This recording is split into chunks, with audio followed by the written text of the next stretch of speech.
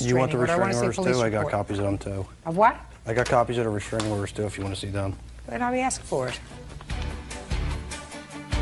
So you had marks on your face and so did he, because you hit him and he hit you. Is I that slapped right? him in the face after he threw me on the couch and onto the floor. It says that you hit him twice.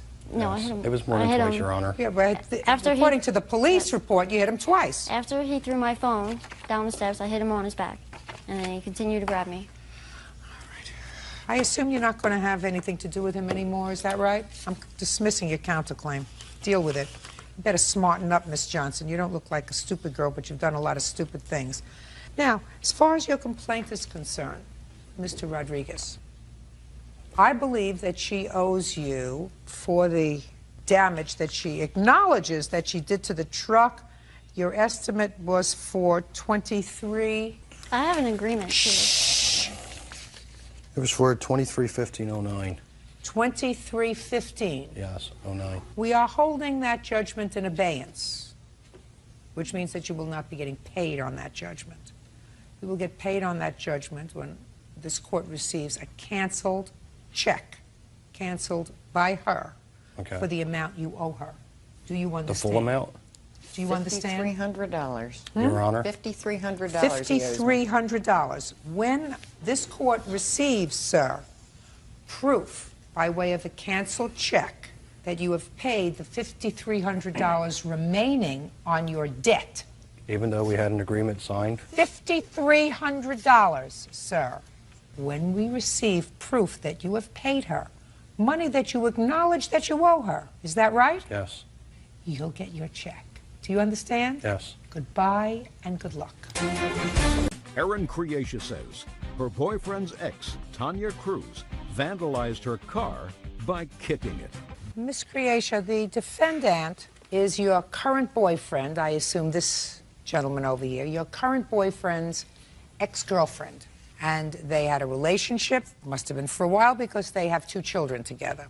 It is your complaint that Miss Cruz was in a snit about something, and when your boyfriend went over to her house to pick up or drop off the children, he was using your car, and she took out her frustrations on him by kicking your car and causing damage.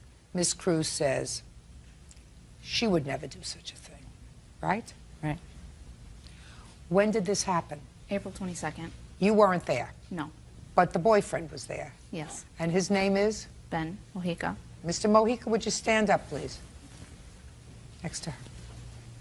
How many children do you have? 2. How old are they? 7 and 6. 5. How long did you and Miss Cruz live together? So about 10 or 11 years. Never married? No, ma'am. How come? Just didn't get married. Couldn't afford to. Shh. Did you ever ask her? No. Excuse. What? He was going to buy me a ring, but I told him not to bother, so. Did you tell him not to bother after your first child or your second child? After my second one, when I knew that things were going pretty much downhill. You couldn't have a clue to that before you had children with him? No, he was actually a pretty good guy at that time. He just seemed to have went down the tubes, going to jail, getting into things that I don't want around my children. Who is this man? My uncle. Uncle. Just seems a little odd to me that life has changed so much over the last 20, 30 years. That people live together 10 or 11 years. They don't want to make a commitment to get married, but they don't feel as if having children is a commitment. Just something doesn't balance out to me, so I'm always interested in this, as it's just a social experiment. Do you understand that, Ben? Yes, I do. Okay, so on the 22nd of April, what were you doing over at her house? They were having a toy party. What is that? An adult party, like toys, dolls and things like that. No, it's like lotions and stuff. What? Lotions, it's for adult, it's for... An adult toy party. I shouldn't have gone any further. I thought it was a toy party for children. My mistake. Okay, so you were having an adult party. Right. It's Okay, not just go ahead. Well, I was with the kids, with Marcus and Tiaja. We were at Lori's house. Who's Lori? A friend of hers and mine. And Marcus and Tiaja were there with me. I had picked them up. Your 2 children? Yes, at the daycare earlier in the day. And I had called Tanya. Then she had informed me about they were having a little party, and her sister, Michelle, was down here from Hartford, and Michelle also has 2 children. And she just had one, so he wouldn't know anything really what was going on. Xavier would know, so she asked me, Ben, can you come and pick up Xavier? Who asked you? Michelle did. That's her sister. So Yes, ma'am.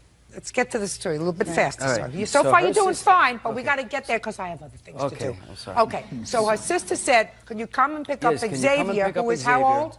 About 11, I believe. How old is Xavier? He's 10. 10 or 11. You always quibble over a year.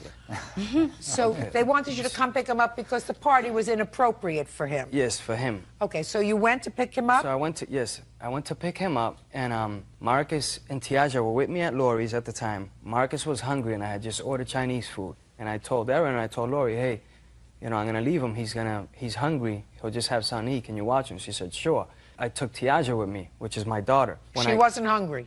No. She's always hungry. Don't do it again. You want to know why? Miss Cruz, because if I see that you can't control yourself in the courtroom, how am I going to believe you when you tell me that you wouldn't dare do what she says you did to her car, because you don't have a temper like that? You can control yourself, right?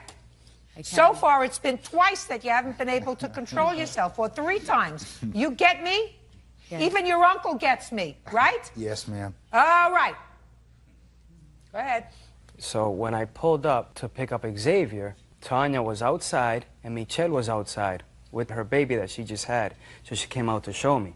I'm real close with them and stuff. And when she came outside, I said, oh, Michelle, there's your new baby. I'm getting out of the car. And she kept asking me, where is my son? Ben, where is Marcus? Where the F is Marcus? And I'm ignoring her because she gets loud and she's always doing that. And Tiaja, I look at Tiaja and I saw in her eyes, she was getting, you know, Right, like, because what's her mother going was on? acting inappropriately. Yeah, so I said, Tanya, you know, relax. Why do you guys? She goes, no, where the F is my son? Pa, pa, pa. So I kept ignoring her, and I'm talking to Michelle. She said, you want to ignore me? I don't know if she chose those words or whatever. She went right around us and started kicking the car.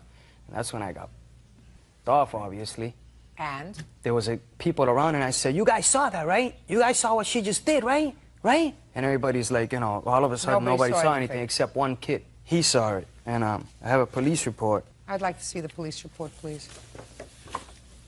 And he's Can't control yourself? He's a minor, Your Honor? No, Can't control yourself? I'm just trying to, You're basically trying. put my hand. What do you think? You think that I'm not going to let you speak? Do you think that this is only a one-sided case, that only he gets to speak? You do know that both sides get to speak, right, Miss Cruz? In their turn. What's Uncle's name? Vincent. You get it, Vincent? Yes, ma'am. You get her, Vincent? Yes, ma'am. Good. Because you're going to have to make a very important decision, Vincent, as to whether or not you want to speak later. Okay.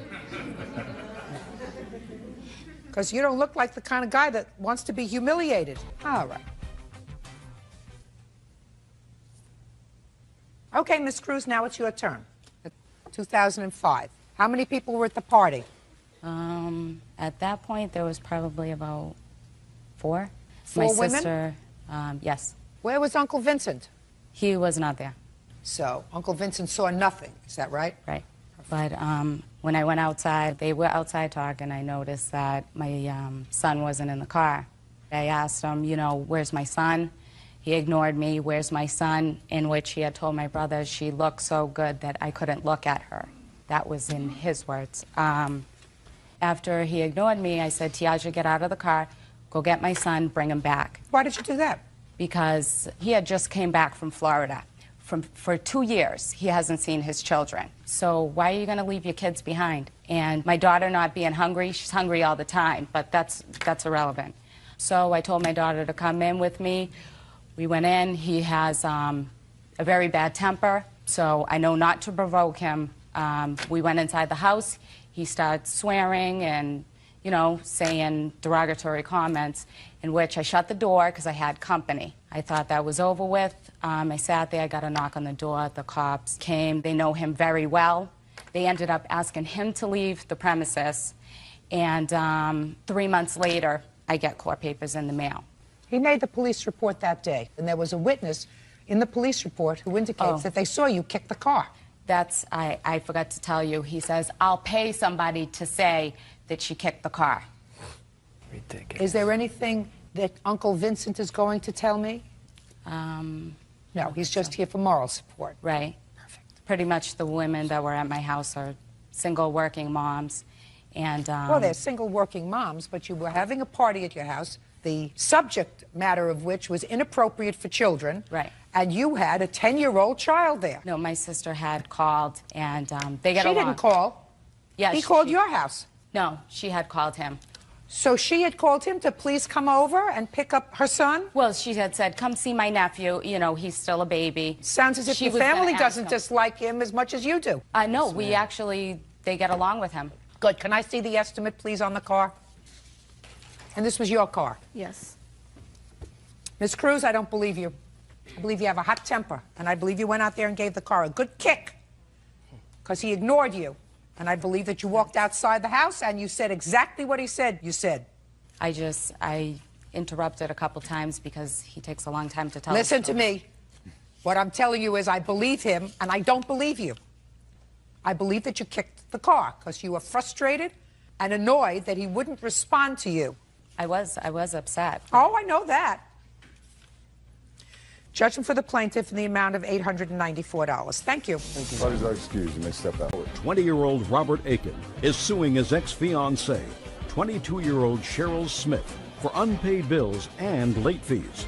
Cheryl claims Robert is obsessed with her. Mr. Aiken, Miss Smith was your fiancée for a period of time. I assume you lived together for a period of time. And it is your claim that you put some money into her checking account in order to pay some bills. Correct. You broke up, and she put a stop payment on the bills you had paid. Well done? Yeah, she did it online. She stopped all payments. I don't understand how you do that. I like that little checkbook. You write it out, you deposit it. I don't understand the online stuff, but you want that money back. Correct. Ms. Smith said nothing could be farther from the truth. You put money into the account. You did pay bills with the money you put into the account. You started to pay some more bills with money that you hadn't put into the account, so she put a stop payment on those bills. She has a counterclaim. She says that at some point immediately preceding your breaking up, she covered the entire rent because you were short, so that you owe her for rent. And in addition, and more importantly, she says that since the breakup, you've been involved in some serious harassment. So the money part should be relatively easy. How much money did you put into her account?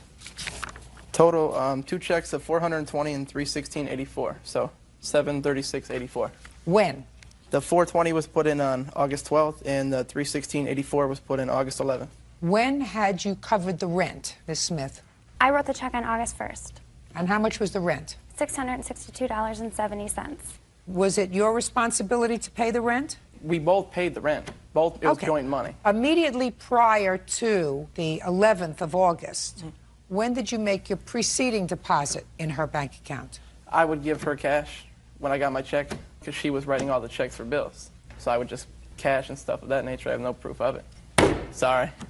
I'm a hand person. Now, he put in the $736. What bills did he pay with it? Well, my counterclaim is I have bills that total $548.44 that I paid for him, in addition to the rent for $662.70. It wasn't like a split right down the middle. We were Well, just it should paying. be. It's all sounding very good for Miss Smith, Mr. Aiken. What I want to know is, did she make payments for you in the amount of $548? To whom? She made certain bills. To whom? There was a $200 payment to his father. That was to your father. That's correct. What do you owe him money? A car payment. It's in his name. Go ahead. $63.94 for his Comcast bill. Uh-huh. I also have penalties in which I was charged in order to stop the 3 payments that he was unauthorized to make. Just a second. I want to know what the payments were that you made, not the fees. The payments were that you made. And without the penalties, there were bills totaling $196 made prior. Made prior to when? Prior to August 1st for him. Forget it. You paid $263 that you can account for, not $548.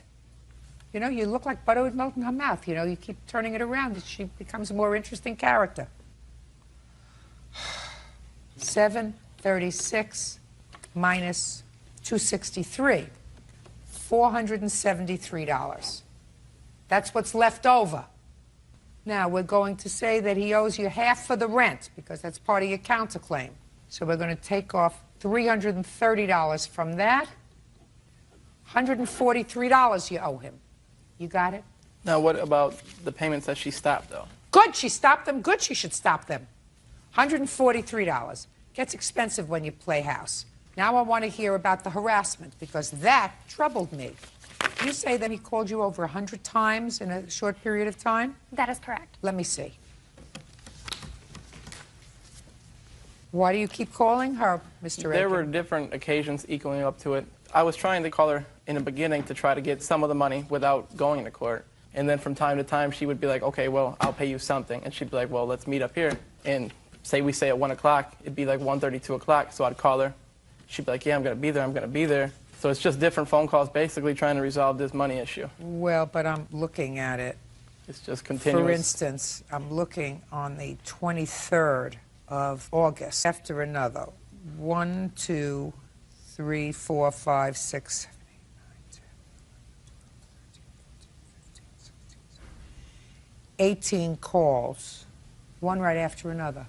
That would just, as far as that was Were just... you leaving messages on her machine? No, I didn't leave voicemails. I left, I think, maybe one voicemail. The rest were she'd pick up the phone and then she'd hang it up, and I'd try to get back to her and talk to her, trying She to... doesn't want to talk to you. I understand that. Well, but when do you start getting that message, Mr. Aiken, that she doesn't want to talk to you? If, according to you, she picks up the phone and hangs up, she doesn't want to talk to you. I was just trying to get money, like I said, with these bills, You the credit kept cards, annoying and her. cell phones. When the payments got stopped, You they shut off kept the cell annoying phone. her. Since August, have there been any further calls? Not since the personal protection order was issued. Okay, do you have a copy of that? Absolutely. Let me see.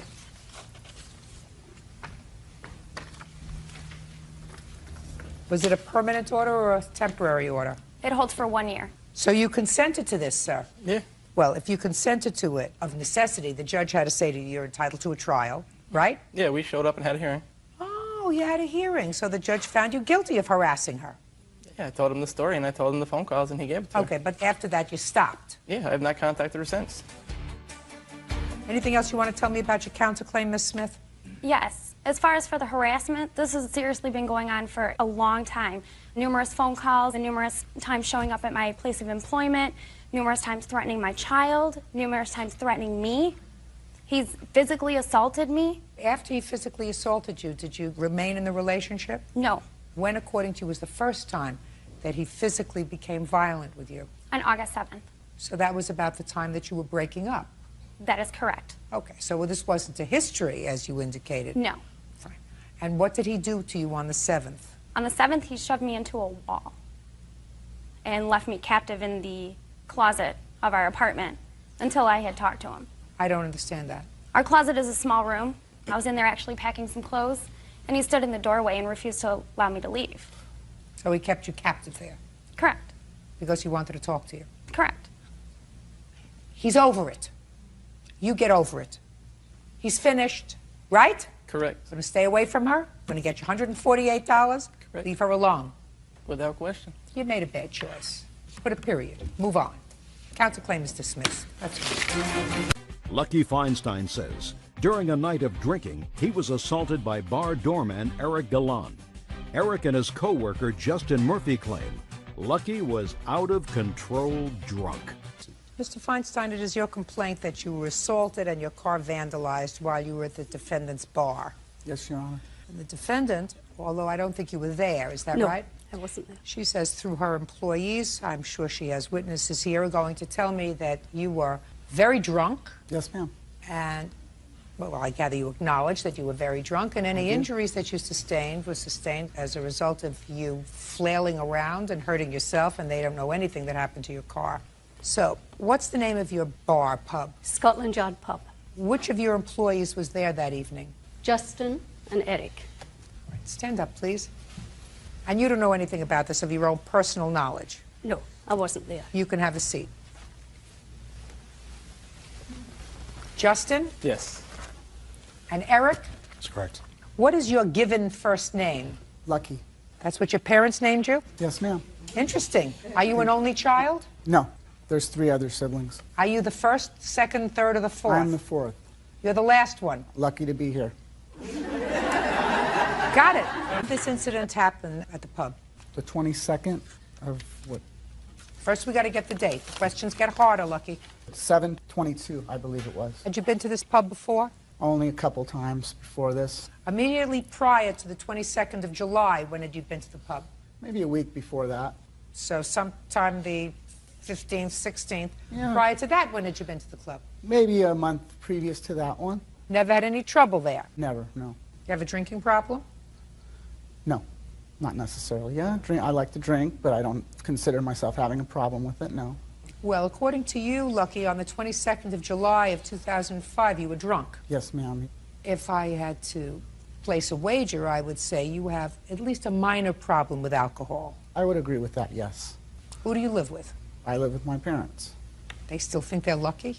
I help them. I think that they do, yes, because I help them out. So tell me what happened on the 22nd, Lucky. Okay, in the afternoon, I was at my friend's restaurant, which is a couple doors down from theirs. What were you doing there? I was eating pizza. They have a pizza place. I've been going there for the past 25 years. And I decided to go next door, and I was advised to never ever go into that place because I would end up in trouble there, because there's always trouble over there. I went over there and ended up there a lot longer than I anticipated. I had way more drinks than I, wanted to have, but I was having a good time, so I kept on. How were you having a good time? Well, I was shooting pool, and I was talking to people, and I was buying several people drinks.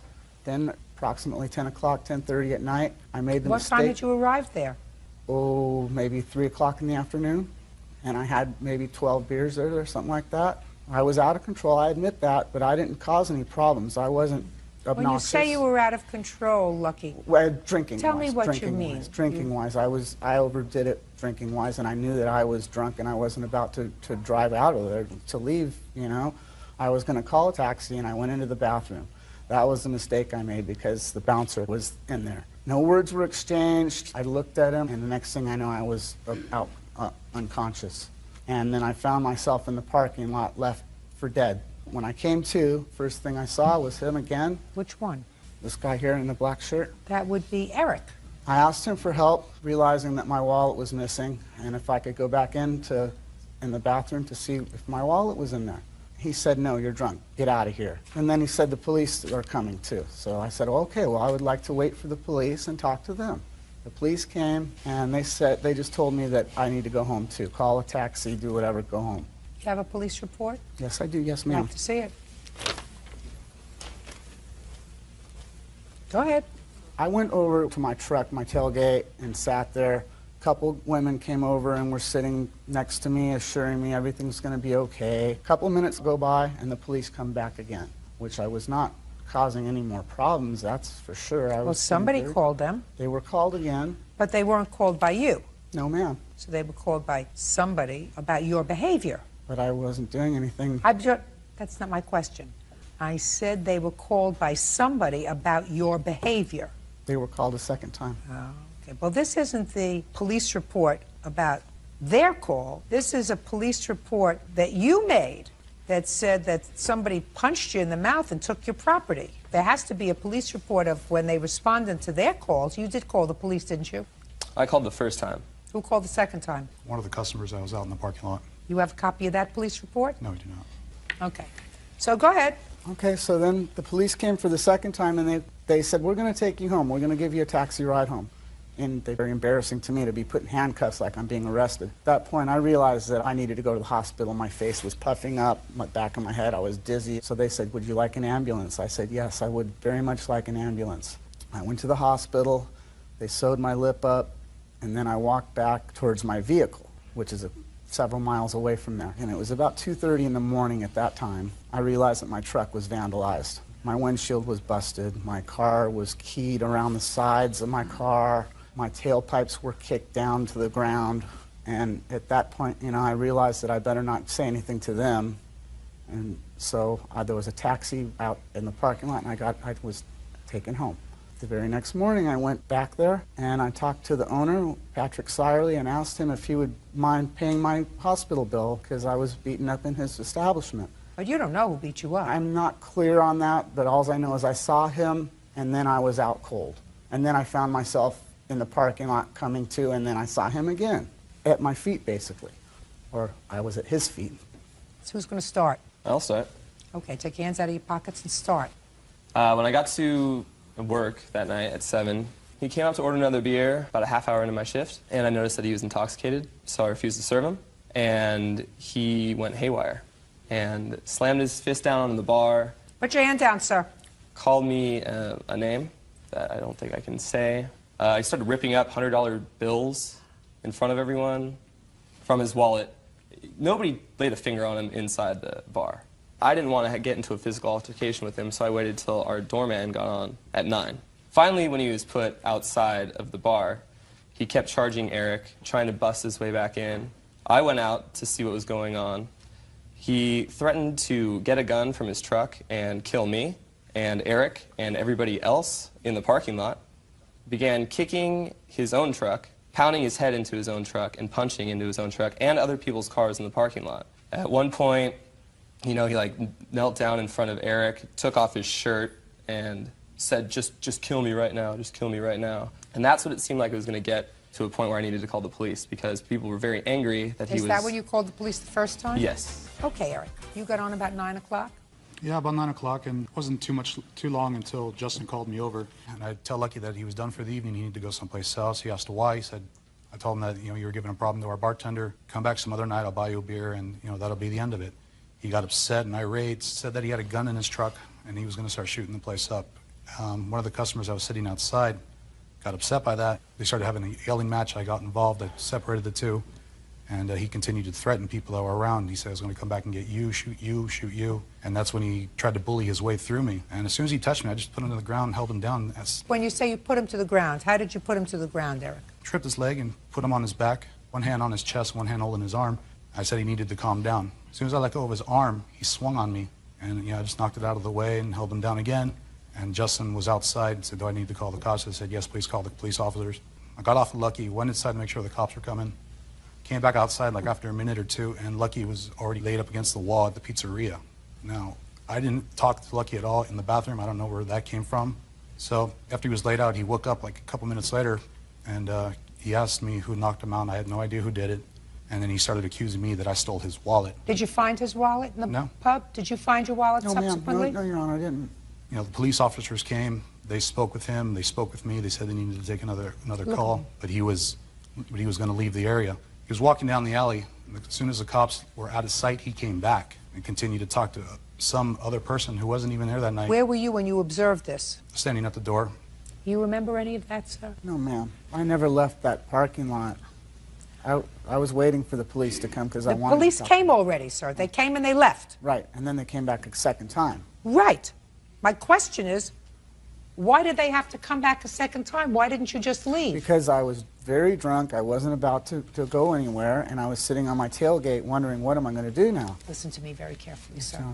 When you're very drunk, it's very, very difficult for a court to make a judgment as to the veracity, the truthfulness of what you testify to, and to give any credence to what you testify to.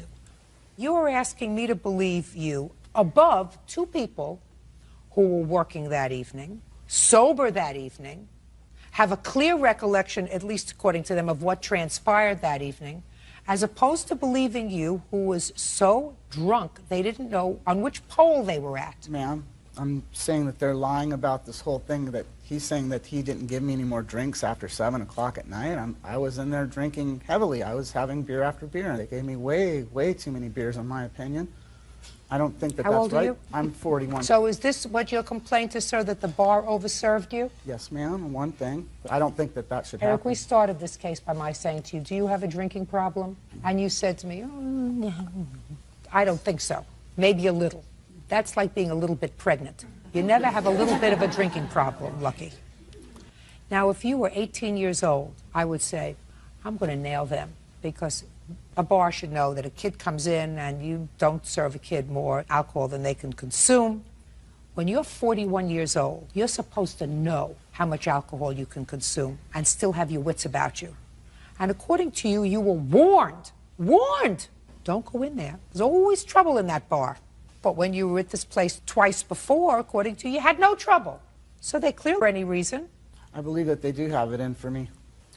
Explain that to me. Because mainly there's just Mexicans in there, and they always call me white boy. Lucky. Did they call you white boy on the 15th of July? No. Did they call you white boy the month before that when you went in there? No. You didn't change composition from July 15th to July 22nd, did you? You were drunk. Stop blaming the rest of the world. You were drunk. Either you fell, you got beaten up, you don't know who did it, your car got trashed, you don't know who did that. You have to accept responsibility for your own behavior. If you drank too much, it's your fault. Nobody got you down there with a funnel and filled your stomach full of beer. Nobody. You managed to do that all by yourself. If you had gotten into your car and killed somebody on the way home, I would take every piece of property that this lady had. Which someday will happen. Just a second. I would take every piece of property that this lady had, because under those circumstances, both of you would be responsible. I take every bit of property you had, and I take every bit of property she had, because somebody who was innocent got killed. The only one that got hurt that night was you. And you caused that yourself. So deal with it. Your case is dismissed. That's all. 18-year-old student Nikki Frazier and guardian Sam Suter are suing Nikki's mother, Stacy Hebb, for child support costs. Nikki says her mom won't turn over child support she receives from her father. Mr. Suter, your complaint is that you and your family were nothing but kind to the defendant. She was having some difficulty, and she was unemployed several years ago. Her daughter and your daughter were friends since grade school, and you volunteered to give her a home. Yes, ma'am. When she was 16. How did you do in their home, in the Suter home? Did you do okay? Yes. Did you graduate yet? Oh, I graduate in a couple weeks. What are you doing after graduation? I want to go to college. How did you do in high school? I make good grades. She's been AB honor roll all through high school. Did you apply to college? No, I did not. Why not? Because the application fees are like $50 for each application, and my mom told me she'd help me pay for them, but she never helped me pay for it. So, Mr. Suter, this is your lawsuit. Ms. Fraser lived with you for 2 years, and you got no support for her from her mother. You did not even seek support. No, ma'am. But then you found out that Ms. Hebb was getting support for Nikki from Nikki's father, and you feel as if that's unfair. Somewhat, yes. This is not rocket science, Ms. Hebb. How long have you been divorced from Nikki's father? Since she was about 6 or 7. Do you have other children? Yes, ma'am. Are the other children also the product of this marriage? No, ma'am. And how much do you receive from Nikki's father for her support? $50 a week. What did you do with the money since 2003? When she has called and said that she didn't have any food in the house and she needed me to take her to eat, I would feed her. If she's needed personal hygiene items, I've taken her. I've paid her cell phone bills. And yes, I did tell her that I would pay for her application fees. She never came to me and said, I've applied here and I'm not worried about college application fees. How do you support yourself? I'm a live-in nanny. You think you have an obligation to support your daughter? Yes, ma'am. So that the things you bought for her, the few toiletries you bought for her, or paying a cell phone bill, you did that for your daughter because you're her mother. That's what you do. Yes, ma'am. The $50 a week that you were getting from her father should have gone to the Suter family. He never asked for support, or I would have given it to him. Why does he have to ask? Did you ever say to him, Miss Hebb, Mr. Suter, I get money for Nikki's support from her father. It's not right that I keep it. I'm going to turn it over to you when I get it. No, ma'am, I didn't. I instead, like I said, whenever she would call and said that she needed things, I would take care of her. Well, that's what you did for her because you're her mother. She has 2 parents, a mother and a father. You're the mother. You work. If you have to take care of a few items, if you happen to take care of a few items for your daughter, that's very nice of you. The other $50 a week, if her father knew that she wasn't living in your home, did your father know you weren't living? He just found out recently because I didn't have his number to get a hold of him. If her father knew, I guarantee you, her father wouldn't have said, well, I'm going to send her money. Her father has known. She's gone and seen him since she's lived with Mr. Suter. I'm just curious. Not that I'm taking this for the truth of what you're going to tell me, but just my own curiosity. Did he ever say to you, if he knew that she wasn't living with you, I'd like to send the money to Mr. Suter? No, ma'am. Never did. No, ma'am. He must have had a lobotomy. Ms. Hebb, this is not a difficult case. It doesn't even test my academic prowess. The last 2 years, your daughter has been living with the Suter family, and you've collected $50 a week, roughly $2,500 a year. The Suters are suing you for $5,000 because that's approximately what you've collected over the time that your daughter has been living with the Suters from her father, and that money should have been turned over to the Suter family immediately. Judgment for the plaintiff for the amount of $5,000. That's all. Make those college applications. Parties are excused. You may step out. Daniel Bryan says former friend Kyle Lineker kicked him in the face during a drunken argument. Mr. Bryant, who is this lady? This is my mother.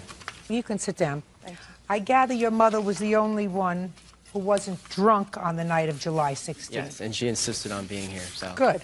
How old are you, Daniel? I'm 25, Your Honor. What do you do for a living? I'm a personal trainer, Your Honor. Full-time? Yes. Yes, Your Honor.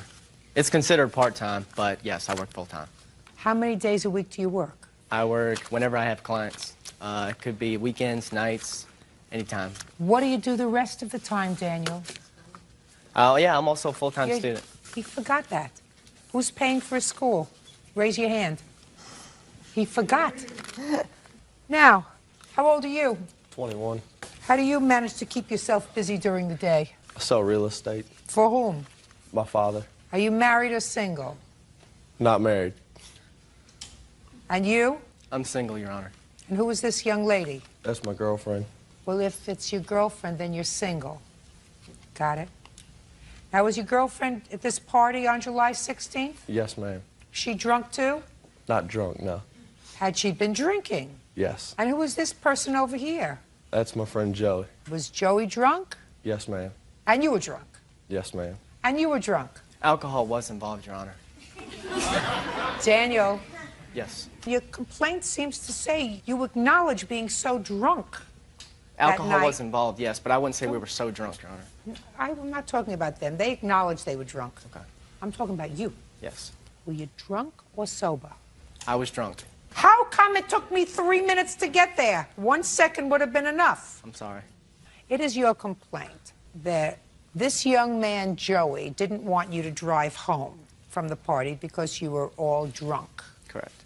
Whose house was this party at? It's Kyle's house. Yours? Yes, ma'am. Who do you live with? Oh, it's not an answer. 3 roommates. Is it your house or is it a rental house? It's a rental. How many people were at this party? About 8 or 9. So Joey didn't want you to drive home. He tried to stop you, and according to your complaint, in the scuffle that ensued, you were injured. But you were injured not by Joey. Correct. You were injured by the defendant who, according to you, kicked you in the face and severely injured you. Yes, You want facial your fracture. bills paid, and the defendant says there was no way that he kicked you. You were injured in the course of a struggle because you were all out of control that night. Right. So what time did you get to this party, Daniel? I'm guessing maybe 5 or 6 o'clock. Where did you come from? I probably came from work. I'm really not sure. I honestly don't remember, Your Honor, whether I came from home or I came from work. But I did go over there on the night of July 16th, around 5 So or you don't know whether you came there directly from home, directly from work, whether you had been out for the afternoon, whether you'd been working for the afternoon. You don't remember that, but you remember going over there about 5 or 6 o'clock. Yes. Is that right? Yes, Your Honor. What time was it that this altercation took place? I would estimate maybe around 10 or 11 o'clock that the actual altercation took place. And between 5 and 6 and 10 or 11, you were all drinking? We were all socializing, yes. I didn't ask you whether you were socializing. I asked you whether you were drinking. Okay, yes. Anybody using any soft or hard drugs? No. There was a slight hesitation there, Daniel. Well, I had to think that the question you asked me was pretty, no, we did not do drugs. Alcohol and cigarettes. Any funny cigarettes? No funny cigarettes, Your Honor. I promise you. Is that right? Yes, ma'am. Is that right? Yes, ma'am. Absolutely. There was no drug there that night. So you were just all looped on alcohol. What was your drink of choice that night, Daniel?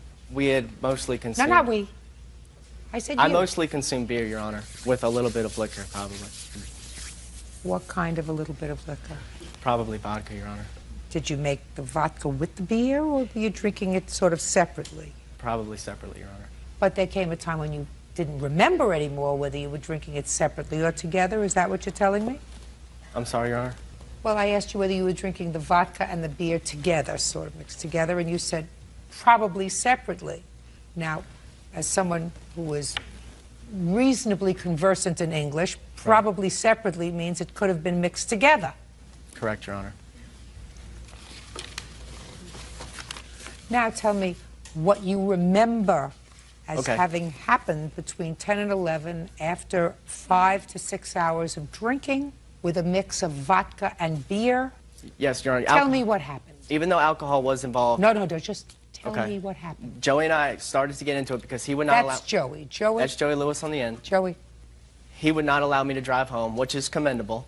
And he grabbed my keys and threw them in the front lawn. And of course, I became enraged. And I said, "No, you're not going to throw my keys in the front lawn." So I started a physical altercation with him. And we didn't throw any blows at each other. Like friends, we wrestled it out. We were grappling on the floor near the front door. And the two girls that were upstairs were watching, and Kyle was up there watching. And as I was on all fours, and as I opened up to my left, it wasn't then until I received a kick to my face. And my other roommate was there. Stop. And I know it wasn't the two girls because she had on flip-flops or sandals, and the other girl had on cowboy boots. And the cowboy boots would have pierced my skin. And he was actually behind me to my left as I was on fours. And it wasn't until I opened up till he came in for the kick. And it was very intense. I didn't feel any pain because the adrenaline and the endorphins kick in. But the impact was very, very intense, and there was no way he could have done it lying on the ground because your momentum, if you're lying on the ground and you throw a punch in the air, you can't get your body weight into it, you can't get any force into it. He's not going to break a bone in my face, and I have the paperwork proving that I have a facial fracture and all the bills right here. I know he kicked me in the face. He definitely did. There's just no question about it. All the evidence points right towards him, and as I was on all fours, immediately after he kicked me, instantaneously I stand up, Your Honor, and in the corner of my eye I can see his profile. I turn around and confront him, and he looked like he saw a ghost. You remember all that distinctly, is that Yes, right? Your Honor. I've been thinking about this for a long time. Now, before you got to the party, Daniel, had you been drinking? No, Your Honor.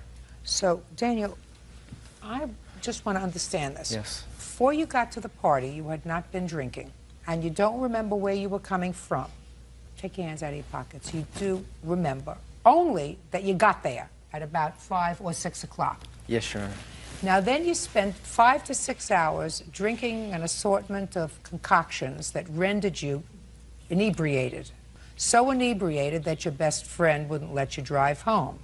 Then, all of a sudden, being totally inebriated, you remember distinctly everything that happened. Doesn't that sound strange to you, Daniel? You don't remember where you were when you were sober, but when you were drunk, you remember everything. You have a very interesting mind the way it works. But there was no alcohol test that took place. There was no... Listen to me very carefully, sir.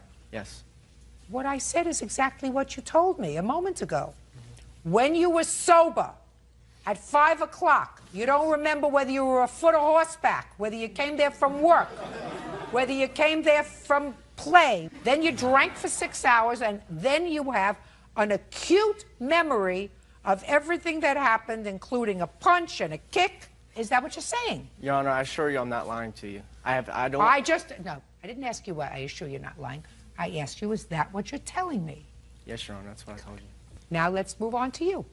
For one, when him and Joey were wrestling by our front door, my other roommate, Ryan, was on his other side, right to his right, and we were both pulling him off of Joey. And he said that one of the girls couldn't have kicked him because she had sandals on, and as did I, so... Did you kick him? No. You were drunk? Yes. Good.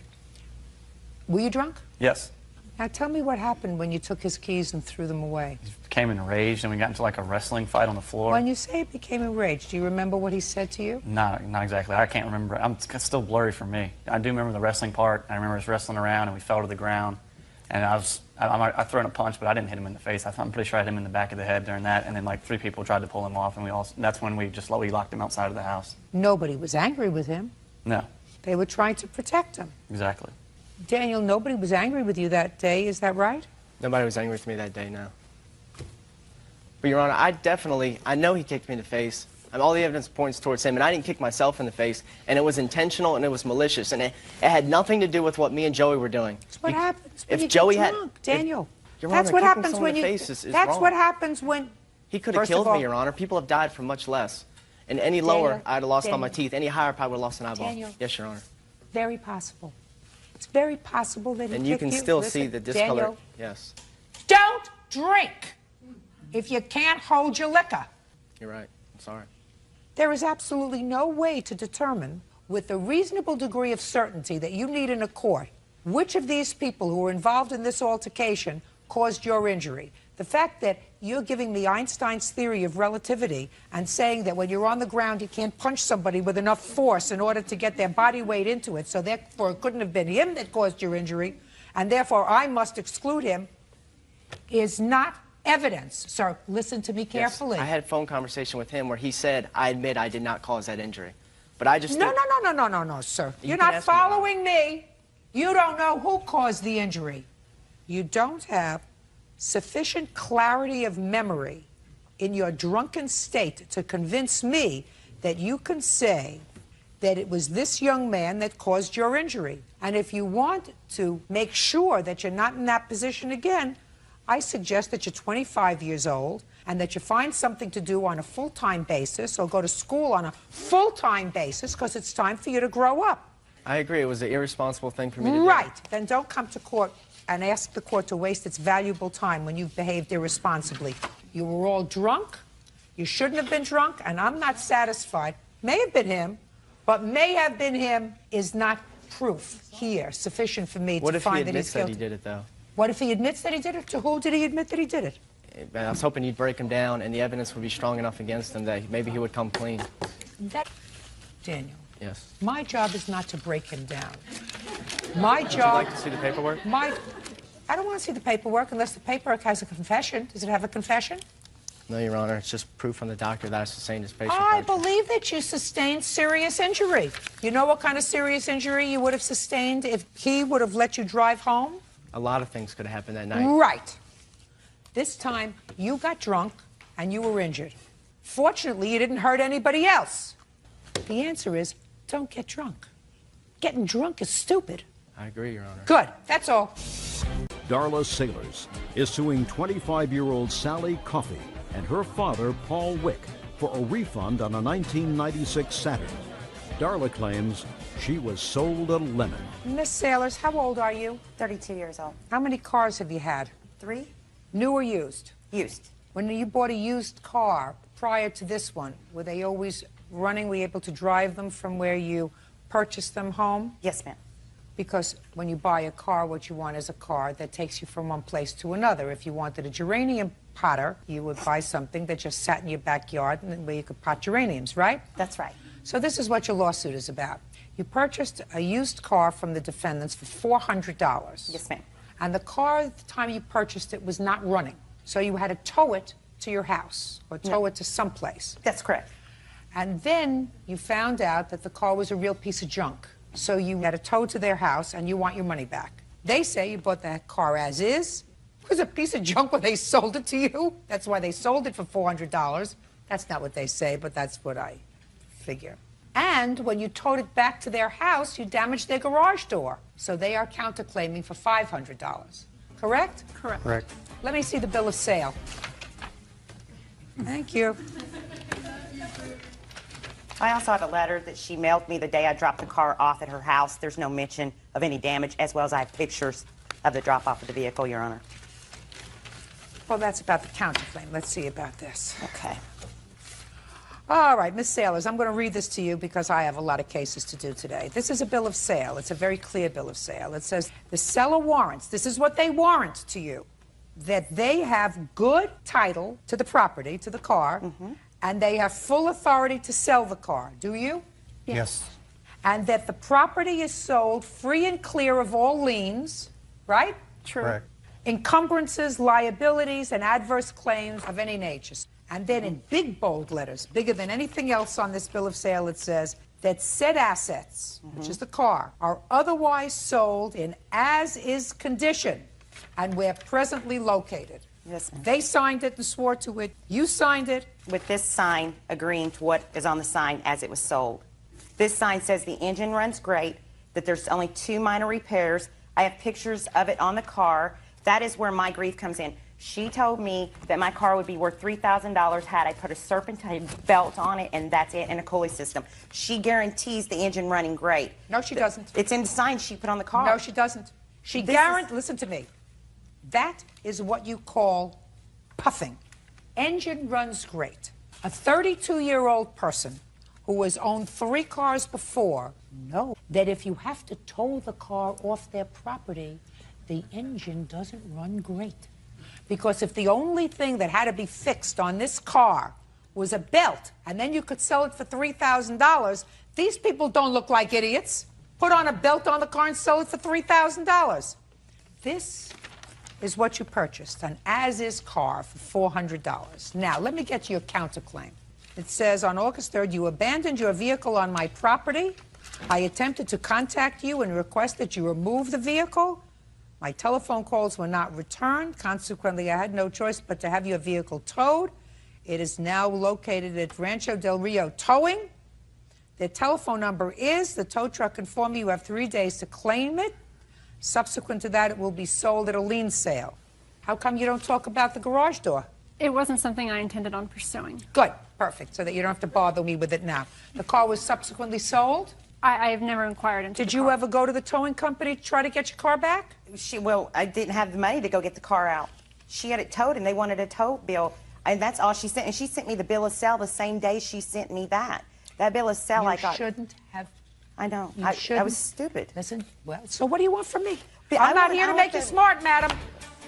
When you purchase a used car that says purchased as is, and more importantly, if it doesn't run, and that's the purpose of buying a car, to take you from one place to another. Well, my And this mechanic- car, I'm speaking, and this car you had to have towed. Right. From one place to another. It would give you a clue. Your Honor. Listen to me. You could tell me from today till tomorrow. You had a contract of sale.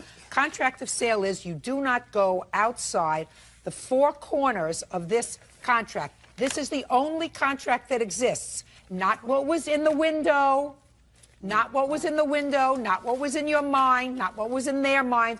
Only this contract of sale. It's a cheap lesson. I hope you learn, and I hope everybody else out there learns. Well, it was kind of like, it was misleading because she says the engine runs great. She said, Madam, the engine didn't run. You couldn't even tell. He Put told your me hand- not to Listen, tow it. Does it look like you're losing? I mean, Then say nothing. Your case is dismissed. Parties are excused and they step out. Timothy Glenn says ex-landlord Elena Chavez owes for an illegal eviction.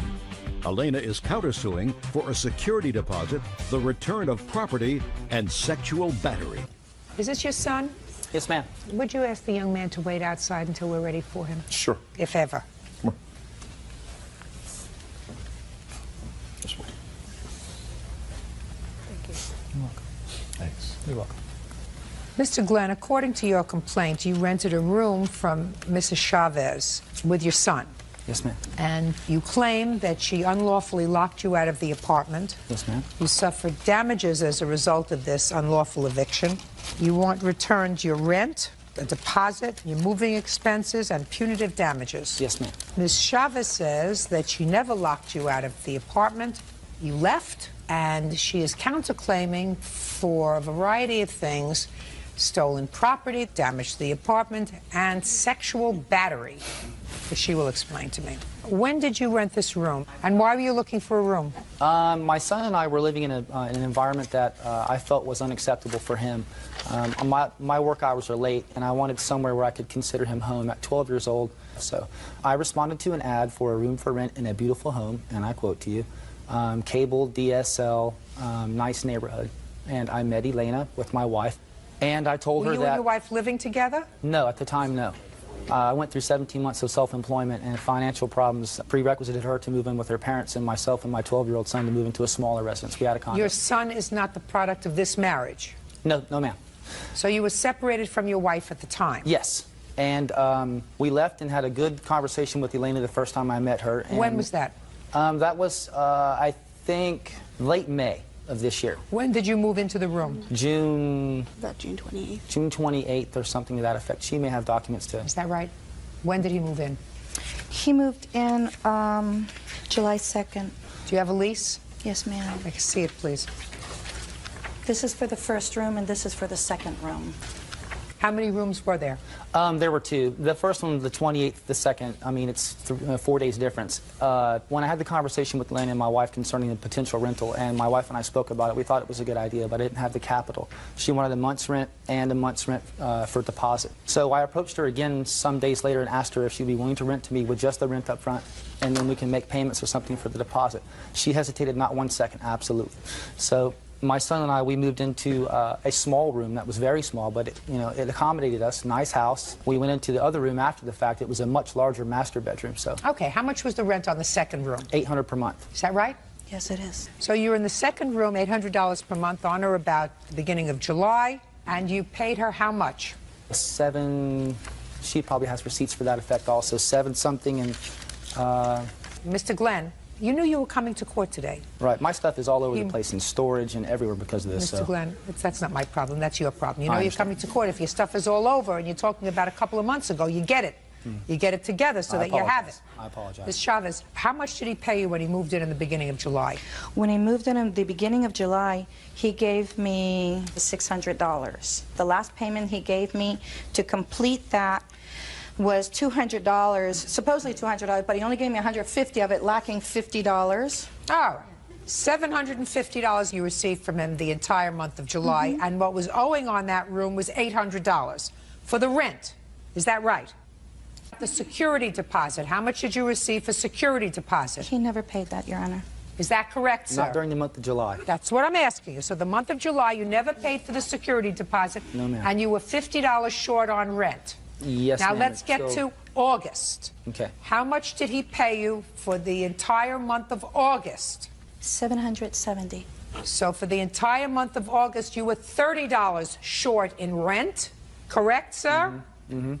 And how much did he pay towards the security deposit? Nothing, Your Honor. Is that correct, sir? No, ma'am. And How much did you pay towards the security deposit in August? in the month of August, I paid $80 to her on the 26th, and I think I paid her $172 or something down to my penny in the 1st of August. So it's about $250 and 20 cents, roughly. For deposit. And an additional $770 For rent. For rent. Right. Yes. That's not true. I give him receipts when he's giving me money, and She gives me receipts like this sometimes also. Just a second. In any event, there came a time, according to you, take your hands off your hips. Yes, ma'am. Came a time, according to you, in the month of August, that you told her you were leaving. Yes, ma'am. When did you tell her you were leaving? August the 26th, I was paid by a side job that I did. I'm an auto mechanic, fixed her car a few times, and said, "Hey, Lena, let me give you $80, towards my rent, because I'm going to be about $80 short." She took the cash money and she put it in her pocket, and she said, "Tim, I can't put that towards the rent. That's got to go towards the deposit." And I said, "Okay, understandably so, but if you do that right now, I won't have the rent complete on the 1st. And she goes, "It's not my problem. I don't have nothing to do with it." So I told her, "I'm going to move out on the 1st. I'll make other arrangements, okay?" That was Saturday the 26th, I believe it was. Okay. Sunday, we go to court, my son and I. Court. We went to church, and when we walked out of church, I turned my cell phone on, and I received a voicemail from Elena, and I can't quote you exactly, but the gist of the thing was I've been crunching some numbers, and you owe me $290 right now, she told me, and until I get that money, you will not get back in the house, and you will have to take me to court for your property. This is the day before school starts, and I have a 12-year-old boy, all right? So I called her based on that voicemail, and I said, "Do you want to call the sheriff, or do you want me to call the sheriff? Because I've paid you all the rent for this month." I gave her $80. Well, you hadn't. You were still shy. But she is still required Yes, to go to ma'am. court to evict you. So she says, "Okay, you know what? You call them if you want to." So I call the sheriff. 40 minutes later, they show up. I take my cell phone out. I play the voicemail for the sheriff. She said in the voicemail, "Until you pay me the money, you're not getting your stuff." The sheriff said, "I can't touch this. But if you want to go knock on the door, I'll stand there to effect the peace." Okay? So I approach the door and I knock very lightly. Okay, there are people there, and Justin's mom was there also. He's one of the witnesses for her. And no one answers the door. The sheriff then decides to knock on the door herself, somewhat louder. Okay, we know we've gotten attention at this point. No one will answer the door. Then the sheriff decides to take the flashlight. Knock, knock, knock. She's getting angry, the female deputy, all right? We see Elena through the door window go upstairs quickly, and she won't answer. Sometime later, Elena comes to the window and says, "Who is it that's knocking at my door?" And she said, "This is the sheriff's department, ma'am. I need to speak to you." And she said, "Go ahead." And she said, "I need you to come to the door." And she goes, "I'm not going to open the door for him." And she said, why not? And she said, because he owes me money.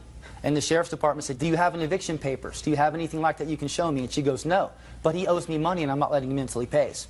Justin's mom comes to the door to come outside of the house, and she walks out. When she does, the deputy puts her foot in the front door. And Elena tried to close the door on the deputy. And the deputy said, I'm not having that, and she bowled her way into the house. I think you'll get a chance. Do you think I need help? I'm sorry. You have to understand what I've been through. I apologize. Go ahead. This is unbelievable. The deputy then forced their way into the house, at which point Elena became completely irate. Just unbelievable. She almost sat on the ground going nuts. She told them I stole money from her.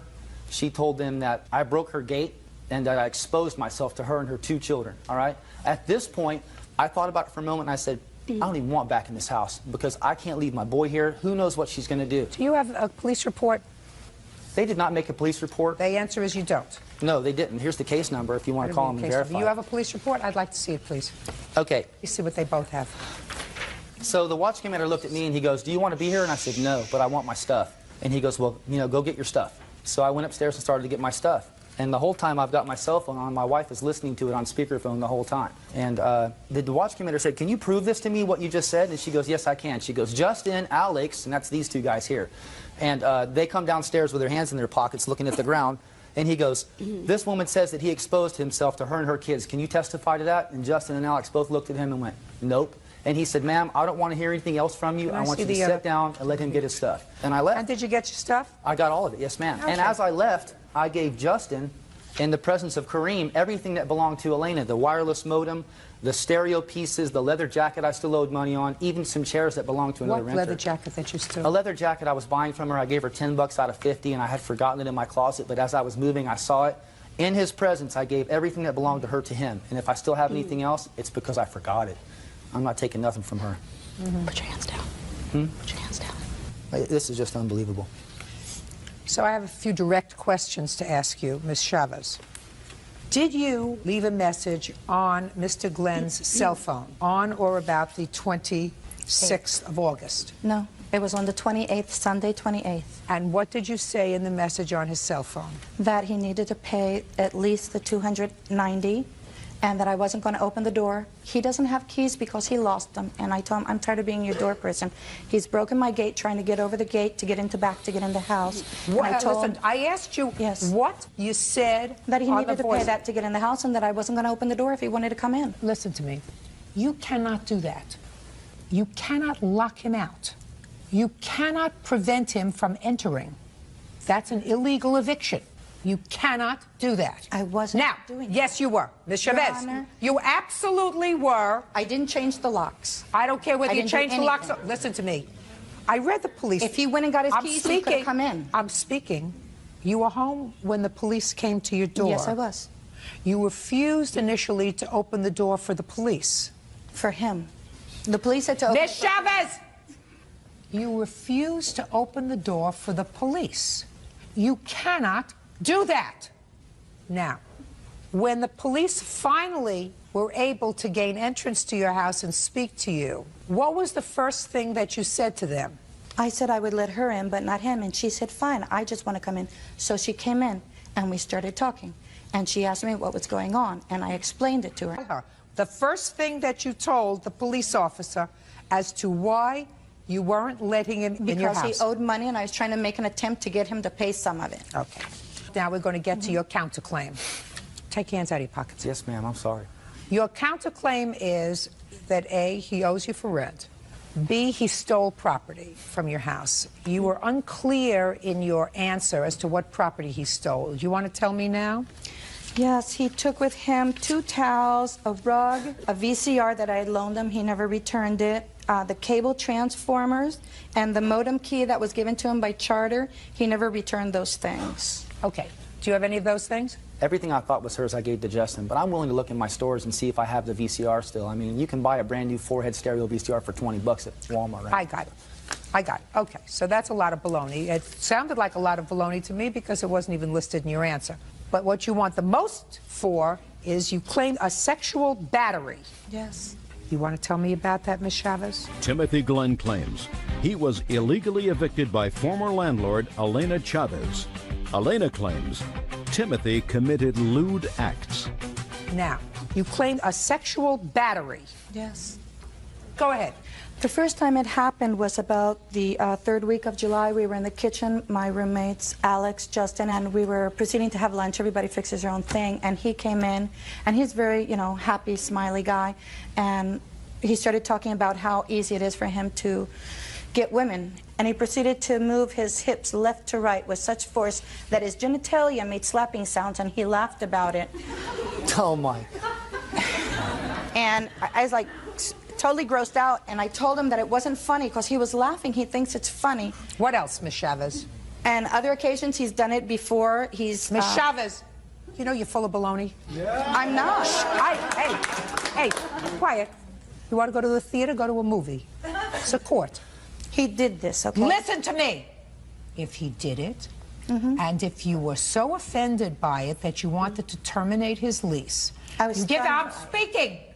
You give him 30 days notice in July, which is when you say this happened, and say, I cannot have that kind of behavior in my home. You chose not to do that, so I cannot believe, I'm speaking, so close your mouth, put on your listening ears. You chose not to do that. What you chose to do was to allow him to stay there and then illegally lock him out. And when push came to shove, you resurrected this baloney to justify your illegal activity. And what I'm telling you is, you cannot do that. And it's a terrible thing to say about somebody, especially somebody who is the custodian of a child, especially that. Put your hand down. I am. Put your hand down. In addition, did it in front of them, and not more than once. Listen to me. You had an option. Your option was, I'm speaking. It's irrelevant that you spoke to him. If the conduct was so offensive to you, you give him a 30-day notice, which is your right. He is a month-to-month tenant, and he would have to leave. You chose not to do that. You chose, after this happened in July, according to you, I'm speaking, put on your listening ears, you chose, according to you, to accept rent in August, according to you, of $770. And if the conduct so grossed you out, all you had to do in July was say, I want you out. You chose not to do that. So I disbelieve how grossed out you are by any of his conduct. You cannot do what you did. And especially sexual nature with regard to someone who is a custodial parent, very bad. And I also gather from your answer, because he's got a complaint, that you called his son's school. The very day he moved out, you called his son, I'm speaking, you called his son's school to say that he was no longer living at that address. What was the reason for that? The document states that I have to do that. Oh, show me.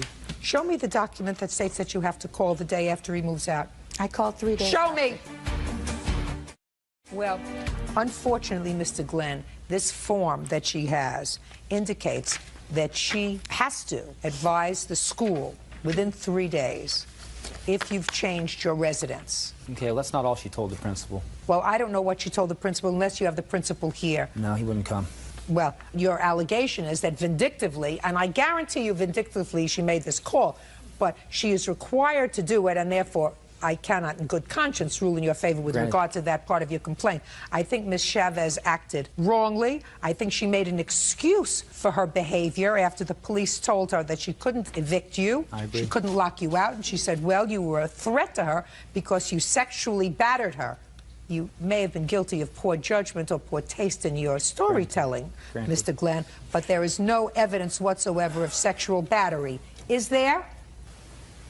Right. Okay. Mr. Glenn, where did you go after you left her house? Well, I went to Kareem Pardini's house that night. We didn't know where we were going to go until about 7 p.m. Okay, so you went to somebody's house, you slept there. Where are you living now? Right now, we're living next door to my wife in Altaloma. We're on the way back again, and it's great. I mean, everything's coming together. Well, that's fine. So it worked out reasonably well, but I believe that you have to be compensated, not just because she refused to allow you in, because ultimately what you said was, I'm afraid to leave my son here because she's acting like a nut. Hey. So I'm going to take my son and go elsewhere because I can't leave him here, and she acted improperly. Whether it was I believe, I'm speaking. I'm sorry. I believe the fact that she told the police this baloney story about sexual battery is worthy of compensation. And it's worthy of compensation because of who you are, because of the fact that you are a custodial parent. And I don't think that she has the right to use that as an excuse for her illegal behavior. Judgment for the plaintiff in the amount of $2,500. Your counterclaim is dismissed. That's all. Parties are excused. You may step out. Beverly Schoonover says neighbors Christy Hicks and Navery Lillard owe for vet bills and damages to her home. Beverly claims their 3 Rottweilers went on a rampage. Ms. Schoonover, according to your complaint, 3 dogs that were running loose followed you into your home, attacked you, attacked your home, trashed your house, and injured your dog. Those dogs you claim belong to the defendants. That's correct. And you want them to compensate you for all the damage that was done to you, your medical bills, your house, and your veterinary bills. The defendants say they were on vacation. They don't know what happened. Right? You were on vacation? Yes, ma'am. Well, my niece was attending a beauty pageant in Chicago. I don't care what you were doing. You were gone. We were gone. And your dogs were home? Yes, ma'am. And got out? Yes, ma'am. Tell me what happened, Ms. Schoonover. Well, there was a storm, and... On what date? I believe it was August the 3rd. I don't know. Don't ask me. I don't know where I was yesterday. I'm sorry. It was August the 5th.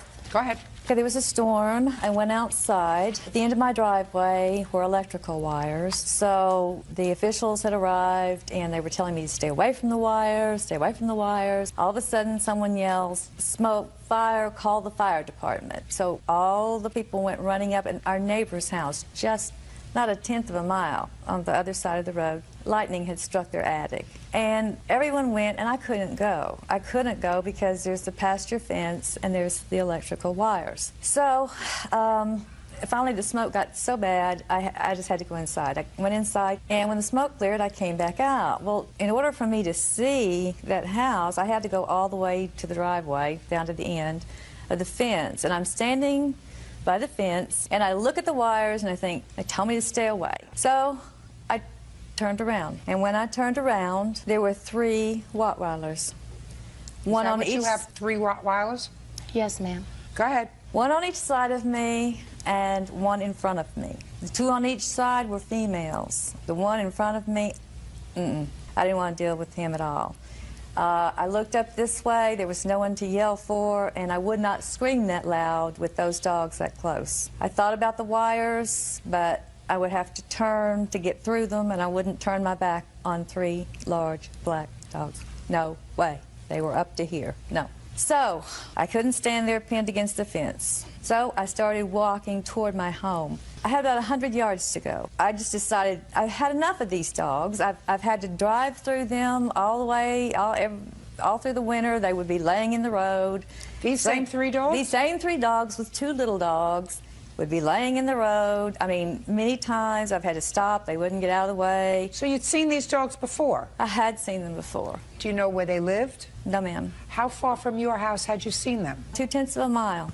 Do you know where the defendants live now? Yes, I do. How far from the defendant's home had you seen the dogs? 2/10 of a mile. You live 2/10 of a mile from where they live? Actually, I live 4/10 of a mile from where they live. And you saw the dogs 2/10 of a mile from their house? Yes, ma'am. So sort of in the middle? Yes, ma'am. How long? Lived in the neighborhood maybe 8 years. How many other families in the neighborhood own 3 Rottweilers? At least 2. Name them. I don't really know their names, but there's a Gaines family that's in the back of the subdivision across the street from us, and also up the street there's a man that owns 2, not 3. I asked you, how many people in the neighborhood own 3 Rottweilers? Not any that I know of, ma'am. Then that's the answer, sir. Don't tell me this one here, this one there. I said, how many own 3? Because your defense is, how do I know they were my dogs that caused all this damage? That's your defense, right? Yes, ma'am. It's getting thin. Okay, you have set the stage. Now what I want you to do is tell me about the damage the dogs caused. And then I reached about 2 feet from my porch, and I looked up, I saw my little dog, and I was like, oh, my dog, oh dear. You know, I thought I could get through the door, but I forgot about the little dog would run out. And as I was thinking that, then all of a sudden this fear started to come over me, and I looked down, and they had surrounded me. I had them all 3 around me. So what'd you do? I prayed. That's what I've been taught to do also. I said scripture out loud. Then what did you do? Then when I finished the scripture, I emphatically did this, which they broke, and they ran up on the porch, and the porch is too small for me to couldn't get between those dogs and all that. So what did you do? So I ran down to the road. At that time, another policeman had pulled up. I summoned the policeman, he summoned another one, they summoned another one. It took 3 policemen with nightsticks, pepper spray, in the dark, trying to get those animals out of my house. They got in your house? Yes. They destroyed my bedroom. They used my couch for urinary purposes. It smells terrible. What happened to your dog? Oh, when we found him in the house, and they finally got the dogs out, we found him in the bathroom, and he had like a tear right here. And he wasn't moving, he was panting very gently, and so I slipped him up on a pillow like that. So I sat outside. The pepper spray was so strong you couldn't stay in the house. So while I'm sitting on the porch waiting for them to decide how to take me to the vet, I look up, and down the driveway come the Rottweilers. Here they come back again. So I had to grab my little dog, run back in the house, call the sheriff, tell them where they were, do all that. So we got to the vet finally. The policeman took me to the vet. Dog okay now? Oh, remarkably. Okay. I see items of clothing there. Yes. What is that? Well, because of the wires and then the rest of the tree fell and all this, it was like 2 days before I could see my dog. They didn't really think he was going to live. So the first time I got to see him after the surgery, I had to sit on the floor. Oh, I see. So that's blood stains from your dog? Yes. Okay, I didn't know what that was. How much in damage was caused in your home by these dogs? It was over $2,700. Okay, can I see, please, Yes, what photographs you have? Okay, who's going to speak? I will. Make it fast. On the night of the fire that she was talking about, which was August 6th, I have pictures from where the storm had knocked the trees down and caused our gate to open. Our dogs were picked up by the animal control in our yard. The Miss Schoonover's statement had stated that she was outside letting her dog use the restroom, and the power line was blocking the trees or whatnot. But Could I have your defense, please? I don't understand how she could pick out our 3 Rottweilers as I being just the asked, dogs. who is this man? Is he your... I'm the owner of the dogs, Your Honor. Listen, I just asked him a simple question. It's clear these dogs travel together. She's seen 3 Rottweilers out loose previously. So it's clear that these 3 dogs were together. You're the only people in the neighborhood that own 3 Rottweilers. Your dogs just happened to be out that evening. Okay, we have a whole lot of serendipity here. Do you understand? Yes, ma'am. All right, keep going. Can I show you the statement from the animal control? Yes, of course. I also have the animal control. Only 2 of my dogs were out and at large. They were picked up in my yard by the animal control people. Shh.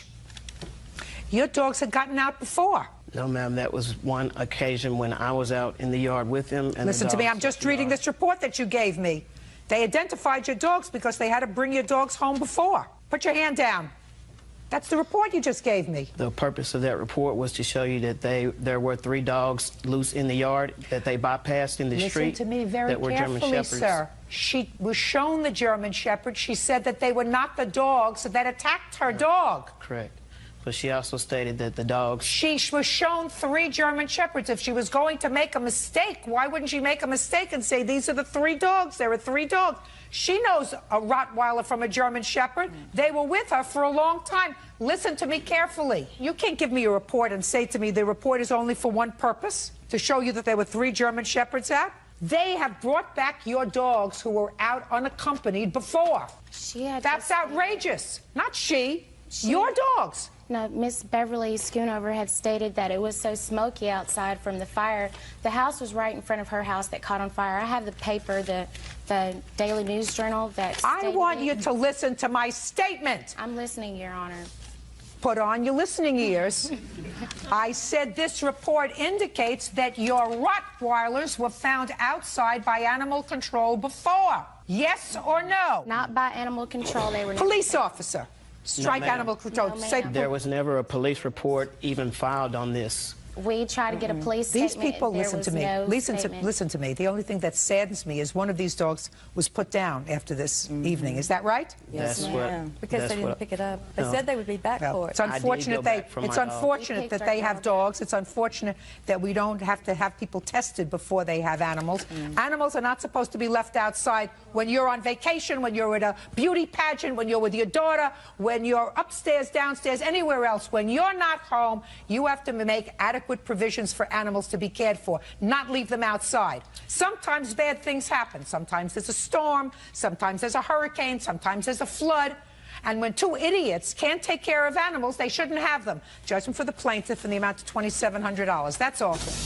18-year-old Matthew Johnston is suing his ex-friend's father, Stan Valentine, for damage to his car. Matthew says Stan's son, 18-year-old Josh, dented the hood when he jumped on it. It is your complaint that you were at a party where there was drinking going on, and at that party, this young man jumped on the hood of your car, caused about $750 worth of damage on the car, and you want him to pay for it. That's correct. Now, young Josh says that everybody was drunk. He's not exactly sure what happened, but his father has an interesting defense. So you're going to tell me at this party. It was on or about July 14th. Was it July 14th? I believe so, it was. And at whose house was the party? At this girl named Emma's. Her graduating class was the year before me, and I knew friends that knew her. Emma has a last name? I'm not sure what her last name is, ma'am. How many people were at the party? Maybe about 20, a little less. Were you an invited guest? I think it was kind of like just a get-together of the people who had known those people. So I went with friends. So no, I was not. It was easier, right? Yeah. No, you weren't invited No, I guest? wasn't invited. What's the drinking age where you are? 21, ma'am. How old is Emma? 19. Were her parents home? No, they were not. They gone for the weekend? Yes, I believe so, they were. Listen out there in television land. Lock the doors. If you go away for a weekend and you have teenagers, your house will never be safe. That's true. Right, Matthew? Yes. Matthew Johnston says former friend Josh Valentine jumped on the hood of his car when he was drunk. Okay. Now, tell me when it was that Josh jumped on the hood of your car. It was about 11:30 that night. Christopher noticed that a friend of ours, David, he was already past curfew, and he was very intoxicated, and we needed to get him home. So Chris suggested we take him home. So about 15 minutes later, we're outside in the parking lot putting David in. We're all about ready to go. Putting David in the car? Yes, David in the car. And then Chris is in the front seat. Who was driving? I was driving. Your car? Yes. And so I get in the driver's seat. Everyone gets inside the car. And next thing I know, Josh comes out from the left side and jumps on my car. His knee hits the side of the fender on the left side of the car. At that point, I was just furious. I just turned on the car and just left. Went and took David home, went and brought Chris back, stayed at the party for maybe like another hour. Ended up that Andre needed a ride home. His car was parked at Josh's house. Josh as well needed a ride home. Josh was pretty drunk. I didn't really want to take Josh home because he just jumped on my car. Andre said we needed to take him home. Is that right? No, ma'am. Step up. You're Andre? Yes, ma'am. You needed a ride home because you had been drinking? Yes, ma'am. And he had been drinking? Yes, ma'am. Did you see him jump on the hood of his car? Yes, ma'am. Tell me what happened. Josh actually comes on and puts his hands onto the car. It doesn't, I mean, could have been forceful, but it wasn't enough to see that would knock a dent in the car. But yes, he did slam on from the car, told him to stop, and we didn't want him to take Dave home. Well, you did a lot of double talking there at the very end, but what I gather that you said was, yes, you saw Josh, who had been drinking, put his hands in a forceful manner on Matthew's car. Yes, ma'am. Perfect. Do you have a car? Yes, ma'am. What kind of car do you have? A 02 black Mustang. Where did you leave the car? At Joshua's house, ma'am. Why? Because I wasn't going to drive that night. Because you were drinking. Yes, ma'am. Smart. So you're smart enough to know that you don't want to get into a car somebody driving who has been drinking. Yes, ma'am. Is that right? Yes, ma'am. Now, to drive you home. Yes, ma'am. Is that right? Yes. One must assume from the fact that you allowed Matthew to drive you home that you felt as if Matthew was in good enough shape to drive you home. Yes. Is that right? Yes.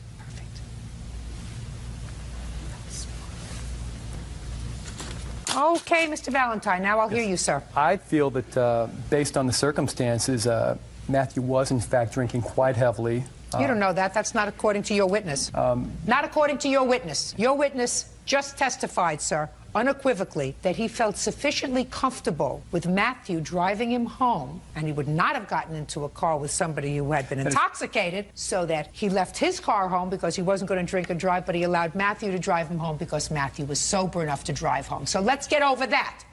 Okay, now you're going to tell me why he's not responsible. Well, maybe he is to a certain extent.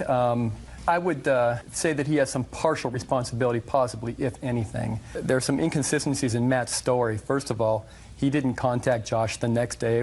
I didn't ask about contacting him the next day. Oh, I guess I feel that Matt has responsibility. I feel the people that put on the party had some responsibility. Why does Matt have responsibility? Because he was drinking. What does that have to do with the dent on the car? Well, I think if you're going to go out and go drinking and driving and partying and you're underage, you probably should not be surprised if there are going to be negative consequences. I think he should have some responsibility. That's what we're talking about here, Mr. Valentine, responsibility. Yes. Where's yours? We have maybe some partial responsibility. Which part? Let me hear which part you think you have responsibility for. Maybe a third of it. That was what I felt was fair and reasonable. Well, there is a part of me, sir, that says that I think that you have the right, if you wish, to sue the people whose home this party was held at for inadequate supervision. Okay. If that's what you think you want to do. But you, caused damage to his car. Can I see an estimate for the car, please?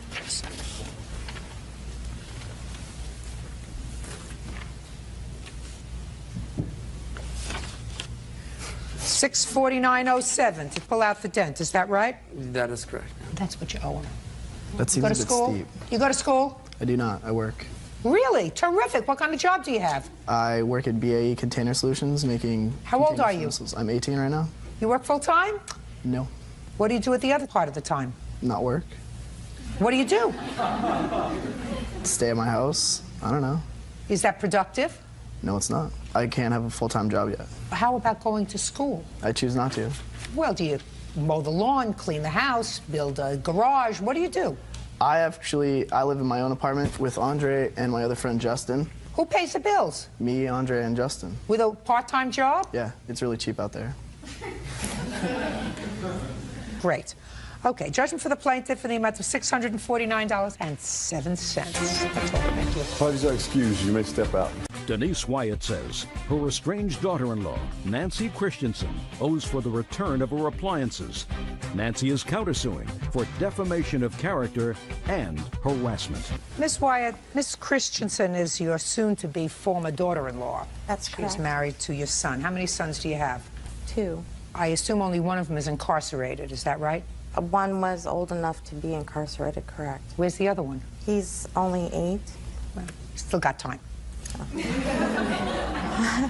Hopefully not. Anyway, the one who's incarcerated is Miss Christensen's husband. Yes, ma'am. And they are in the process of, I assume, divorcing. Yes, well, at the moment, he's not incarcerated. Where is he? Right now, I have no idea. Well, maybe his mother knows, but I'm not particularly interested in that. Your lawsuit says that you loaned Miss Christensen some property, a washer and a dryer, when she and your son, and you want the washer and dryer back or the value of that property, and also you say that you loaned her $125 at some point because she needed money for rent. Miss Christensen says that these were wedding gifts that you gave to her and to her husband, that the reason you came back for them and the timing of your decision to come back for them was timed at the precise moment, the precise day that she had your son arrested for domestic violence. She said they were never loans, these items were gifts, and she doesn't know anything about a $125 loan for rent. Who is this gentleman? This is my father. Are you living with him now? No, ma'am. Who do you live with? Right now, I live at my house. Do you work? Not presently. Who's supporting you? My father and financial aid. You have children? Yes, I do. How many? 2. They're not the children of this marriage? One of them, my son. How old is that child? 8 months. Miss Wyatt, did you see this grandchild of yours while your son was living at home? Not very often. Why not? Because there was problems that they had in their marriage. They would argue and go in the bedroom, and it bothered me to see how her daughter would respond to it. How old is your daughter? My daughter is 3.5. Well, Miss Wyatt, I want to tell you something. Suing your soon-to-be former daughter-in-law is not the way to form a bond with your grandchild. I understand that.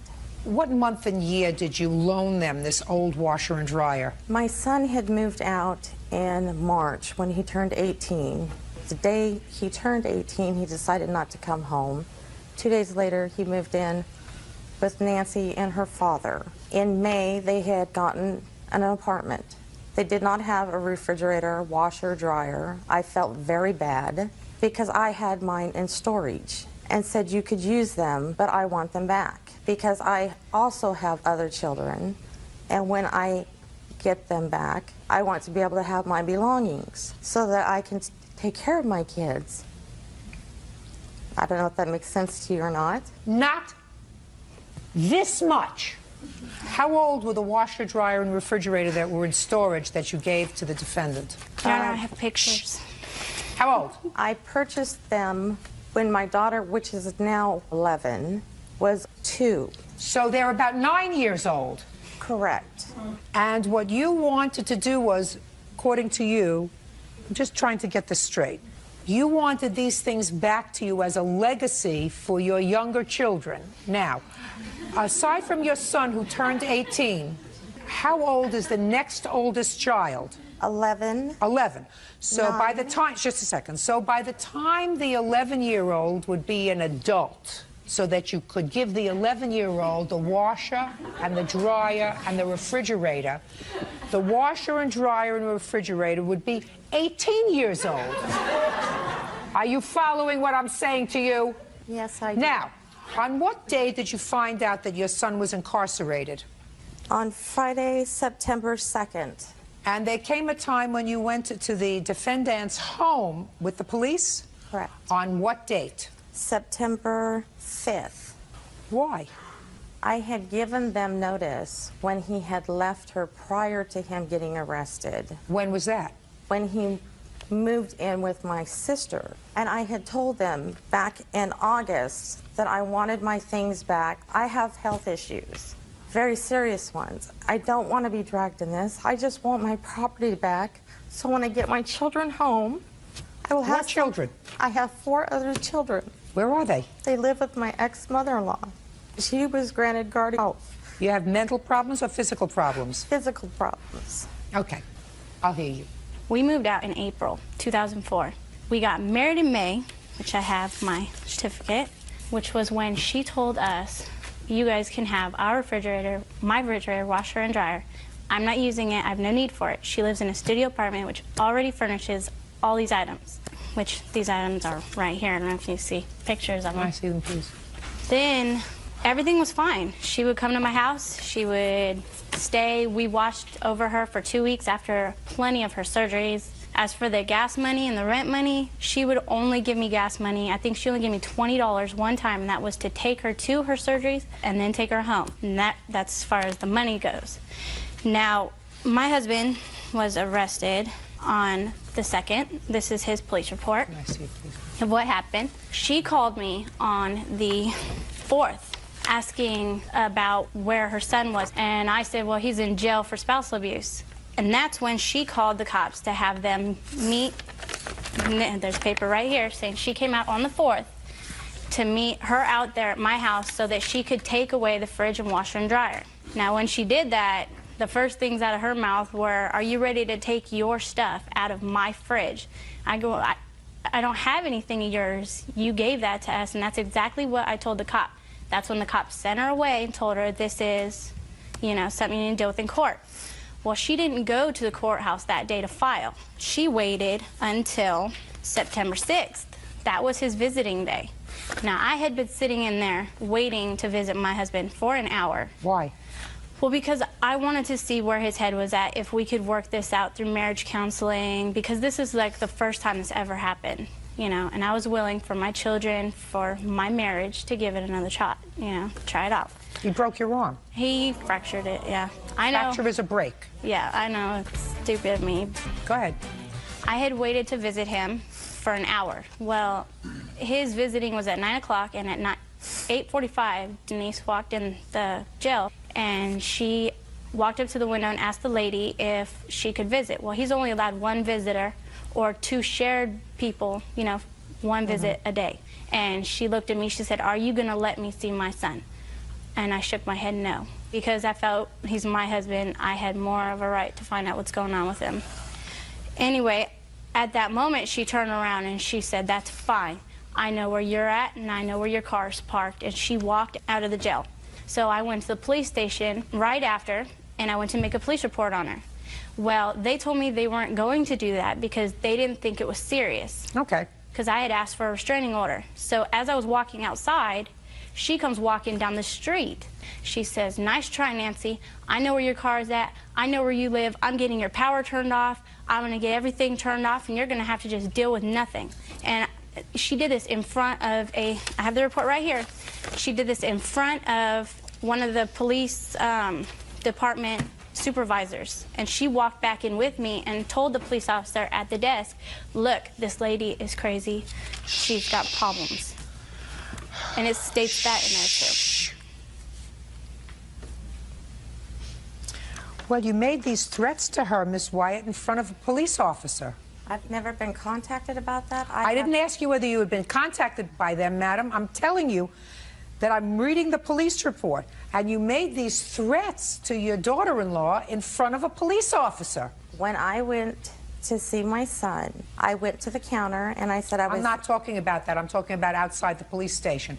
Outside the police station, the police officers indicate they heard you threaten her. I did not threaten her. The only thing I said as our passing, because I was walking over to the PG&E office, that my son had contacted me. He wanted me to call the property management where he had dealings with. He wanted me to contact the PG&E, the phone company, For what reason? to let them know that he was incarcerated. He'd never been in trouble, and they told him he would have 3 to 5 years. I contacted the credit union. What are you contacting those people for? Because he asked me to do that, to let them know that he was incarcerated. For what reason?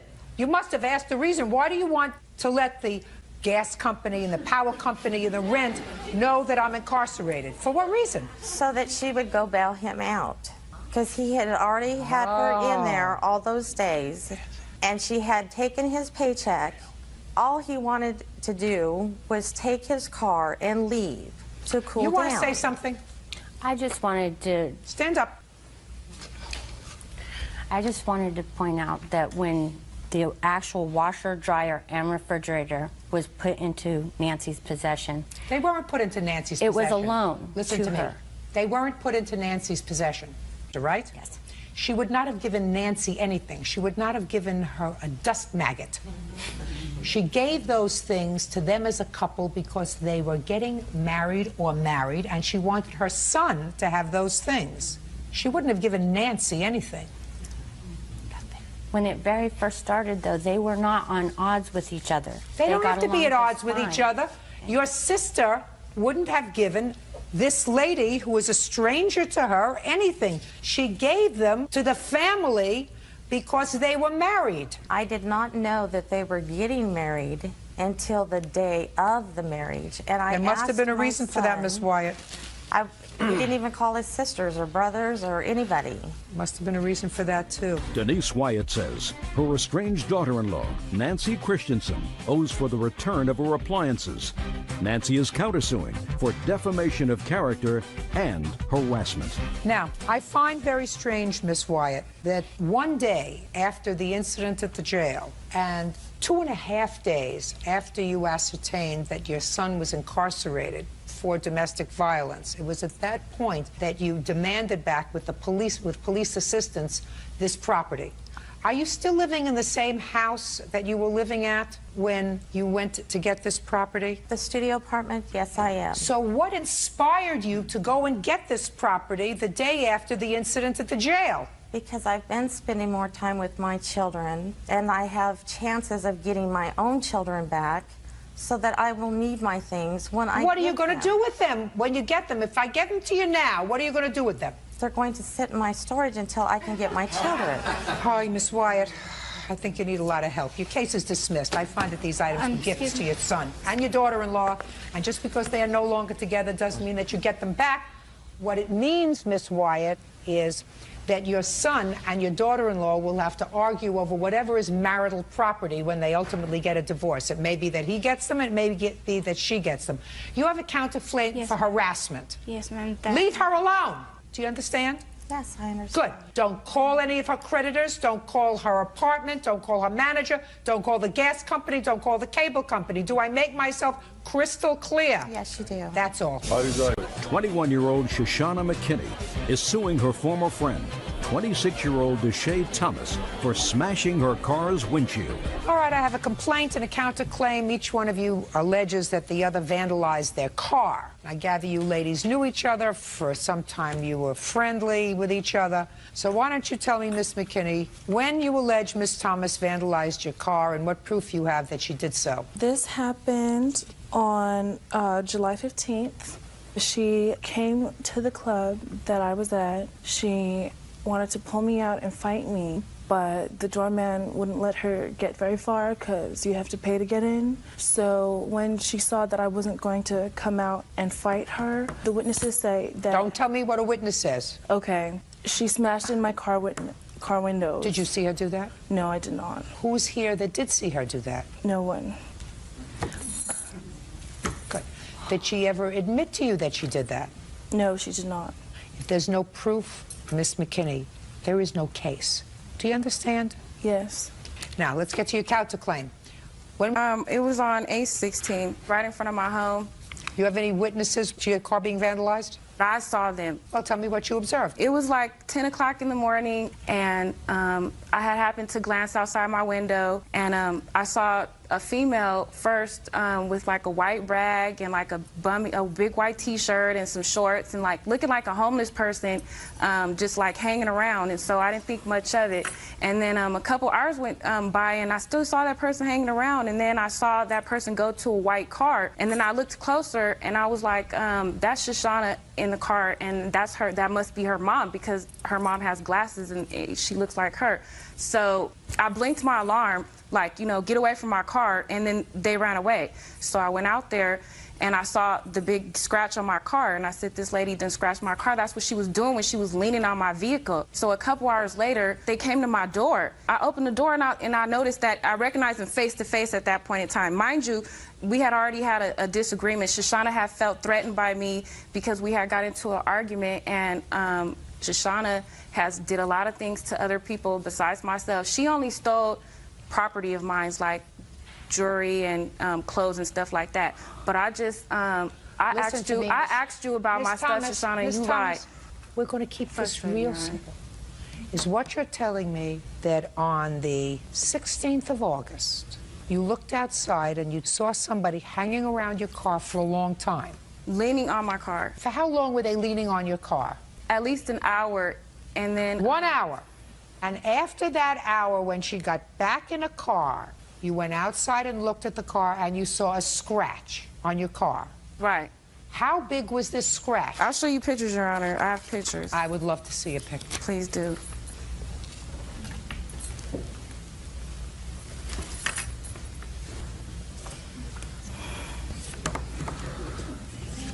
You're talking about this little scratch right here? No, that's a big scratch, Your Honor. You're talking about this scratch. It's all the same scratch, am I correct? It's a very big scratch. You can see the close-up. It's right above the tire. This mark right here. So you're telling me in the hour that you say she was standing in front of your car, intent on vandalizing your car, this is all the damage she did? Did you have anything to do with vandalizing her car? No, Your Honor. Listen to me! Did you have anything to do with vandalizing her car? No, I did not. Did you have anything to do with vandalizing her car? No. You are her mother, is that correct? Yes. Stand up. Okay. Were you at her house on the 16th of August, 2005? Yes. What were you doing there? I was there to serve papers. I was How there many for a visits restraining order. How many visits did you make to her house? One. And when you made the visit one time, did you serve the papers? Yes, I did. You were there with your daughter? She was about a half a block away once.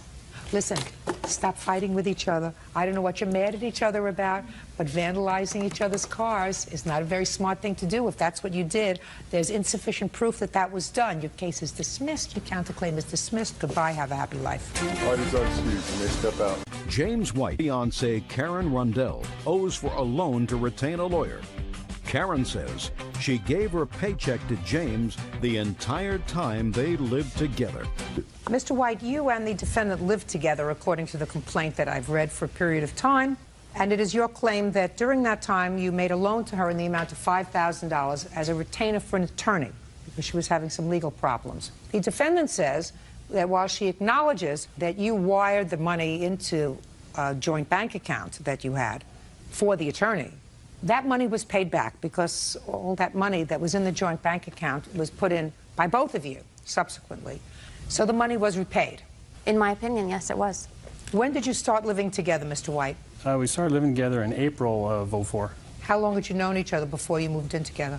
I knew of her approximately a year prior to that. What does that mean? Well, I was best friends with her brother and basically met her through her brother. Okay. Yeah. Now, when you moved in together in April of 2004, did you move into her place, your place, or a mutual place? My place. And, Your Honor, it was July of '04. She's probably right, Mr. White. Yeah, we had a birthday party for me in April, so yeah, then it was shortly after that. That's correct. What was the financial arrangement when she moved into your house? Financial arrangement? We really didn't establish any. I paid my bills and she paid her bills. She did insist that she put her check into my checking account. That didn't have anything to do with this particular item. Just a second. Yeah. She put her paycheck into your checking account. That's correct. How much was your paycheck, Ms. Rundell? $16.88 a month. And it was not a joint checking account. It was his checking account. I did not have access to that account in any way. When did you make your first deposit into his checking account of $16.88? I believe it would have been the month of July. I moved in roughly maybe the second week in July after we'd returned from vacation. So let's be on the safe side. Let's say August. That would be safe to say. And how many months did you put your paycheck into that joint account? Every month. Until when? Until January. My paychecks ended in January. Unemployment August, started. September, October, November, December. 5 months. And January. And January. Correct. So it's 6 months, and that's easily verifiable by looking at your bank statement. No, I don't agree with her putting that much money in there. She didn't have any credit, so she was using my bank to cash her checks. I wasn't aware that she was putting that money into my checking account every time. This is a savings account statement right here. I could have put it in my savings had I been allowed to. This shows that there was no money that went into this account until a tax return was automatically deposited in the month of March. Do you have your bank statement, sir? No, ma'am, I don't. I just have a check that I had wrote her. I didn't even know she had a savings account. I don't care whether you knew she had a savings account or not, sir. You get a checking account statement every month. Correct. And every month you would see a deposit in there. Right. And that deposit would not be your deposit. I mean, we know what Correct. our deposits are. So she Correct. was depositing her check into your account. And that account would also show certain withdrawals if she was using your checking account as merely just a revolving door for her money. She was putting it in Right. and cashing it. She was putting her check into my checking account during the beginning of her stay at my place, and then we were using my check to write checks for all the bills. It was not in name a joint account, but it was a joint account because that money was being used to pay joint bills. Correct. $16.88 per month. Correct. Are you chewing gum? Yes, ma'am.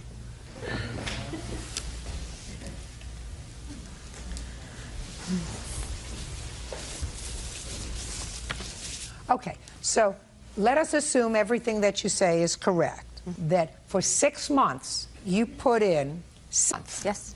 That comes to $10,128. Now, why did you need an attorney? I had filed a police report as a mandatory reporter with the police department there locally where I live. Is it a criminal matter? Yes, ma'am. Is the matter still pending? Yes, ma'am. And you retained a private attorney? Correct. And you discussed that with Mr. White? Correct. Is that right, sir? Yes, I had no knowledge of her making this report. I don't care about the Okay. substance of the case. Okay. The need for an attorney, something else. Correct. We did discuss the need for an attorney, and it was important that she hired a good one for this situation. So what did you say to her? So we made arrangements to lend her $5,000 off my credit card. That's a conclusion, sir. We had talked about this and discussed we needed to retain $5,000 for this attorney, and we decided to take this off of a credit card that I have. I had no credit card debts at all. One of the qualities she talked about with me is that I wasn't in any debt. This was a special occasion that I needed to help her out on, so I decided to take a credit card, dump the credit card into my checking account, and give her a check on November 28th for $5,000. She told me when she got her income tax that she would give me half of it in one lump sum and make payments on the rest, and I was fine with that. That is not true. Well, tell me what the discussion was, Ms. Rundell. The discussion, there was never a discussion around the credit card, just like there wasn't a discussion about how we were going to pay our bills when the money was lumped together in the checking account. What we had discussed on many different occasions was how we were going to use the money wisely. This chunk of money, which would have been around $6,000 for the tax return, what were we going to do with it? You were going many to different. I was talking. On many different occasions, we talked about different things. We talked about we would take a trip, but not too far. Didn't want to spend too much money. We talked about paying a big chunk of it to Bank One credit card, which the attorney came off of. We also talked about paying off his Washington state unemployment money that he still owed when I moved in was $4,000. It was down to $1,500. We wanted to eliminate that payment each month. All right, let's get back to talking a little bit turkey, Ms. Rundell. It is your defense that you put in your check into the account and you were living like a married couple. Correct. And when you moved in together in July, it was your intention that your money be spent on household bills. Mm-hmm. And you didn't need an attorney until what month? October. That's not a household bill. So that what it really did was cut your participation in the household bills in half. Because if you deposited $10,000 into this account to pay for your expenses during the course of that 6 months, madam, and you withdrew $5,000 out of it for your own personal use, then it's very possible that Mr. White is correct, that it was anticipated that you would be repaying this account when you got your tax return. It wasn't repaying that account. The tax return coming in and was going to be used to pay bills wisely, not just on a credit card. This has nothing to do with paying back the credit card. It has to do with Mr. White and his continued abuse and harassment that has not stopped and will not stop. It will stop when he gets his money back. That's right. Trust me, it won't stop. There isn't a question in my mind that we probably wouldn't be here having this discussion if the two of you were still together. Because if you were still together, you would be continuing to contribute your $16.88 a month into this account. And eventually, this $5,000 would be paid back from payments to the credit card. But you're not together anymore. And Mr. White feels as if he's a fool because he had this outlay of money, and now you're not together anymore. You got your tax return back. There was discussion about paying back this, whatever, Capital One card or whatever it is. Some of the money that he gave you to pay your lawyer. You're still using the services of the lawyer, correct? Correct. Have you given the lawyer any more money? No, ma'am. Okay, so you're still living off of that $5,000. And he says, minimally, our agreement was that she was going to continue to put her $16.88 into the account so we could at least pay the lawyer back from that money. That stopped. Listen, you want him to leave you alone? I do. Pay him his money. Judgment for the plaintiff in the amount of $5,000. That's all. Bodies are excused. You may step out. 21-year-old Cassie Priber Floyd is suing her ex-boyfriend, 22-year-old Andrew Higgs, for unpaid loans and for breaking her windshield with his cell phone. According to your complaint, Cassie, the defendant, who was your boyfriend, needed some money for rent. You loaned him $300, then you had a fight, and he broke your windshield in your car. You want him to fix it, and then you want money for chauffeuring him around to various things, including seeing his daughter. Correct. You have a daughter? Yes, ma'am. How old is she? Year-old. You support her? Yes. How much do you send? I send at least $150 every week. If child's mother was here, would she tell me that you spend $150 a week on your daughter? Yes. All right, Cassie, so let me hear about this first loan that you made him. When was it? The first loan was May 4th. Tell me about it. Andrew was staying in a hotel, and his brother could not loan him any more money, and he needed money for rent to be able to stay in the hotel. So he asked me if I could loan him the money for the rent. He promised to pay me back. That's a lie, Your Honor. He promised to pay me back, even if he had to give me his paychecks until it was paid off. I have a witness that was there. Where did this conversation take place? At his hotel room. Where were you staying at the time? I was living in Harrisonburg. Were you staying in the hotel? No, I was not. Did you ever stay in the hotel? I stayed one night. It's a lie. I'm going to give you one more opportunity, then I'm going to throw you out of here, which is not a good thing. You do want to be heard, don't you? Yes, sir, Your Honor. How many nights did you spend there, Cassie? And don't make it difficult for me. Only one night, Your Honor. In total? In total. Okay, now when was this incident with the windshield? The windshield incident was on June 22nd. Between May 4th and June 22nd, did he give you any money? No. Did you ask him about it? I asked him pretty much every day for it. He kept saying, I need my daughter's mom child support money, or I need it for drugs. He smoked almost every single one of his paychecks. Well, didn't that give you a clue, Cassie, that this was not the kind of person you wanted to be around? For a while, I did stop talking to him. He called me on June 22nd, said he was having problems with his daughter's mom. What were the problems he was having with his daughter's mother? He was not paying her child support, and she did not want to let him see her. What were you doing with your money? I was paying the rent. Were you smoking dope? No. Methamphetamines, Your Honor. Ooh, were you doing methamphetamines? No, ma'am. That's a kind of nasty story to make up about you. Actually, Your Honor, we did take part in that there for a couple weeks, but she was involved just as well as I was. So if I asked you if you were doing drugs, the answer was yes. But the money that she loaned... Just a sec. The answer would be yes. Right. The money that she loaned me was actually because she was living with me at the time, and plus half that went to her nose also. That's not true, Your Honor. She was living down there with me because she lives house to house. She can't take care of her kids. She's been living in 7 different houses in the past year because she can't hold a job. She can't do nothing. Where are you working now? I'm a waitress. Where? At IHOP. How long have you been there? On and off for 4 years. On and off doesn't tell me. How long have you been there the last stint there? Probably about 4 months. No, give or take 3 months, 2 months. I'm sorry. I got it. Cassie Pryber Floyd says ex-boyfriend Andrew Higgs owes for loans and a broken windshield. Each is accusing the other of being a drug addict. All right, my dear. Now you can tell me about the windshield. I had picked Andrew up on June 22nd. We had gone back to one of his witnesses' houses, and everybody was drinking. He had about 2 40-size bottles of beer. Him and I had gotten into an argument. He was getting rowdy with everybody. So I told him I was going to take him home. On our way home, I received a phone call, and he got upset about the phone call and threw his cell phone up into the dash of my car, breaking and spiderwebbing my windshield. Okay, let's hear about the windshield incident. Andrew. We was at the witness's house drinking. What day of the week was that? Wednesday, I believe. Wednesday. What time did you get there? Whose house was it? Raise your hand. What time? 7:30, 8 o'clock. In the evening? Yes, ma'am. And how many children do you have? 2? Yes, ma'am. Where are they? One is with me, and the other one was with her dad. The one that's with you is how old? She's 4. And the one that's with her dad is how old? She's 2. Where was the one that lives with you at 7:30 in the evening on Wednesday? Probably spending time with my father. My parents have joint custody, but I have primary physical custody. When my father and my stepmom have time, they do spend time with her. That is not true. You got a lot of growing up to do. Yes, I know that.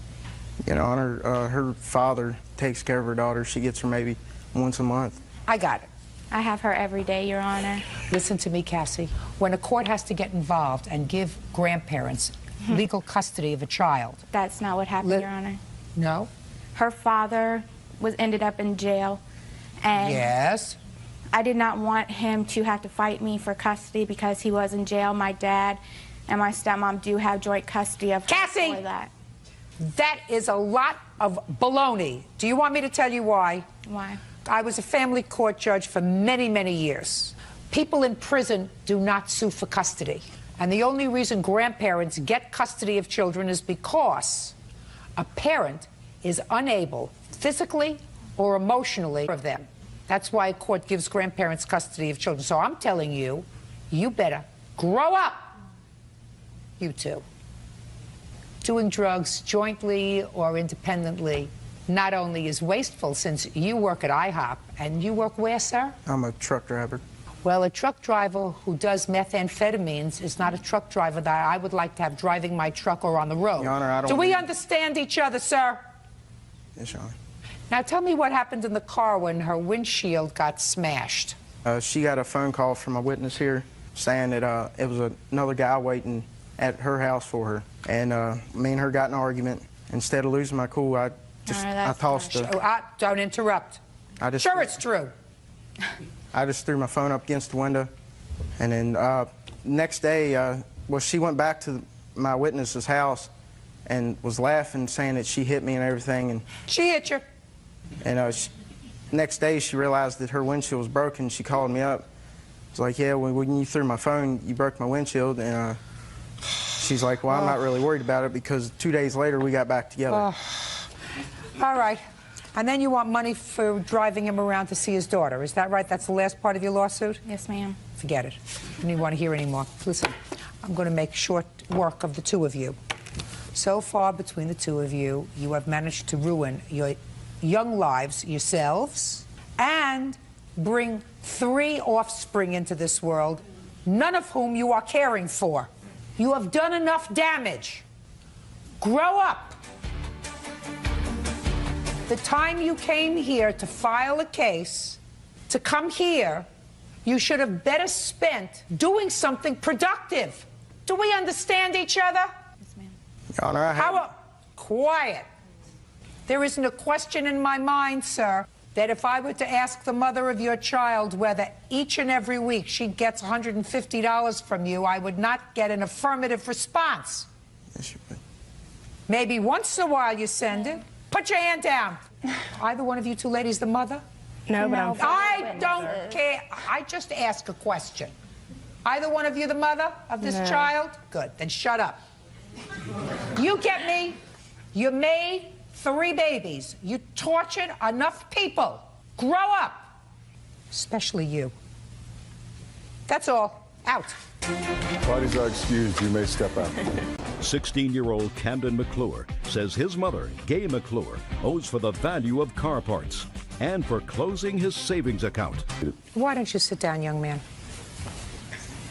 Mr. McClure, this is your former wife, Yes, Your Honor. and this is your son Yes, Your Honor. that you had together. Correct. You have 1 child together? Yes, only one. And how long are you divorced, Mr. McClure? Approximately 1.5 years. When you were divorced, where did your son live? Initially lived with my wife. For how long? Approximately 2 years. Okay, and then came to live with you. Yes, as of the end of July of this year. Both you and your son are plaintiffs in this case. I'm going to hear from you first, and then your son and I are going to have a discussion. Your son came to you in July. You were under a court order for support. The support order was for how much a month? $677 a month. Your suit claims that that money was taken out of your salary for the month that your son was with you, and so therefore you've overpaid child support. Correct, until we could get the paperwork in on the modified divorce order. Mrs. McClure, you do not deny the fact that he overpaid the $677 for that month. No, ma'am. So what's the issue? Why don't you return it? He had continually told me that I was to spend every single dime of child support on Camden. That's not true. Shh. She's giving me her reason. I just did. I knew that it was an overpayment. No, if you knew it was an overpayment, you did the wrong thing. But and if you did the wrong thing, you have to pay him. I also tried to pay him back. No, according to you, try to pay him back $10 a week. Or $20 a week. And that's unacceptable, because it would be unacceptable, Ms. McClure, if you were the recipient of child support in the amount of $600 and change a month, and he decided he's not going to pay you the $600 a month. He's going to give it to you in dribs and drabs of $20 a month, and he'll catch up when he wants to catch up. That would be unacceptable to you. It's unacceptable to him, because he had the responsibility of supporting the child during that month, and you have the responsibility of paying him back the money. You should have sent it back as soon as you got it. We understand each other? Yes, ma'am. So your claim is for $677? $624 and change. $624. Just saved yourself $50, Mrs. McClure. That's what you're entitled to, and that's what you're going to get. Understood? Yes. Now you can stand up. What's your first name? Camden. Why did you go and live with your father, Camden? The living experience with my mother wasn't a very likely. How old are you? 16. So you lived with your mother for 16 years. You mean all of a sudden it became an unpleasant experience? Yes. In what regard, sir? I wanted to spend more time with my father, so I was wanting to go live with him. That's perfectly acceptable. Then when I informed her of it, progressively our relationship just got worse. Well, that's unfortunate. But your desire to go to live with your father, according to you, was just because you wanted to spend more time with your father. Is that right? Yes. You have a problem with that, Mrs. McClure? Only for the fact that several months before that, we had discussed him going to live with Brian, and he said that he did not want to under any circumstances, and he actually wanted me to promise to him that if Brian sued for custody, that I would not go along with it, I would go to court. Changed his mind. Listen to me. Let's say that happened. He changed his mind, and that's what kids do when they're 16 years old. So when they're 16 years old, what you're supposed to do is say, listen, you want to go live with your father? Free. I'm free, right? Worry about where he is. I don't have to worry about him coming home. I don't have to clean up after his mess in the bathroom. You don't have to fight with him over cutting his hair. You don't have to do anything. He's with his father. It's his father's grief. I mean, I understand this. I was in family court for a lot of years. You get hurt. You get a little wounded. It's a natural phenomenon that you get a little wounded. But, you know, what I'm telling you is, for the first time in your life, as an adult, you're going to be free. If nothing else, I'm going to make you feel good about that. Because it's not anything that reflects on your parenting. He had a wind that went through his brain. Today, I want to go live with my father. We can pal around together. We're going to be buddies. I want to bond with him a little bit. Terrific. You have other children, sir? I live with my current wife, and we do have a 5-year-old daughter together. Great! Now you got 2 kids to worry about. Yes. You are the man. Good Oh, for it's you. fun. Oh, definitely. Good for you. Okay, now Camden. Yes. This is why your father has included you in this lawsuit, because you're a minor. Now, you had use of a car when you were living with your mother. The car was her car because it was in the judgment of divorce, according to what I read. She got that car. Is that right? Yes, ma'am. Is that right, sir? Yes, Your Honor. Good. And according to your mother, she put in a lot of money in the car to make it drivable, and you drove that car. And according to you, you put in some money also. You put in, I don't know, rims and the things that kids put in cars, right? Actually, I made it runnable. Mr. McClure, I don't want to hear you encouraging him at all. Do we understand each other? Yes, Your Honor. This isn't supposed to be a bad thing for him. This is supposed to be a good thing for him. Yes, it is. That he's come to live with you. He's got a mother. She loves him. He's supposed to love her, not be angry with her. I'm a little angry with you for including him in this lawsuit, for even permitting it to go forward without saying to him, Camden, you're wrong. This is your mom's car. I got a car when we got a divorce. She got a car when we got a divorce. This is her car. It's not your car. That's what you should have done. If I may, Your Honor. Yes? The car was purchased approximately when Camden was 12 years old, and everybody in the family was under the understanding... I don't care what the understanding was. You were living with your wife at the time? Correct. All right. Listen to me very carefully, sir. Now you're divorced, and in the judgment of divorce, she got the car. Did you take a car? I took a vehicle, yes, and she Good. received this vehicle. And if she got one car and you got another car, then what you do is you want your son to have a car, give him your car if he comes to live with you. Don't say to him, that was your car. Everybody understood it was going to be your car when you turned 16. That's correct, How many Your cars Honor. did you give her? 2 cars or 1? 2? 2? Yes. From you? Yes. Tell me.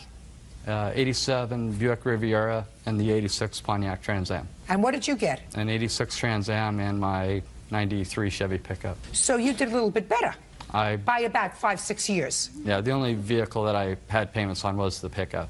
Listen to me. You did a little better. Yes, I did fine. So now you have 2 cars, and she has 2 cars. And if your son comes to live with you, give him one of your cars. He currently has his own vehicle, Your Honor. Perfect. Then why are we here, Camden? Because some of the parts that I put on that car to make it runnable, so I worked for those and installed them. And you used the car? Yes. Did you pay for the car? No. Did you pay to have the repairs done on the car other than the few parts that you put in? All the repairs that were done were by myself. You put in all the repairs since you're 12 years old? Me and my father, then. I'm talking about you. It's not your car. It's your mother's car. She let you drive it. You don't belong here suing her. We understand each other? Yes, ma'am. Now, let's talk about this bank account that you claim your mother closed out and took your money. How much money was in this bank account? $528. And where did you get it from? Working for my grandfather, yard sales, things like that. When was the account closed? August 25th in 2003. Did you put any money into that account, allegedly, after August of 2003? No. Well, you were still living with your mother then? Yes. Tell me what happened with that account in 2003. I do not know. She said that she closed the account. You closed the account in August 2003. Why? Because we lived way out of town. And when he needed money for, you know, the church group or whatever activity that he wanted to go, if he didn't happen to tell me the day before, I didn't have the money on hand. So he either didn't get to go or, you know, I'd have to go all the way back into town to take the money out of the bank. Why didn't you pay for it? I did on a lot of things. You should have paid for it on everything. Do you work? No. Well, how do you support yourself? I was on public assistance. Did you know that your mother was receiving public assistance? Yes, ma'am. Were there things that you needed that you didn't have money for? A few things, nothing too important. Like what? Just daily necessities. Sometimes it was hard. So is it possible that this money got used up? Possibly. Did you know that your mother was going to the bank to take this money out in small amounts when you needed the money? Did she say, well, go to your bank account and take out the money? No, I didn't. You Yes, sure he about did. that? Yes, he did. And it was even under his suggestion, Mom, why don't you just close the account, have the money here at the house, so you don't have to worry about running all the way back into town and running back when he would want money for Does that something. sound familiar to you, Camden? No, ma'am. Okay. Camden says that he worked. Yes. And he put his money into that bank account. Yes, he did. I also put money in there that he did not, per se, work for, but yes. She didn't put any money that I didn't work for in there. Can I see the transactions from the savings account, please? Go back over there. Sorry, sir.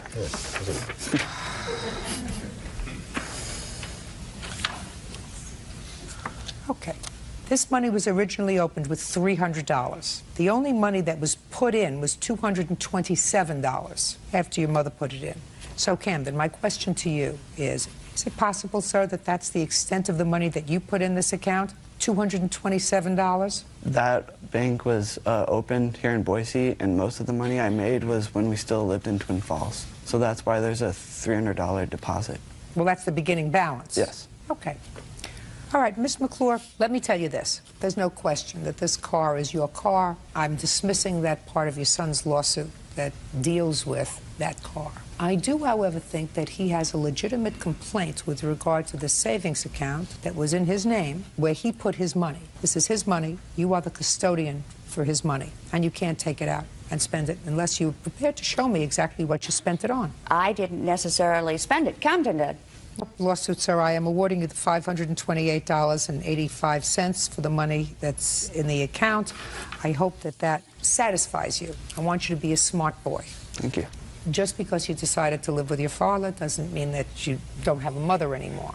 I've already explained to her that she should be the second happiest person in this room today because she has a little bit of freedom, and she should use that to get herself together, to get a job, to start taking care of herself, which she clearly hasn't done in a very long time. That's her responsibility. She doesn't have any children at home. She doesn't have any reason why she can't get a job and work. I have one.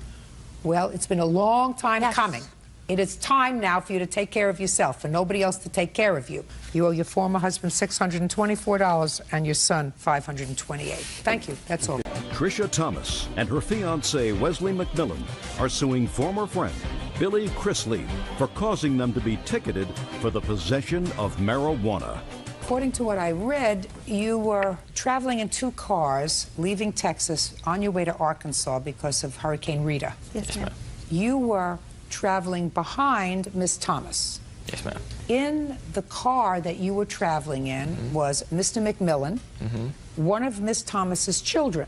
Yes, ma'am. Miss Thomas was traveling in front of you, and in your car was another one of your children? Yes, ma'am. Mr. Chrisley, you were pulled over by the police. Yes, ma'am. For tailgating. Yes, ma'am. What did the policeman say to you? Well, he pulled me over for tailgating. That's what he told me he pulled me over for. In what state were you when you In got Oklahoma. pulled? Oklahoma. We were on our way back. Go ahead. So he pulled us over. He asked me for my license, registration, and all that for the car. I told him I didn't have my license, and I just got the car, so I didn't have no insurance, no registration, no nothing on it, because I just got it. Well, what about your license? It was expired, and I still had to leave to go to Arkansas, and I just drove back, you know. Could we move on, please? What else did the police officer say to you? So he ran my record and everything else. Then he asked me if I had anything, and I told him yes. And so he went back to my... Well, you said yes, and he said, what? No, we just went back to my car. I gave him what I had. Well, what did you have? I just had maybe a joint and a half. Of marijuana? Yes, ma'am. Where did you have it? In my center console. Where'd you get it from? I brought it from home. Had you used it while you were in Arkansas? Yes, ma'am. And you only had a little bit left? Yes, ma'am. Anyway, so now, against that backdrop, Officer Byrd, the police officer gave him a ticket and also gave Mr. McMillan a ticket because under the laws in the state of Oklahoma, if there's marijuana or drugs in the car, everybody's responsible. So everybody gets a ticket. So Mr. McMillan got a ticket, and Miss Thomas over here had to pay the ticket, or else she was leaving Mr. McMillan in Oklahoma. And she wanted him home because it looks to me as if you're expecting. Yes, ma'am. How wonderful. Tricia Thomas and fiancé Wesley McMillan say former friend Billy Chrisley caused them to be cited for possession of marijuana. So since you had to come up with this money because of his personal use of marijuana, you really feel as if he should take care of the ticket. Correct. I don't think I should because I already admitted up to my own stuff. Well, why is it his fault? Well, I don't see why the cop gave him a ticket for my stuff. I already gave it to him. Because that's the law. I haven't seen that law, but I must assume in Oklahoma, if you are an adult and you are apprehended or stopped in a car and there is contraband, you know what that is? You know, bad stuff, contraband? Yes, ma'am. Everybody in the car is responsible. Okay. That's the law. So your suggestion that he sue the cop really doesn't make sense. Now, if you said to me, look, he shared the marijuana with me, he smoked the marijuana in Arkansas, he knew it was there because we both used it together. Well, we did. Did you? Yes, ma'am. Where did you do that? While we were up there. In Arkansas? Yes, ma'am. Really? You sure? Yes, ma'am. Go ahead, Mr. McMillan. No, ma'am. No, ma'am. I've been clean from every drug and alcohol for over 6 months and still going. Well, sometimes there's a little bit of stress, Mr. McMillan, when you're escaping a hurricane. Nope. Because of the stress, he started smoking cigarettes again. That was it. Where were you in Arkansas, sir, when he was smoking this marijuana with you? We were at the person's house that we were staying at. We just walked around the woods. No, ma'am. The only time that me and Mr. Crisply ever took a walk, we went to the woods. There was nothing ever done. We ran down the side of a mountain and came back up, and that was it. Now, when was your license suspended? It was suspended in about, I think, 2002. For what? My dad gave me the keys to his truck so to give back to my mom. And when the cop pulled me over, they searched me. And all I had in there was, I had a 12-pack, but there was only 6 of them left. But when they searched the truck, they found a little baby roach that was in a film case that was in the truck, which I didn't know was there. More drugs and alcohol. Well, the alcohol was mine. Was it inside your belly, inside your little tummy? 6-pack? Yes. So you lost your license because of drugs and alcohol? No, it was just the drugs. They didn't charge me with alcohol. Just the drugs. How'd you come up with the $940 to pay your ticket? My ticket was $1,261. Well, how'd you come up with $1,261 I had to borrow it from my mom, and I'm still paying her back. They had to use their house note to pay for that fine. And by the time it added all up, it was $1,343. You want to know something? Yes, ma'am. I believe him. I believe that Mr. McMillan knew that he had marijuana. I didn't know he had it in the car. I know you didn't, but Mr. McMillan did, and I believe he used it with him. Now, that certainly would indicate to me that he bore some responsibility for this marijuana being in the car. So I suggest you get your money from him. And while the defendant acknowledges that this was his marijuana, everything else he's told me, I believe. He's not making up this stuff because he's certainly not making himself look too good, right? You understand that I don't think you look like a model citizen. Which I know I'm not. We know you're not. Yes, ma'am. But I believe you when you say that he was smoking marijuana with you in Arkansas. You are telling me the truth, aren't you, sir? I believe you. So that being the case, Mr. McMillan, you pay your own ticket, and I suggest you reimburse your fiancé for the ticket. You knew the stuff was there. You enjoyed it while you were in Arkansas. You got to pay the piper. Case dismissed, that's all. Nathan Heater says ex-girlfriend Rebecca Titus had him falsely arrested for physically abusing her. Rebecca claims he kicked her in the stomach during her pregnancy. Mr. Heater, the defendant used to be your girlfriend. Yes. And according to your complaint, she had you falsely arrested for domestic violence. Correct. Ms. Titus says that she did call the police. She had you arrested for domestic violence, and that's because you hit her. Correct? Yes. This incident happened on what date? July 28th. Now, Ms. Titus, I am correct that at one point in your relationship, you found yourself pregnant. Mm-hmm. And you told Mr. Heater that he was the father of this baby and that you miscarried. Is Yes, that what ma'am. happened? But it turned out that he was not the father of this child. It could have not been his. Right. And then you renewed your relationship again briefly. But that's all it takes, Mr. Heater. A brief moment of stupidity, and Miss Titus told you she was pregnant again. And according to you, you said, listen, I didn't know about last time, I don't know about this time. I don't want to have anything to do with this baby until I take a paternity test. Actually, what I told her was that I would help her out as long as I would be repaid if the baby was not mine. You didn't discuss that with me first. I would have told you that that was a very bad idea. However, on the evening of the 28th of July, according to you, and according to Miss Titus, she called you and wanted to come over to talk. Actually, he called me. Yes. What did you call her for? I thought that she had a doctor's appointment regarding the baby the previous day, and I just called to see how it went. And what did Miss Titus tell you? She said that I was wrong about the date, that I believe it was the next day, and that she would like to come over and speak to me. And I said, I don't think that's a good idea. We speak face-to-face, that we should speak over the phone. And she said that she didn't want to speak over the phone. So Mr. Heater told you not to come over. Well, you no. acknowledge that. He said he didn't want to talk to you in person. He said that he didn't want to talk to me, but eventually said that it was okay for me to come over. Did you tell her it was okay to No, come I over? did not. No, I don't believe that. It's not what you say in your answer, and I don't believe that. He said he didn't want to talk to you in person. He thought you should discuss whatever you had to discuss over the phone. But you went over there anyway. What time did you go over there? About 12:30 in the afternoon. What did you want to discuss with him? I wanted to talk to him about the baby and about how things were going between us. We were, before this, we were going out and doing things together, and like... Don't you people know anything about birth control? Yes, they don't work for me. They don't work for you? Yes. My body rejects them. There are all kinds of birth control, Ms. Titus. Yes, ma'am. The answer to having a problem with one form of birth control is not to have babies with people who don't want to have children with you, like Mr. Heater or anybody else. So you went over there about 12:30. I knocked at the door, and he told me to come in, and I upset him. And how did you upset him? I don't remember exactly what I said. Maybe you to do. him. If you don't remember, maybe he does. What happened, Mr. I Heater? was upset before she came into the house because I told her not to. Come over. And she started screaming through my door at me. What was she saying? You have to live up to your responsibilities. You can't create a situation and then not take care of it. That doesn't sound welcoming, Miss Titus. That never happened at all. Go ahead.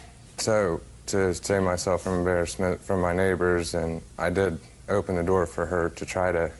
So you let her in? Yeah. And what happened when she came inside? It just continued on the same thing in there. You have to take care of this. And, you know, I was trying to tell her I'm doing the best I can with this. I don't really know how to deal with this situation. Everything's so bad. I don't know what to do except for what I am doing, and that wasn't good enough for her. And for 30 or 45 minutes, she followed me around my house with me telling her to leave over and over and over again. She would not leave my house. And eventually I was in the kitchen sorting my dishes, and she came in and was pointing her finger at me, yelling at me in there, telling me the same thing, that I had to deal with my responsibilities. At that point, I took her by the hand that she was pointing at me with and just turned her around facing the kitchen door. And I had hold of her elbows with my body pressed against her back and was just walking her towards the door. I was like, you need to leave now.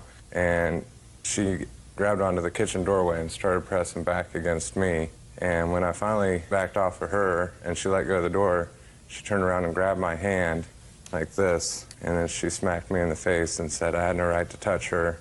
And as a reaction, my hand came back around too. So you hit her? Yeah, regrettably I did come back around. She went off towards what I thought was the front door, but as I was in the kitchen, I heard her dialing my phone. She told me then that she called the police. Do you have a copy of the police report? Yes, I do. I'd like to see it, please. Who is this gentleman, Mr. Heater? This is my friend Jason Hubbard. Was he a witness to what happened on the 28th of July? No, he wasn't. Okay. Okay, Ms. Titus, tell me what happened, your version of what happened when you got into the house. When I came into the house, we sat down on the couch and started to talk. At first, things were okay. Then I started talking about the baby and about this new girl that he's dating and how that her not liking me around is the real reason why he's not wanting to have anything to do with the baby. Then he got upset and told me to leave, and I told him no, he can't just end the conversation anytime he wants yes, he can. to. He can tell you to leave his house. Go ahead. I followed him around the house and was still talking to him, and we ended up in the kitchen, and I had said something about this girl he's dating, his girlfriend, and he doesn't like me to refer to her as that, so that made him really upset. And he came and he grabbed me by my arms and started to escort me through the door, and I stopped myself, told him he didn't have any right to put his hands on me at all. Yes, you did. Not according to... Oh, yes, you did. Once he tells you that he wants you to leave his house and you remain there, you're trespassing. That's a crime. Next. Well, according to... Don't tell me according to anybody. You tell according to a police officer? I've had 10 years of postgraduate legal education. When you're in somebody's house and you're an invited guest, first of all, you weren't an invited guest But in this I house. was I'm invited. speaking. You weren't an invited guest. You were told not to come. You came anyway. He tried to avoid you and said, please leave. Once he told you to leave his house and you refused, you become a trespasser. Well, another reason Now- I didn't leave is because in previous arguments that we've had, he's asked me to leave, and then 10 minutes later he'll call me and tell me come back over. Well, you just have to guess his mood then. Right now he told you to leave, and you didn't leave, so he put his hand to escort you out. And what did you do? I was pushing back against him, like you said, and I turned around, and he still had a hold of me when I smacked him in his face.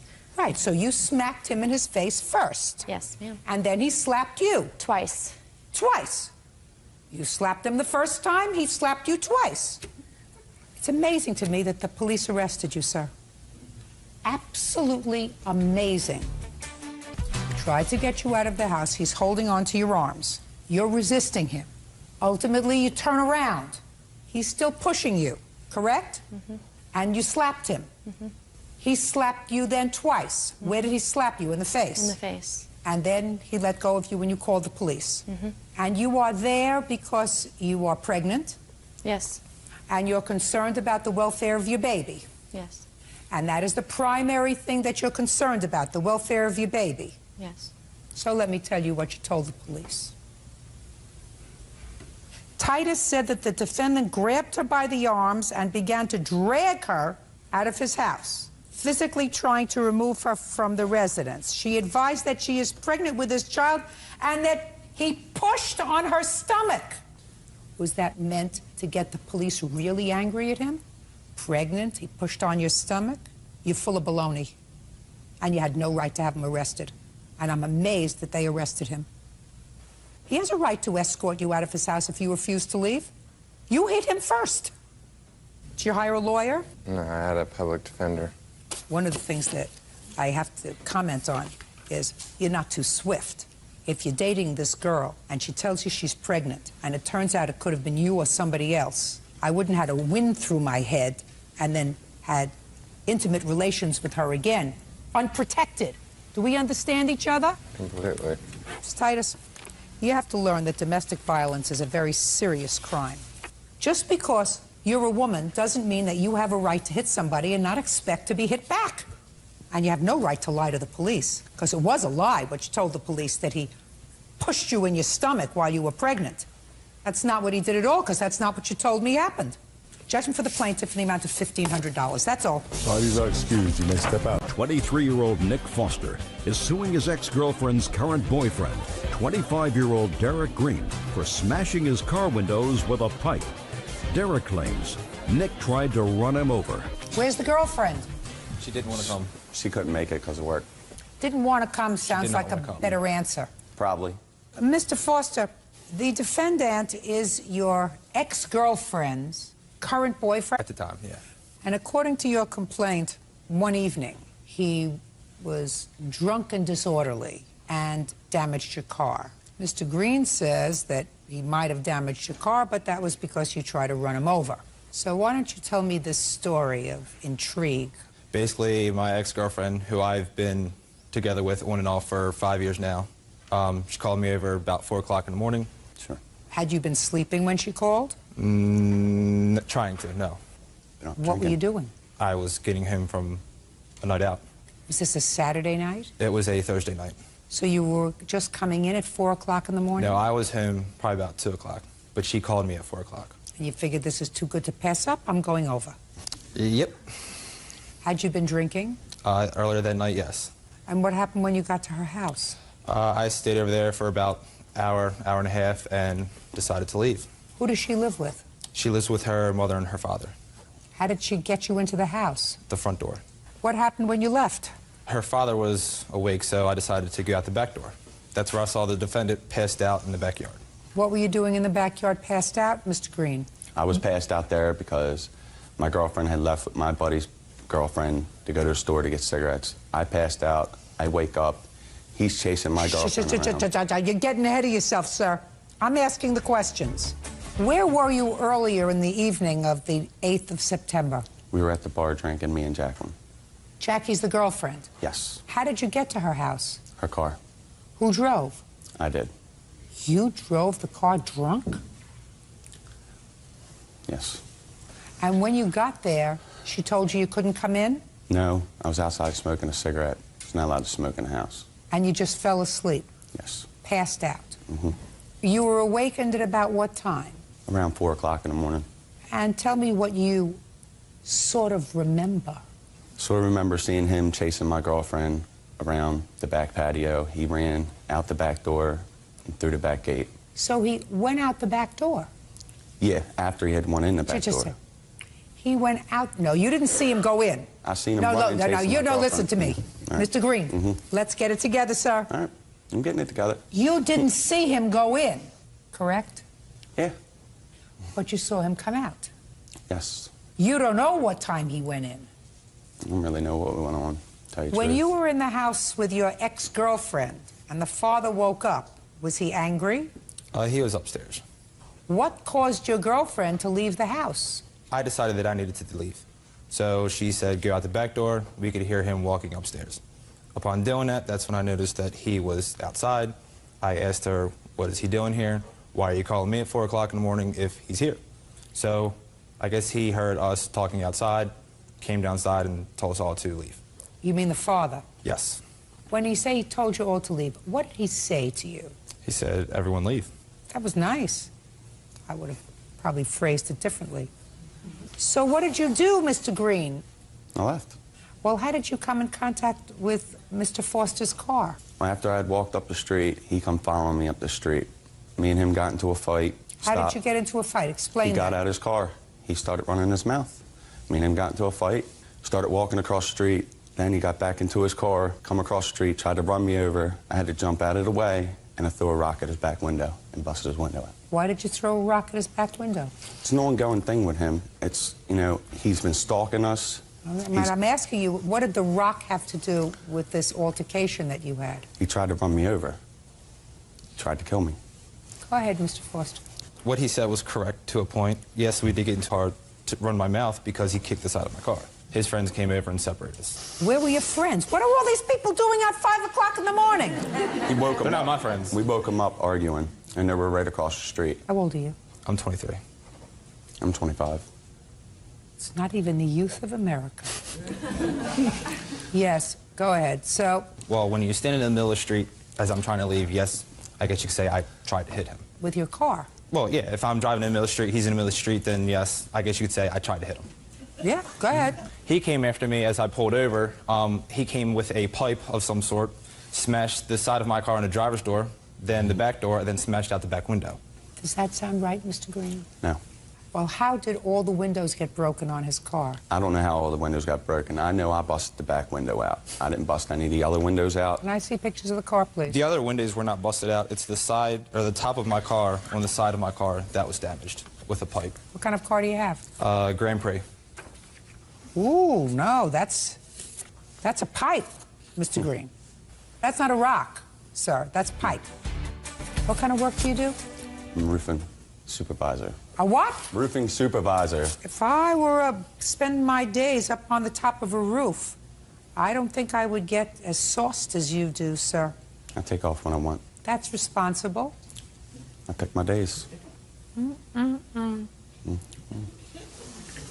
I see the estimates on your car, please? Either one of you treated at any hospital or by any doctor on the night of the 8th or the 9th of September? No. I'm sorry, I didn't hear. Treated by a doctor or a hospital? No, it was not. Okay, so we're not talking about any injuries to you. We're talking about two people who had been drinking a lot, right? Let me ask you a question. Did you have a fight with your ex-girlfriend that evening? No. Did you ask her whether or not she'd called him to come over? Yes, I did. And what did she say? She said no. But you see, that's a lie, because she let him in the house. You know, when somebody stalks you so much, then you can only do so much. Listen to me. If somebody's stalking, uncross your hands. Somebody's stalking you, you don't resolve his stalking by calling him at 4 o'clock in the morning to come over to the house. And you don't let him in the house, sir. Yeah, well, he's coming to my house 2:30 in the morning. I don't care about your house. I'm talking about the girlfriend's house, sir. I'm not worried about that no more. Oh. Listen, when you drink, you have to pay the piper. I don't think your girlfriend was honest with you, sir, with regard to what happened that evening. Maybe she was a little drunk, too, which is why she called Mr. Foster over. Certainly her father got fed up with all of you, told you all to leave. If he was afraid for his daughter's life, he would have taken her into the house and said, you guys get out of here because you're placing my entire family at risk. So I think that's something you really have to look into. And maybe if you had a clear head, Mr. Green, and weren't so infused with alcohol, you could look at the situation a little more clearly. Judgment for the plaintiff in the amount of $1,941. Thank you. Parties are excused. You may step out. Joanne Smithson claims her husband's cousin, Doris Smithson, attacked her, slamming her face into the dashboard of a car. Doris claims Joe troublemaker. Ms. Smithson, you and the defendant are related to each other through marriage. Is that right? That's correct. And it is your claim that the defendant assaulted you. You want her to be responsible for your medical bills and whatever pain and suffering you experienced as a result of an assault. You say that the plaintiff was disrespectful to your father-in-law? To my father. To your father.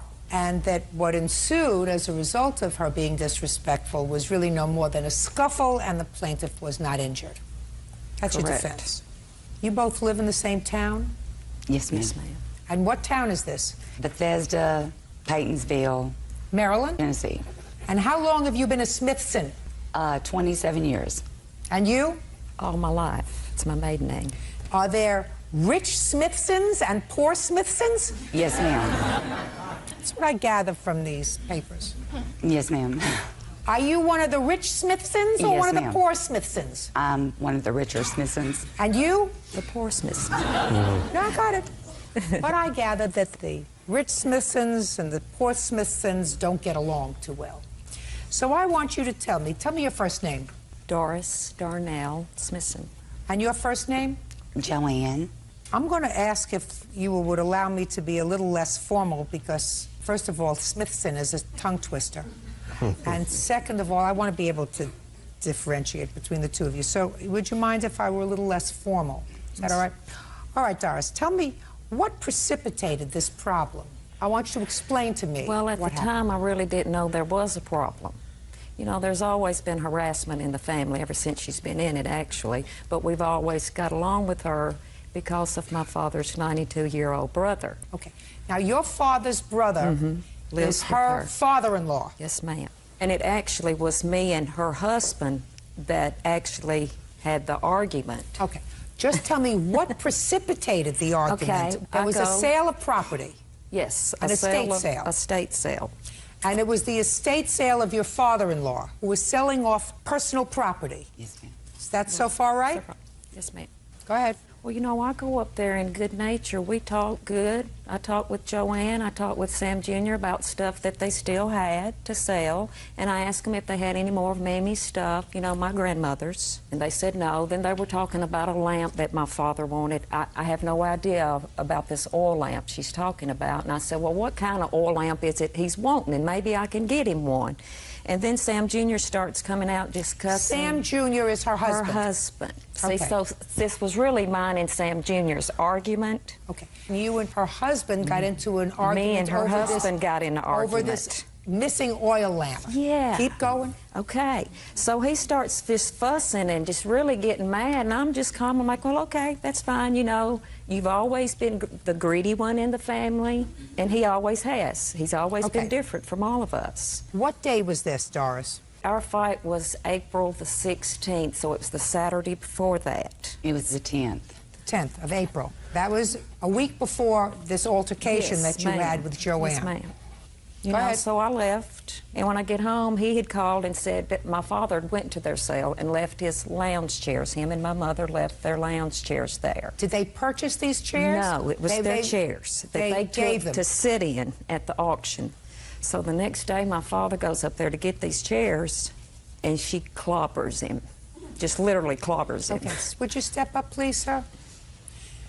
Your last name is? Smithson. Mr. Smithson. Tell me what happened when you went to get your chairs. When we didn't get the chair, it was on a Sunday. So I called Joanne and I asked, I said, we left 2 chairs up there. Did somebody get them or they're still out? She said, they're sitting out there in front of the barn. So I said, I'll be up there in the morning, which had been Monday morning, so I'll be up there around 9:30 or 10 to get them. She said, that'd be fine. So about 9:30, I went up there. I stopped right in front of the trailer at the parking place. And when I got out, my brother was sitting on the porch. And she come out, and that's when she started shaking her finger at me, cussing. And my brother got up. What did she say to you? She called me SB's, MF, you name it, she called it. But she had locked his chairs up in her trunk and wasn't going to let him have them. Listen to me. You tell Darnell. You listen to me. You weren't listening to me. Doris, you weren't there. And your father is doing just fine. But finally, she come off my porch, and I said, Joanne, where my chair at? She said, well, you gonna listen to me first. I said, no, I didn't come up here to argue with you. I said, I come get my chairs. So finally, she got the chairs out of the car and rammed them up against and said, you these chairs. She said, let me tell you some others. We got the lamp, but the only way you get it be busted over your D head. And she said they're married, but Sam Jr. tell everybody they ain't married. So I don't know. Well, that's not for me to figure out right now. Yeah. Thank you, Mr. Smithson. Thank you, may Your have Honor. a seat. What did you yell at him about? I did. Joanne, yes, you did. You did. I know you did. You know I know you did? Because I can tell when people are telling me the truth, and he's told me the truth. What were you yelling at him about? I didn't yell at him, Your Honor. He came up to the front porch. That's when I went outside. And then I said, I've got something I need to talk to you about. And I said, I don't want to hear any more about this oil lamp. Did you put the chairs in the trunk of your car? Yes, I did. Why? Because I was afraid that with these type of people we're dealing with, they could have said we stole them or anything could happen. Listen, do you understand what I mean when I say to you that I can tell when people are lying to me, Miss Smithson? Yes, ma'am. Okay. You can tell by their body English, you can tell by their hesitation, you can tell by their shifting, you can tell. I can tell. That's my job. I've been doing it for 35 years. So I can tell that you just made up a story. You were terribly disrespectful to him. There was no reason for you to put his chairs in the trunk of your car. Absolutely none. Now who are you? Amber. You're the one with the oil lamp. No. Where is the oil lamp? Well, the oil lamp that they're talking about, I have no idea what oil lamp they're talking about. Well, let's say any oil lamp, Amber. Let's start with any oil lamp, and I want you to be very clear on this, my dear. Okay. I can tell when your mother's lying, and I can tell when you're lying. Well. So let's get to this. Do you live at home? No, I don't. You live in your own place? Yes, I do. Do you have an oil lamp in your No, I place? don't. Any oil lamp? No, I have no. Have you ever seen an oil lamp in your mother and father's house? I've seen several oil How lamps. many? 10, 12, maybe. Okay. Do you know of any ones that you've seen in your mother and father's home that belonged to your grandmother? I wouldn't know if it belonged to her or not. So what you're telling me is you know nothing about the oil lamp. lamp. All right. Now you can have a seat. You're very lucky. Where's his oil lamp? This oil lamp does not exist. Fine. Now, I've already made a decision that you behaved badly with Mr. Smithson. That does not excuse an assault if one took place. Doris, you have to understand that too. So now, Joanne, I want you to tell me what happened on the 16th of April when you were getting some gas. Okay. My husband and I went to a local market, Bethesda Market. I was sitting in my car, seatbelt on. My husband went inside to get us a cold drink because we was on our way to the flea market. Darnell comes behind my car and opens up the door. The passenger door? Yes. And I looked up, and it was Darnell. And after that, I don't remember the hit. There's several things I remember, some things I don't remember. Do you have photographs of your injuries? I have a diagram, photograph from the emergency room.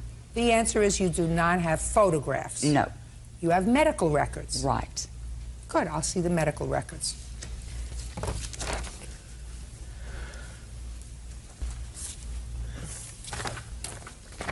Anybody have a police report? Yes, ma'am, I do. I'd like to see it, please. I've got two. The day of the assault and also the revenge assault against me over the land that I was cleared of. What? The same day, she and her father took out a revenge warrant against me over I never a heard lamb. of a revenge warrant. Well, it is.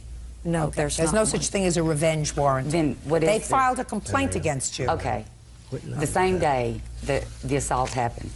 Well, there is absolutely no issue as to whether you were assaulted or not. You were, in fact, assaulted. Also, I was... Shh. Okay.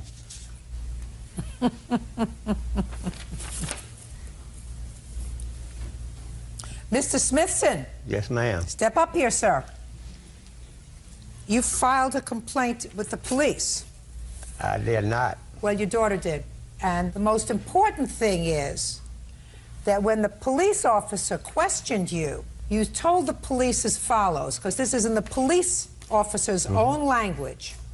Mr. Smithson, that's you, said that when he returned home, that he told his daughter Darnell about Joanne's actions and abusive language and remarks that were directed towards him, that you told your daughter. According to Mr. Smithson, Darnell said that when next she saw Joanne, that she would whoop her. And from his testimony, she did. Did your daughter say that to you? I didn't even see my daughter that day, Your Honor. Listen to me. Whether it was that day or the next day, you told the police. You wouldn't have lied to the police, would you, Mr. Smithson? No, I would not. Either you told the police that she was going to whoop Joanne, or the police officer is lying. Which one do you think it is? I'm not going to say the officer's lying, no. Good. I'm not. glad you wouldn't say that, I Mr. would not. Smithson. Sit down now. Okay. Now I'm going to hear you, Doris, because you see. Yes, ma'am. I know when people are lying, like Joanne here. Yes. But I can read medical records, and I know she was assaulted. But not $4,000 worth. I have one. I want to also tell you here. something. Not $4,000 worth. How much do you think it's worth when somebody hits you in the face? Well, I really never hit her. Yes, you did. All I did dear. was just, she come out of her car. Nobody seen me hit her. I didn't ask whether I was anybody. I saw the walking out medical. of there. Listen to me. I saw the medical records. She was hit in the face. Okay. I was also scratched right here. Did she go to your car? No, I live right across the store. I'm going to the store. They're already there. And she hollers at me first, "Hey, you." And I said, oh, Lord, here's Joanne. You know, she starts coming out of her car. I calmly just set her right back down in her seat. That's worth $4,000, madam. Well, Because what you're doing is fibbing to me. Doris, A, medical records don't lie. Diagrams of her injuries don't lie. Listen, pay careful attention. Because you were angry that your father was disrespected by Miss Big Mouth over here. Well, if she was hurt. I'm speaking Okay. without any just cause, because I do have a feeling that she's a troublemaker. I believe that. Yeah. Because I think that probably a lot of things that were sold, things that might have had sentimental value to both brothers, should have been, before you sell them to strangers, you say, listen, would you like something of Mom's? Would you like something that's been in the family for a long time? That's what decent people do, Joanne. And if you didn't do that, and if your husband didn't do that, that means you're not decent people. Do you understand? However, that doesn't mean you can put your hands on her. So, the fact that she disrespected your father, and the fact that you did say to him, next time I see her, I'm going to whoop her, the fact that you did it is going to cost you $4,000. Judgment for the plaintiff, that's all. Guys, this is case number 465 on the calendar in the matter of Hulse versus Hummel. Parties have been sworn in. Judge, you may be seated. Gentlemen, have seats. Mr. Hulse, it is your claim that the defendant sold you a horse that you specifically requested be a tame horse because the horse was for your father. Yes. That turned out to be a wild horse. Exactly. That couldn't be ridden. No. And Mr. Hummel says you don't get a refund. You had an opportunity to ride the horse. Must be something wrong with your riding ability. Probably. Is that right, sir? Yep. Yes, ma'am. Yes, ma'am is better than yep. How long have you been in the horse business, Mr. Hummel? I'm not really in the horse business. I have a small ranch that we use horses for lots of different things. We hunt and do lots of trail riding on the horses. The horses are ridden by a lot of people, young people, people that can't ride very well. How many horses do you have? Right now, I have 6 horses. And at the time Mr. Hulse bought his horse, how many horses did you have? 7 horses. And why were you selling? Well, because I needed some money. It was getting close to Christmas, and I needed some money. Okay. Did you put an ad in the paper? I put an ad on a local website. Okay. Can I see a copy of the ad, please?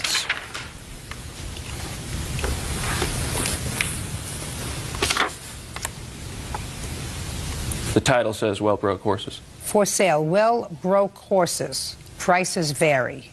Okay. So you were selling 5 of your horses? That's correct. Did you sell all 5? No. How many horses did you sell? Thus far, I've sold 3 of them. Well, my math isn't that great, as Bert can attest, but if you have 6 horses now and you had 7 horses then and you sold 3... I picked up a couple more horses, though. So you bought some more? Yep. When did you buy the other horses, sir? About a week ago. From where? From a friend of mine. Okay. Now, what did you want a horse for, Mr. Hulse?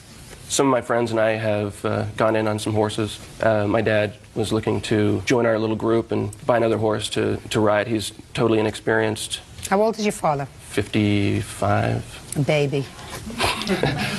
So he's an inexperienced rider, and you want him to have a... Yes, and a little bit heavier, so we wanted a stout horse. Tell me what happened when you answered the ad. I called Greg on the 10th of December around 12 o'clock. Told him I was interested to come out that day and look at some horses. He said he'd have some saddled and ready by 2 o'clock. So Ryan and I went to his ranch, and we said we were looking for a horse that was on the lower end of the $1,000 to $1,500 range. He showed us 2 horses that were in that range. He told us that Angel, the horse we ended up getting, was on the lower end of that range because she didn't have papers. Where did you get this horse from? From a buddy in Cleveland, Utah. When? Quite some time ago. I can't tell you the exact time. I've had the horse for quite a while. Well, years. Give me some idea. Close to a year. Well, that's not so long, sir. No. What's the person's name that you bought the horse from? Richard. How much did you pay for the horse? I paid $900 for the horse.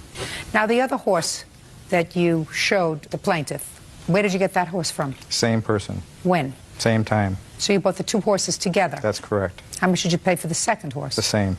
Did you buy any of your other horses from Mr. Yeah, but what's this have to do with this horse? I ask the questions, you answer the questions. Of course I have.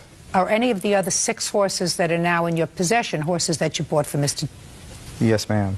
How many? All of them. So you bought all your horses from Mr. Yes, he's a very close friend, and we ride a lot together. Did you ride the horse, Mr. Hulse? Yes. And is your father about your stature? No. Is he larger or smaller? He's heavier and shorter. So you were satisfied. Now, what happened after you bought the horse? We paid Greg the money that day. The next morning, around 9 o'clock, Ryan and I went to trailer the horse. And the horse took us about 2 hours to get her in the trailer. She acted like she'd never seen a trailer before. By that time, Greg had already cashed our check, and we tried calling him a few times to let him know the problem. We couldn't get a hold of him. Well, I don't understand. Didn't you go back to where the horse was? Yes. Where was he? He wasn't there. Was at work. He gave us permission to go get it. He knew he wasn't going to be there. So you called him? Yes. And what did he say when you called him? He didn't answer. We finally got the horse in. We cajoled her with some oats and stuff, and then dropped her off at our field. And then Monday, we tried to saddle her. And now, when you went to view this horse for the first time on the 10th of December, did you tell Mr. Hummel what you wanted the horse for? Yes. What did you tell him? I told him that my dad was going to be making the purchase and that he has no experience, and so we need just a leisure horse that anybody can ride. Okay. Now, I see that you have a video. I do. I'd like to see it, please.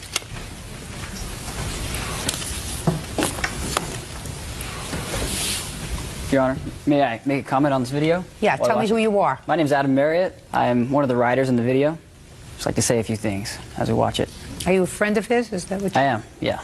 You see here Ryan right here, he's the rider right now, going up to the horse, and she pins her ears back, which means she's angry, and then obviously you can see she kicks. That could be dangerous. I mean, we're about to put up a beware of horse sign in front of the pasture. Judge, can I say something, or is it just their turn? No, it's their turn. Okay, as we saddle the horse, he has to hold her head really tight or else she'll turn around and bite us. And so we put it on pretty gently, and here she goes, trying to stomp on us and rear up a little bit. So we ride about 10 paces, try to turn her head very gently, she starts bucking. You see I'm swaying with her just to stay on. And here she goes, she rears up.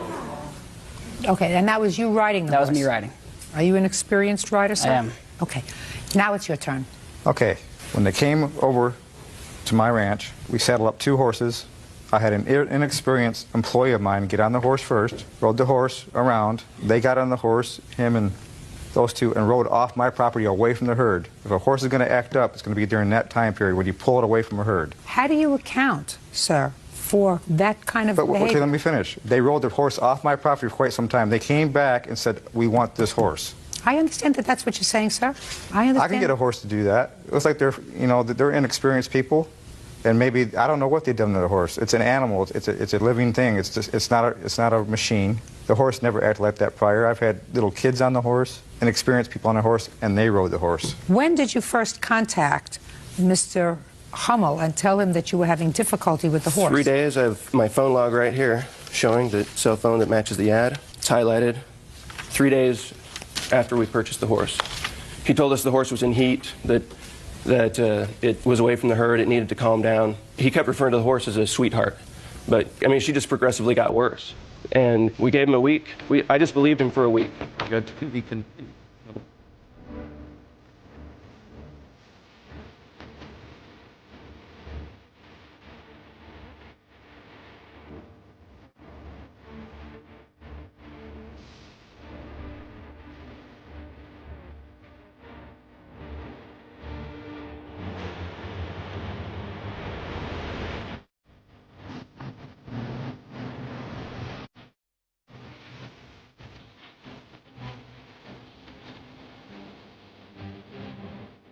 Yes.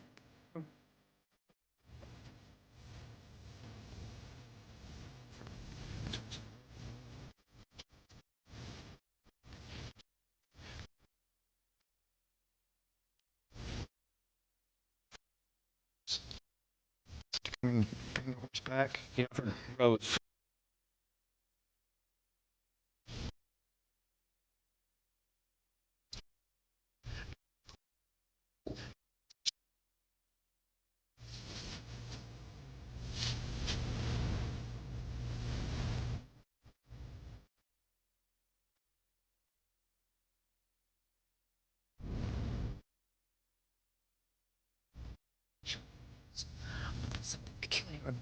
I'm not accusing you of doing anything before they arrive. Put your hand down. I'm sorry. Don't you notice that I see you? I'm in the middle of talking. Yes, ma'am. I'm not accusing you of doing anything, sir.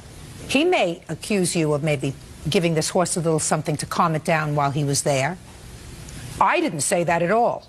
All I'm suggesting is there's something fishy with regard to your story about where you get all your horses and when you bought them. Why is that fishy? Because I could tell from your gait, sir. That's what I do for a living. I've been doing it for 35 years. I can tell when somebody's not telling me the whole truth, Mr. Hummel. And whatever else you did today with regard to your story about where you got the horses from, when you got the horses, what you paid for them, and how long you've had them, something isn't quite right. I don't have to necessarily figure out what that is because it's not particularly relevant to this lawsuit. I understand what you're telling me, that they came, that they saddled up the horses, that they rode off of your property, that the horse behaved reasonably on your property, that they came back the next day. The next day when they came back, they found that there was slight difficulty with the horse, getting the horse into a trailer. But that's a possible problem with most horses. They don't like to go into trailers. It's a confined space.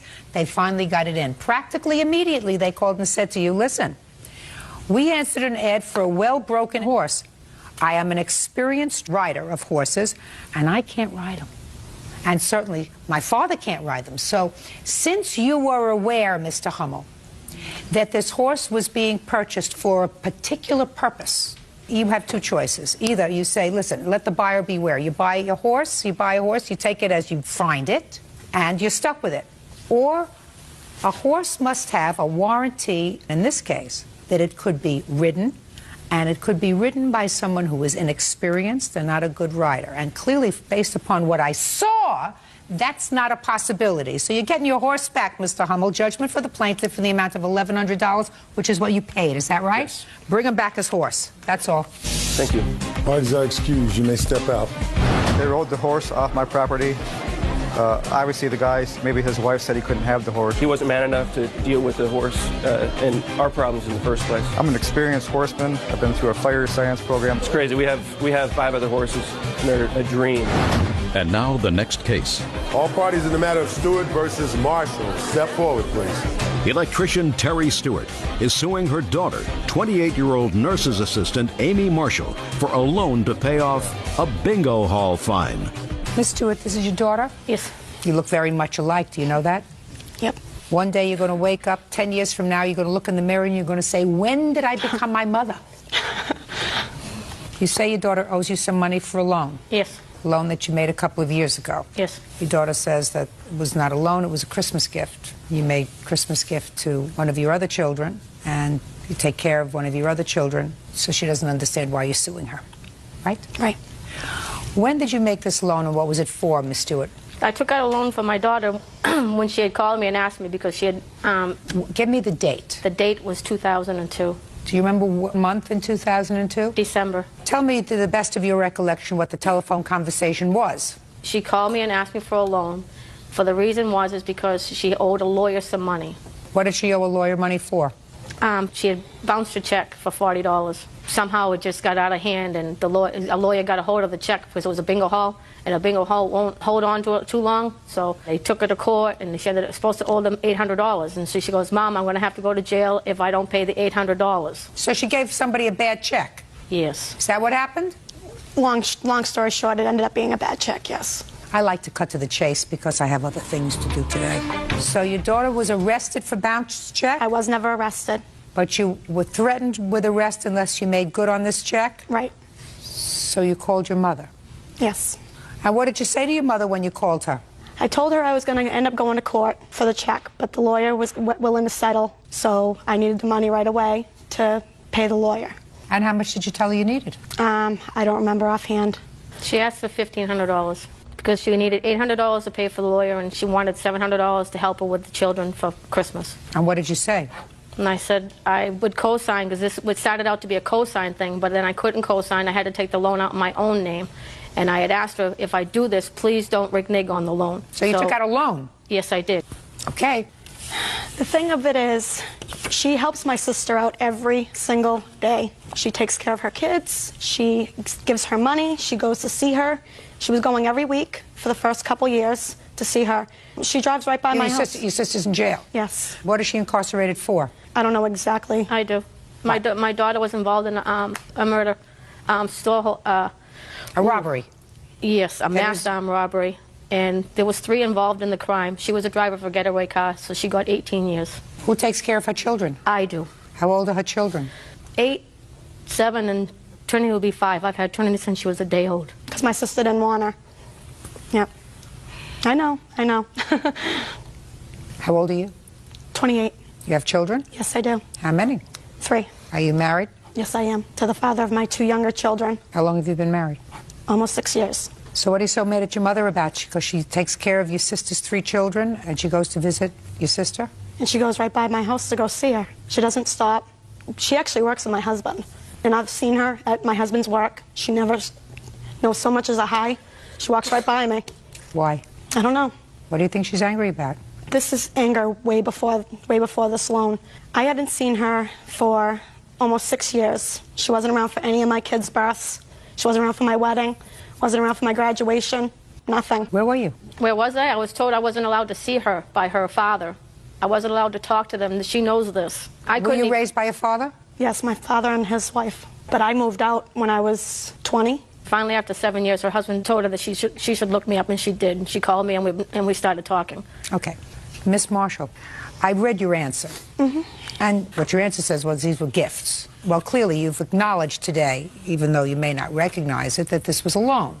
And what it appears to me is that you're angry because your mother has taken on the burden and the responsibility of your sister's children, and she has neglected you. And so you feel as if you're entitled to this. The law doesn't work that way. Your mother took out a loan because you called and asked her to take out a loan. Right. You paid her back some of it. Yep. Right? Yes, I did. So it's unfortunate for your mother that she's had to take on the responsibility of raising 3 children until they're grown. May I stop? I also have an 8-year-old son of my own. So now you have 4 children. Yes. Who helps you take care of the children? My mother does. Your mother? Yes, my mother. How much do you owe your mother? I made 4 payments. That was $400. And I gave her my big screen TV. She gave me $300 cash for it, and $500 was supposed to be towards that loan. So that's $900 towards the loan that was paid. No, the $500 to be on was the first time she got $500 from me for my taxes. So I gave her $500, and then when they were selling the great big screen TV, I said, I'll give you $300 because I knew they needed some money, but you still owe me the $500 towards the taxes that you borrowed from me. So this will set it straight. Does that sound familiar? No. It was supposed to go towards that loan. Well, you people have to keep better records. How many payments did your daughter make to you in cash for this loan? I'm not talking about television. I'm not talking about anything else. How much? $800 in cash she paid towards that loan. Okay, good. You don't see her children. She wouldn't let me see my grandchildren. Why don't you stop by her house when you go to visit your daughter? I didn't know where she lived. Somebody else had to tell me where she lived. You have any objection to your mother stopping by and seeing the children? No, I don't. I encourage it. I want to see my nieces, too. We can do that. Well, why don't you do that? Why don't you do that on Sunday? That's when she usually goes to see my sister. Why don't you do that on Sunday? I don't. What time do you go to visit your daughter? I leave about 10 o'clock in the morning. And what time do you get back? About 9 o'clock at night. That's a long day. I take my mom to see her handicapped brother, which my mom is handicapped, so I take her when I go to see my daughter so my mom can see her brother. Oh, my goodness. Why don't you make time on the weekend? Yes. To go to see your daughter with her 3 nieces who she would like to see, visit your grandchildren, spend an hour. I can do that. I miss my grandchildren. I can do that. And I miss my mother. You know, I actually, the day before I got these papers, I actually called her to reconcile. She did. You know, and I don't know why I always have to be the one that calls her. Well, you shouldn't be. I shouldn't. All right, let's make arrangements to do it on Sunday. We can do that. Okay? Good. Judgment for the plaintiff in the amount of $700. Thank you. Parties are excused. You may step out. I'm to order. All rise. Now, this is case number 39 on the calendar in the matter of Bishop versus Schultz. Parties have been sworn in. You may be seated. Sir, have a seat, please. Ms. Bishop, you and your family were renters in a 4-unit complex, according to what I read in your complaint.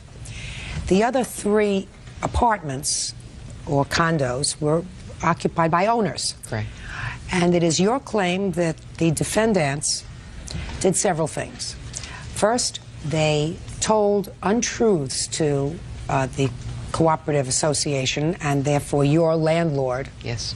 Causing you to be evicted. Yes. And next, you allege that the defendants, one or both of them, put needles in your laundry which got into your baby's pajamas, which caused injury to the baby. But shh. And you want to be compensated. Yes, ma'am. I assume that they did not put any needles in your laundry on purpose.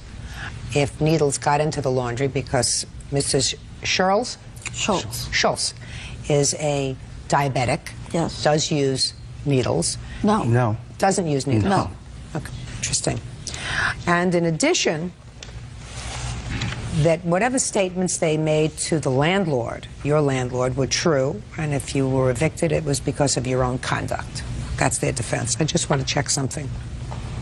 Well, I'm reading your answer, Mr. Schultz, and your answer says, my wife is diabetic, And when the plaintiff's husband brought the lancets to me... There's a difference between lancets and needles. Oh, okay, lancets. Okay, yes. So I used yes, the wrong word. Used Lancets. Lancets. When plaintiff's husband brought lancets to me, he said he found them in the washer.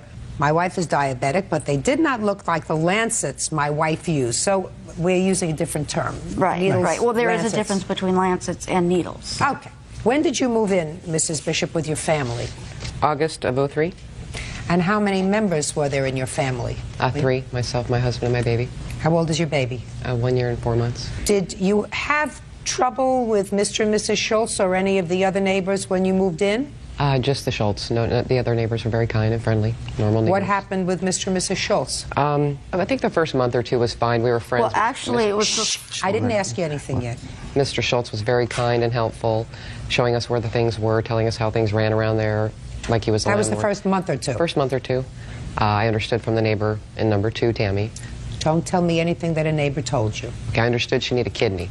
So I went up and offered her a kidney and asked her what blood type she was. She said she was blood type AB. And we talked about it. So, it's good.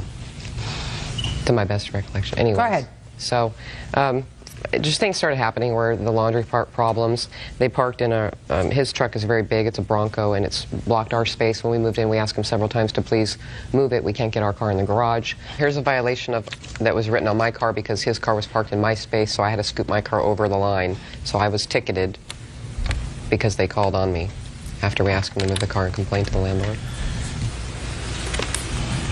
Mr. Schultz, did you and the plaintiff and or her husband ever have a conversation with... Could you stand up and take your hand off your hip? I'm sorry. Did you and the plaintiff or her husband ever have a conversation with regard to your truck encroaching on their parking space? No, not... Never? No. Never? No. Your Honor? No. And actually... However, excuse me, Your Honor, however, though, I did quite a few times ask them if they could move their car over because I couldn't get into my car, and she is... Now, just one second. Okay. So there was a problem. There was a problem. Now, when there was a problem, it was because their car was parked too close to the line, yet their car was parked within their lines. But you have a very large car, and in order for you to get in and out of your spot, you wanted them to move their car further over. To the other line. I understand. Your wife is answering the question, sir. I mean, you know, I understand. She understands what I'm saying. You may want to give me a lot of baloney, but I'm not going to tolerate it. You asked them to move their car to the other side because you have a very large car and it was difficult for you to get in and out of your car. Is that a fair statement? That would be a fair statement. That's a fair statement. Okay. And what I assume happened is you parked it as close to the line as you possibly could. Is that what you're telling me? Not necessarily, but Not necessarily. Let me see the pictures. I'm 10 steps ahead of you, sir. There's a picture I'm of his 10 steps Bronco, ahead of you. And here's the rules and regulations. You know, fortunately, we all come to our jobs, Mr. Schultz, with a life's experience. I'm grateful for that. Yeah, well, in this case, you may not be. Let's get to the rest of the complaints that were made, because that's what you're alleging. Let's get there, and let's get there fast. Okay. And then we'll get to the Lancets. Okay. I just... What? May I ask my witness to come up and explain? Absolutely. Who are you? I'm her husband, Brett Bishop. Okay, do you have the complaints? No, we do not have the complaints. Well, then how am I supposed to adjudicate that we part of were your not claim? able to get them from our landlord in time. Well, then, yeah, I have to strike that part of your claim. Okay, then I have nothing in that regard. Good, fine. And let's get to the needles incident. I went out to get the baby's laundry out of the dryer. And When was this? January 29th. And found needles in the dryer, and I came back in the house and called my husband, and he told me that they might be hers because she's diabetic. Okay. Do you have any of them with you? Yes. And this was before you put any clothes on the baby? No. What do you mean no? Similar of what the needles look like. You see, what you state in your complaint is that your baby was uncomfortable, and the next morning you found needles in her pajamas. Then you went down to the laundry and you found needles. Now you tell me that on the 29th of January, you went down to the dryer and found needles in the dryer. I got the needles out of the dryer, and I came back into the house and called the police. Yes. My husband came home at the same time. Yes. And he can pick it up from there. The police officer went and spoke with Mrs. Schultz. Listen to me. Were you there when the police officer spoke to Mrs. Schultz? I was not in his presence. He spoke to her on her balcony. We waited in the house. He came down and told us what she said. That's hearsay. I'll look at a police report if you have it. Yeah, we have a police report. In that police report, she admits that the needles were hers. Shh. Sorry. Now, according to the police report, I'm just telling you what the police report says. Okay. It says that you advised the police that the needles were left in your clothing by accident. I got it. What's next? We have photographs of the needle. And we did not know that where the needle came from, where the scratches came from originally. I don't know what scratches you're talking about, Matt. I have no clue as to what scratches you're talking about. We found a needle later in my baby's diaper. After we phoned the police, we discovered that the scratches that were on her that were not on their. I have no idea what you're talking about, madam. I asked you, tell me about the incident involving the needles. Okay. And you told me on the 29th of January you found needles in the laundry. And now you're talking to me about scratches, and I have no clue as to what you're talking about. On the 28th night, I put my baby to bed. In the morning when she woke up, my husband... It was on the 9th. What are you telling me? On the 9th, we put our baby to bed. I usually put the baby to bed, and she had no scratches to her labia area. She was very fussy that night. We thought she was teething. The next morning when I got up to take her to the nanny, I noticed when I was changing her, she had a dirty diaper, so I wiped her up, and I noticed that there were scratches to her vagina area. We have pictures. What kind of diapers do you use? Pampers. Well, how could she have scratches to her vaginal area? That's where we're getting at, is the whole reason why we're here is the needles that this lady put in our laundry somehow got into our baby's diaper, scratched up her labia. We have pictures to document that. We have pictures of the needles and the emergency room doctor. We dug through the diaper pail. Saw those. We have a diaper pail we keep the diapers in, and after discussing with the officer and finding out the needles 2 weeks later that she had got scratched from, we assumed we better look through the old diapers that we keep in the pail, which we have pictures of the diaper pail and the needle in the dirty diaper. So that's how we didn't know where the scratches came from. But you don't put diapers in the wash. Shh. Push it. So we put 2 and 2 together and took her to the emergency room, and they wrote the report that needles stick to the labia. And they did the HIV test on her, hepatitis testing. And So what you're telling me is, I mean, I don't know what these pictures show, madam. You're showing me a picture of a dirty diaper with a blue needle in it. Is that what you're showing me you found? Yes. I don't believe you. I don't believe that 2 weeks later you kept dirty diapers in a pail. The baby goes to the nanny Monday through Friday. Let me explain something to you, madam.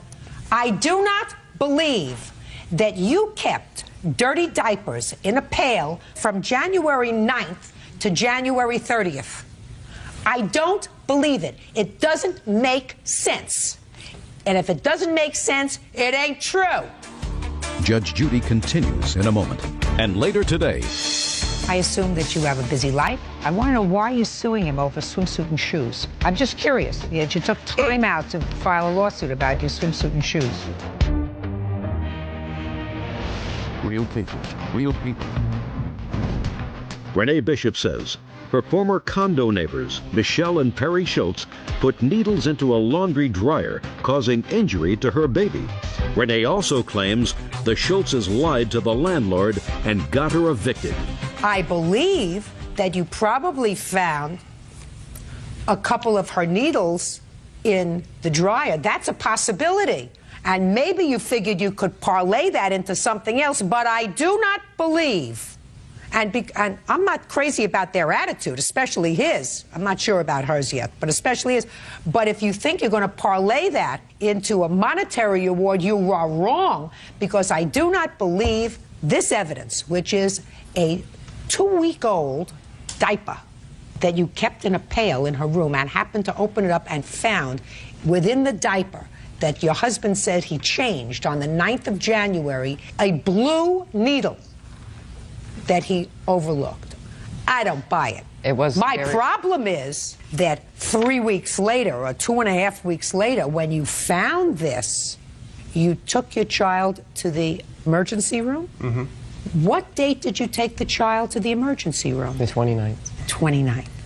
So what you're telling me is you didn't see the problem on the 9th. Yes, we did. Well, show me what you did. I took her to my doctor for shots. 2 days later, she had a date for shots. There's red marks on the buttocks. Let me see. 2 days later, let me see what the report says. Well, infant. Red marks on Red buttock. mark on buttock. That's not what your husband just told me. Your husband told me that she had needle punctures on her labia. Listen, what do you think? I was born yesterday. Your case is dismissed. They may have not been good neighbors, and they may have done a lot of things that were nasty to you, but you're not going to parlay that. My only problem is you did take the child 2.5 weeks later to an emergency room where somebody found a needle prick on the child. My question is, how did it get there 2.5 weeks later when it wasn't on the doctor's report 2 days after what you allege is the incident? Because that causes me a great deal of concern. Not from them, but from you. Your case is dismissed. Your Honor, Step out. thank you, Your Honor. Out. Thank you. I didn't put the lancets in the washer or the dryer. They just started turning psycho and messing with our cars, cutting our vehicles up, all kinds of stuff. We've lived there 8 years, never had a problem with anybody until they moved in. I think because they're just really jealous. Their kid's autistic, unfortunately. So does that mean I'm jealous of every normal child in this world? I don't think so. He used to tell us all the time, oh, you're so lucky to have a healthy baby. She's so beautiful. She's so this, she's so that. And I think there was a fine line between jealousy and hatred. That's just a farce. I mean, they're just reaching, you know. Desperate people will do desperate things, you know, and they're desperate. And now the next case. All parties in the matter of McCullough versus Nelson's Nautilus. Step forward, please. Student Renee McCullough is suing the owners of her gym, Preston Nelson and John Ashey, for breaking into her locker and selling her belongings. The men say Renee's locker dues were 6 months delinquent. Miss McCullough, you belong to the defendant's gym, according to your complaint, for about 9 years. That's correct. And then there came a time recently that you stopped going, about a year ago. And it is your claim that they clipped the lock off your locker after several months and got rid of your stuff. You want them to pay you $600 for what you claim was in the locker. When did you first rent your locker? The first time I rented it was for a year. It was in November of 2001. And how much was the rental on the locker for that year? I paid $100. He gave me a break. I paid a year in advance. Is that right? That sounds correct. Okay, $100 for the year. That was in 2001. Yes, ma'am. Did you pay in 2002? Is not an answer. No. Why not? Because it was my understanding when I paid for my year in advance that it would be included in my automatic payment out of my bank, and in the event that it wasn't, that Preston would let me know. Did you have that conversation with her? I would say yes, I did. We could not find any paperwork to show that, and so I don't know where it all fell short, but I have no paperwork that would show that. Typically, it was a prepaid year only. Okay. When did you stop going to the gym at all? At approximately middle of 2002. And when did you go back? The end of July of 2003. And when you went back in July of 2003, you found your locker opened? Exactly. Okay, well, you know, that's well over a year ago. What have you done in the last year? After I found out my lock had been cut off, I spoke to Mr. Ashby, and he said he had to speak to his wife to find out where my belongings were. He thought that they still had them on the premises. At that time, I found out that no, they were no longer there. I left a note with Mr. Ashby concerning, you know, I had quite a bit of belongings in that locker, and that if they would pay me for my swimsuit and my shoes, I would go away. Do you work? I assume you do. I did previous to this, yes. What are you doing now? I'm going back to school. How do you support yourself? Through my husband. Oh, okay. So your family supports itself? Yes, ma'am. And you're going back to school. What I want to know is, I assume that you have a busy life. I want to know why you're suing him over swimsuit and shoes. I'm just curious. Yet you took time out to file a lawsuit about your swimsuit and shoes. It's the principle of the thing. I expect that if they run a business, that they need to comply with the laws that regulate the renting of areas. Well, but the truth of the matter is, Ms. McCullough, from what you tell me, you didn't go back to the gym for almost a year. And during that period of time, the locker was really not paid for. You assumed that it was going to be paid for. You assumed that they would notify you in the event that it wasn't paid for. Have you lived in the same place Yes. all the time? Well, what I don't understand, Mr. Nelson, quite frankly, is why couldn't you just send her a note? Drop her a note and say, listen, we're going to empty out your locker because it hasn't been paid for, and it has to be paid for. You know, you better come and get it within the next 2 weeks. Right. That really, a lot of the specifics, when Johnny came on board, the records were not well kept. We didn't have an automatic payment system in place for lockers. That was something that was discussed, but primarily it's a membership tanning health club. Okay. So what Miss McCullough was asking for initially was $160. Is that right? That's what I have, yes. Right. That's what she said here. Originally, I told him, you've just paid me $160 for my swimsuit and sneakers. That would be fine. And she's here just for the principle of it. Right? Correct. Judgment for the plaintiff in the amount of $160. That's all. Thank you. Eyes, excuse. You may step up. Your Honor, this is case number 334 on the calendar. In the matter of Berger versus Berger, parties have been sworn in. You may be seated, folks. Have seats. Mr. Berger, you and the defendant used to be married. You have 2 children together. You've been divorced according to your complaint for 18 years. Yes, ma'am. You say that your former wife owes you $302.44, which you claim you overpaid in child support for one of your children who graduated from high school and the money was taken out of your pay. Yes, ma'am. You want her to give you back that money. Yes, ma'am. And your former wife says that she used that money for your daughter's graduation, the expenses for graduation, and get over it. Which, quite frankly, considering everything in this world, would be my response to you, too, were you my ex-husband. But since we're not there, I'm going to find out whether there is any merit to your claim, sir. Yes, ma'am. You have how many children? 4. How old are they? The youngest is 14. The oldest is 24. Okay, and with the defendant, you have an 18-year-old Yes, ma'am. and? 22-year-old. So it's only your 18-year-old daughter that we have issue with. Your younger children still live with you? Yes, ma'am. Okay. And how much child support were you paying when both children were living with your former wife? When I was paying for both of them, at the end, it was $300 a week, I think it was. $300 a week or $300 a month? Sometimes support was ordered per month. Sometimes it was ordered per week. You know? Yes, ma'am. It was $760. A month? Yes, ma'am. This is the documentation of all the, since it's been going through child support enforcement, of how much he's been paying.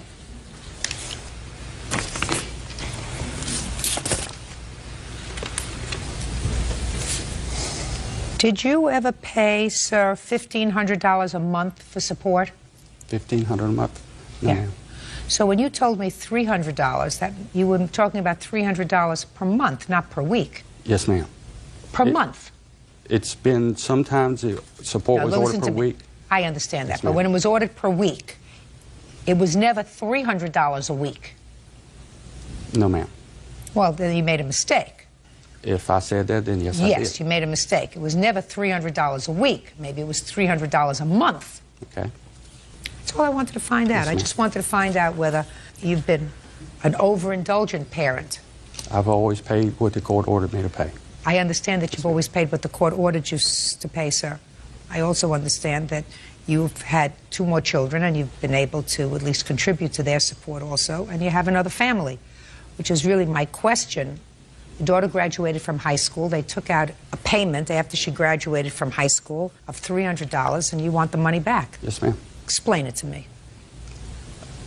The support was ordered to cease on June the 14th.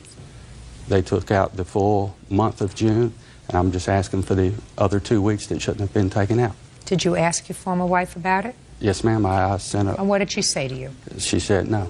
Did she say anything about graduation expenses? No, ma'am, she did not. If she said something to you about graduation expenses, you know, the additional money that she had for graduation, for ring, for gown, for whatever. Gown, ring?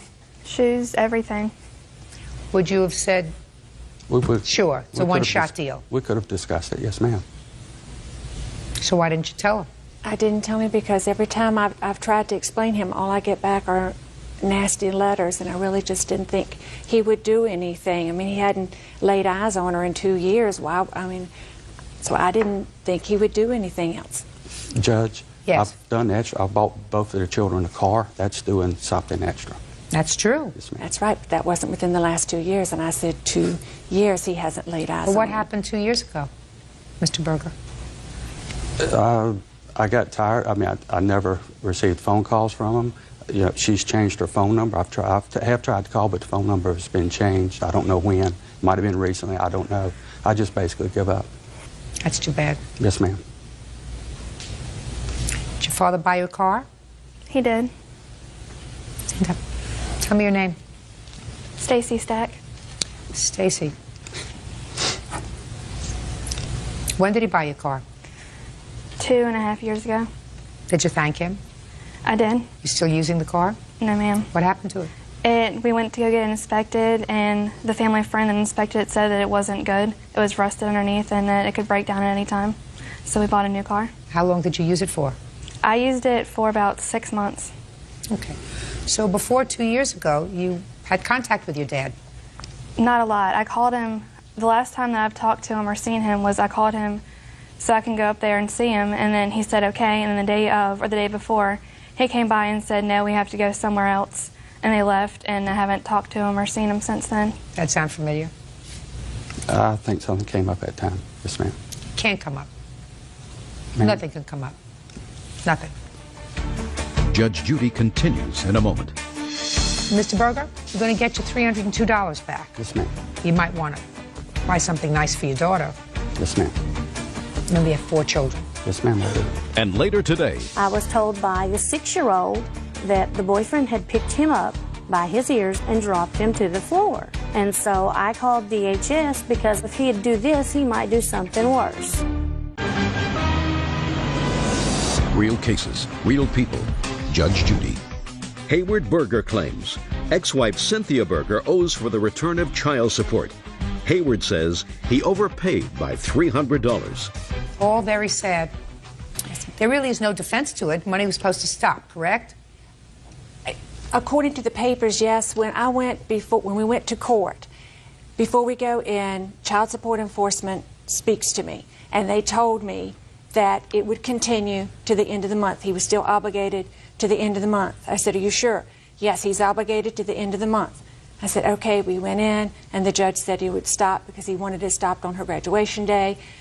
And I called child support enforcement again, told them, you know, and they said, no, he's still obligated till the end of the month. So I just, you know. You took it. The judge makes the order, and the judge said it's supposed to stop on the 14th. How old are you? 18. When were you 18? March 13th. Okay. And the overpayment was $302? Yes, ma'am. Okay.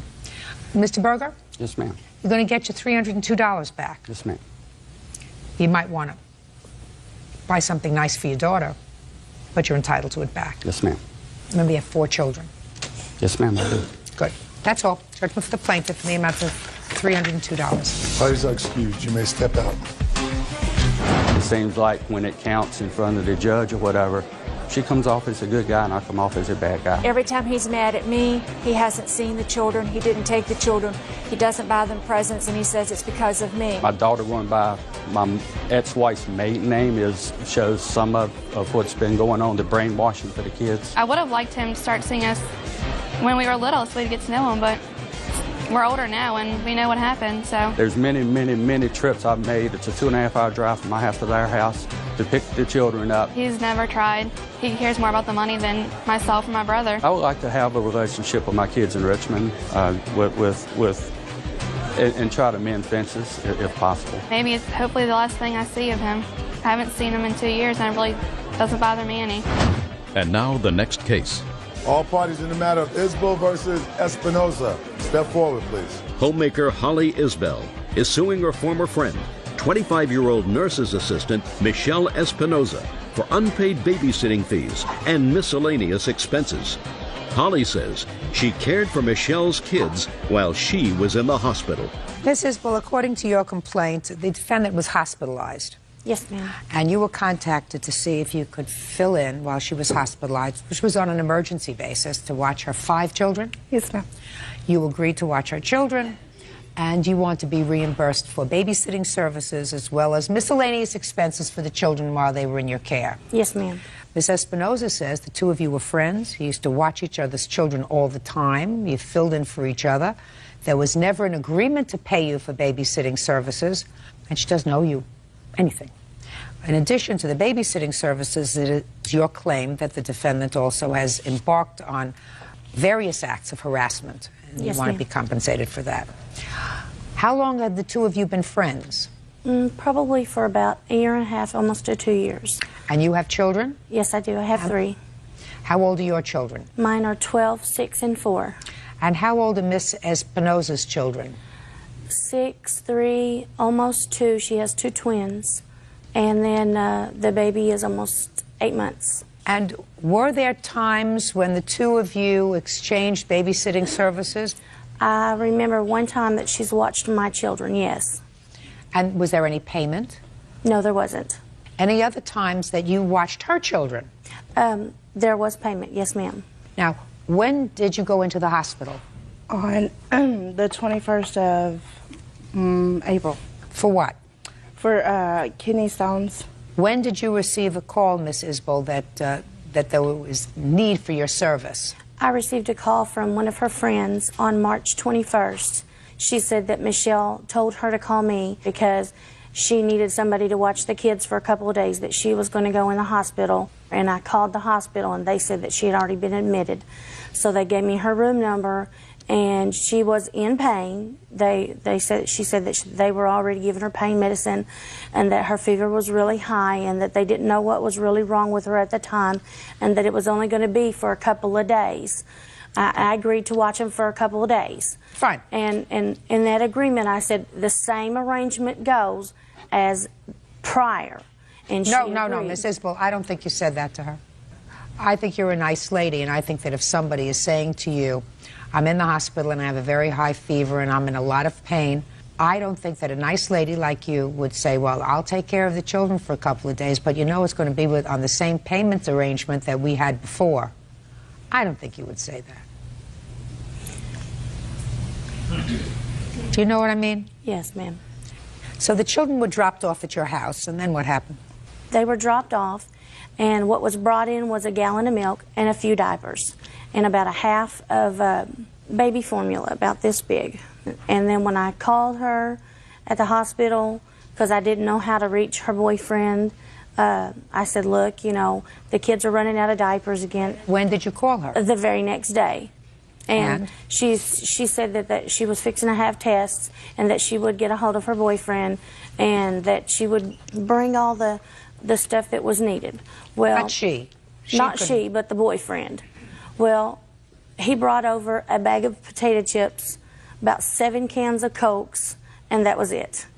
And then I noticed bruisings on some of the kids, and just different things that were happening. And the 3-year-old had bruisings on his ears.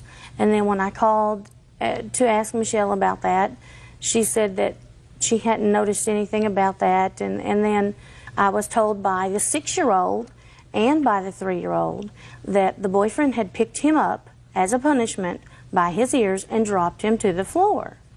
And so I called DHS because I was scared that if he'd do this, he might do something worse.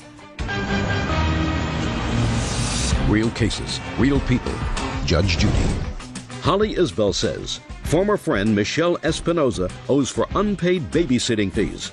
Michelle says there was never an agreement to pay. Where was the boyfriend for the 4 days? He works. What kind of work does he do? He's a cook.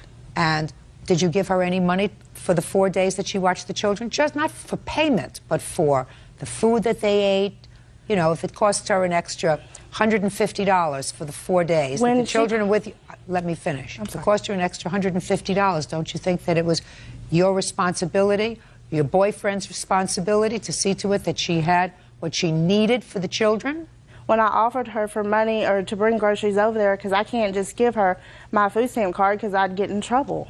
I'm not asking you to give her your food stamp card. Your boyfriend works.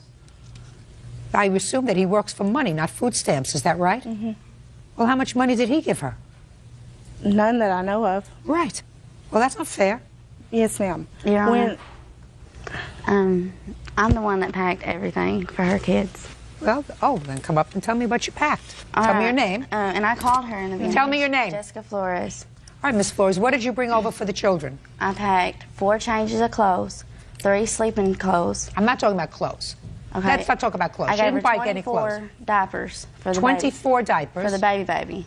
And the twins are in diapers. I gave her 50 for the twins. And when I did the milk, Michelle had the big count on my ounces, but it's not the 12 ounce. It's like a 32 ounce, and it was brand new. It wasn't even opened. I put that in with the Pampers and a gallon of milk because Michelle told me that's all she wanted. Is that what she brought over to you? No, ma'am. What It did was she bring not. over?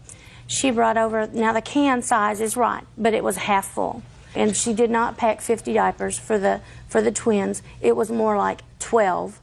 Do you have a receipt for items that you bought for the children during that time? I do not, because I only paid once to buy just a really cheap pack of diapers for the twins. So how much did you pay? Food was $169.41 because I had to replace everything, you know, because they ate a lot. Okay, They didn't get to go to school. $169.41 for 4 days for 5 children. What else? And I'm asking for replacement of the mattress or replacement of the bed because her oldest son had wet on the bed for 2 nights and hid it. Well, how old is he? He's 6. Okay. Do you think that it's possible that his mother is in the hospital and he's taken out of his familiar surroundings and he's taken to your house, that he's a little bit agitated, so you're blaming a 6-year-old because he tried to hide the fact that he had had an accident in the bed? Miss Isbell, get it together. And tell me about the harassment. She would call and she would leave messages on my phone. And I have one tape. I'd like to hear it. Holly, I don't appreciate you going to a mission outreach or Compassion or wherever and using my name to get my children diapers, and when you tell me you paid for them, what kind of Christian person are you?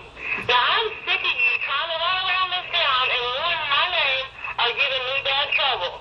You keep on and you will have trouble yourself, Holly. Now, I'm just a little bit sick and tired of this. All right, so she's telling you she's angry because you've been saying bad things about her. Go ahead. But it's not harassment. Well, this was because 2 days after, DHS was knocking on my door. And there's another case involving me and my daughter that she knows about. It involves a sexual act that happened to someone, and she knew about it. And so you think that she called Children's Services to report on you? I really believe that. Okay, she may have, but you can't prove it. So far, I think that she has to reimburse you for your expenses with regard to taking care of her children, because I think that that's the right thing to do. And I think that there was probably an implied agreement to take care of your children's necessaries. Now, how much do you think is appropriate to reimburse Miss Isbell for the service that she provided in watching your children for 4 days? I don't know what she purchased on my children. She went to the Compassion Outreach for diapers that she said she purchased herself. No, she's not asking for diapers. She's not asking for diapers at all. She spent $169.41. That's what she says she spent If she for the spent children. that, why didn't she ask me for groceries when I asked her to go get them? Oh, I want you to turn around and look at her. Turn around and look at her. Miss Espinoza, I want you to say the following words. Thank you for taking care of my children when I couldn't and my boyfriend couldn't. Thank you for taking care of my children when I couldn't and my boyfriend couldn't. Good. Judgment for the plaintiff in the amount of $169.41. Thank you. Party judge speech, you may step out. 9 on the calendar in the matter of Howard versus Yancey. Parties have been sworn in, Judge. You may be seated. Folks, have seats, please. I have 2 cases in this mishmash that I'm going to try to sort out. According to you, Mr. Howard, you and the defendant dated for a while. Yes, ma'am. And you have certain complaints against her that date back to December Yes, ma'am. of 1999. Yes, ma'am, I do. So let's deal with them. First, you claim that your now ex-girlfriend, Yes, ma'am. sometime in early December, was angry with you about something and she keyed your car. Certainly. Certainly. Then, after she keyed your car, a couple of days later, you had a fight and she vandalized your house. Right. And then you complain that in April you bought her a ring. Yes, ma'am. So first she vandalized your car, then she vandalized your house, and then you bought her a ring. Yes, ma'am. That's what I mean, I'm trying to just follow the scenario here. Okay. And you claim that this ring that you purchased for her was not an engagement ring, and there was an agreement with her that she would pay for half of the ring. Yes, ma'am. And that's what you want, half of the ring. Yes, ma'am. Okay. Tell me the circumstances surrounding her keying your car. It was about 7:45 in the evening. She called me and said, I'm getting off work. Can you come and get me? So I go out to pick her up. She got in the car, and I said we were probably traveling for probably about 10 or 15 minutes. And out of the middle of nowhere, we're sitting at the red light, and she smacks me. And I'm like, what was that about? And she was like, because I think it was one of her friends indicated to her that they saw somebody in the car with me earlier that day. Of the female persuasion? Yes, ma'am. So I said, Chris, what are you talking about? I've been at work all day. What are you talking about? So I proceeded, because I had to go back to my office to pick up one of my employees. So I went back to my office. I got out of my truck. I went into the building. When I came back, one of my employees said, she just keyed your truck. Well, I can't hear that, sir. Huh? Unless you have the employee here, I can't hear what somebody else said. Okay. And I asked her, I said, did you just key my truck? She said, yeah. So you asked her? Yeah, I asked her. And she said, yeah, I keyed your truck. Why'd you do that? I didn't, Your Honor. Did you say you had? No. Did you key it a little bit? Now listen, that's not saying he didn't forgive you. Okay. Because he might have forgiven you later, because he did buy the ring, right? Right. But you have to tell me the truth, because then if you tell a lie to me once, then I don't believe anything else that you say. Do you understand? Yes. Did you key his truck a little bit? No, Your Honor, I didn't. Did you have any discussion with him about keying your truck? No, not that I did it, but we discussed it. When? I don't remember the dates or whatnot, but I was driving his truck one day, and I noticed that it was dented and scratched up. And I said, you know, your truck is keyed up. And he said that he had no knowledge of it. Okay. So after she said, according to you, that yes, she keyed your truck, what did you do? I was angry about my truck, and I asked her, I said, you know, why do you always tear up my car when you're mad at me? My car doesn't do anything to you. You know what I'm saying? And did you see her the next day? As a matter of fact, I did, because I indicated to her, I said, well, my insurance company says if I know who vandalized the truck, then I have to file charges against them, you know? And she was like, well, I can't believe you're going to file charges against me. I'm not going to file charges against you. So you signed a statement to the insurance company that you didn't know? I never signed a statement. I didn't even file the claim, Your Honor. You have pictures of the scratch marks? As a matter of fact, I don't, because when we went to get them developed, yesterday they exposed them. So you have no pictures? No, ma'am, I don't. You have an estimate? No, I didn't, because Fine, then let's move on from the truck. Let's move on to the house. Okay. Tell me what happened. Well, I had some friends that came over. In particular, one of my friends that came over there, she suspected that I was messing around with. And that wasn't necessarily the truth. Not necessarily? Not necessarily, no, ma'am. Chris had really aggravated me that particular day. So I kind of wanted her to leave. But Chris is one of those people who just would not leave. All right? So I asked another young lady if she would take Chris out the house and go for a ride or whatever. And she said, yeah. So the young lady and Chris left and went for a ride.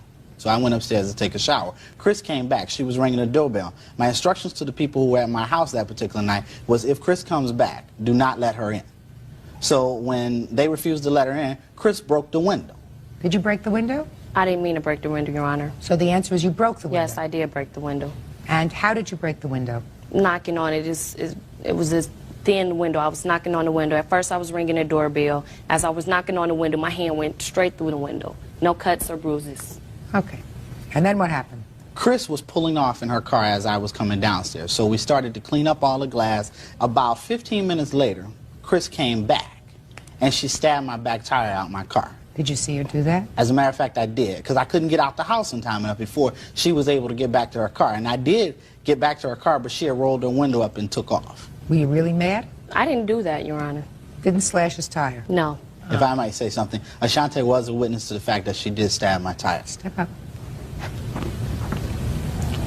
Over there. You were there that evening? Yes, Your Honor.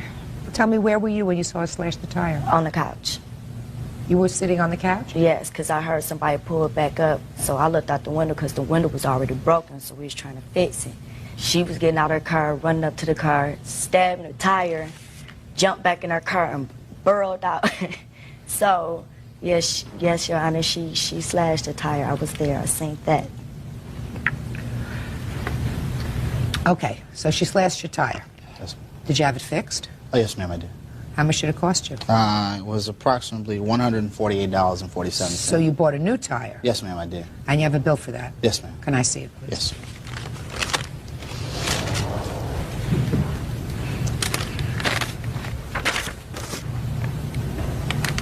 Okay, so you forgave her for breaking your window, you forgave her for slashing your tire. Yeah, I mean, honestly, Your Honor, I felt as if it was necessary to forgive her because, in many senses, it was inappropriate for me to have a guest at my house who should not have been there. They're not necessarily guests. Right. It was rather inappropriate for me to have her there. Judge Judy will continue in a moment. Where's the ring? I lost the ring. Did you buy her a new one? As a matter of fact, I did, Your Honor. Real cases, real people. Judge Judy. Corey Howard claims ex-girlfriend Christina Yancey keyed his truck and vandalized his home. Corey also says Christina owes him for the value of a ring. So let me hear about it. As far as he's saying about he had a female guest there was no one there but my best friend, Shantae, and Mr. Howard. So what were you angry about? You did go for a ride with this young lady. I didn't go for a ride anywhere. I stayed there, and then I left. I went to the store. I came back. And when you came back, they wouldn't let you in. They wouldn't let me in. Why do you think they wouldn't let you in? I have the slightest idea.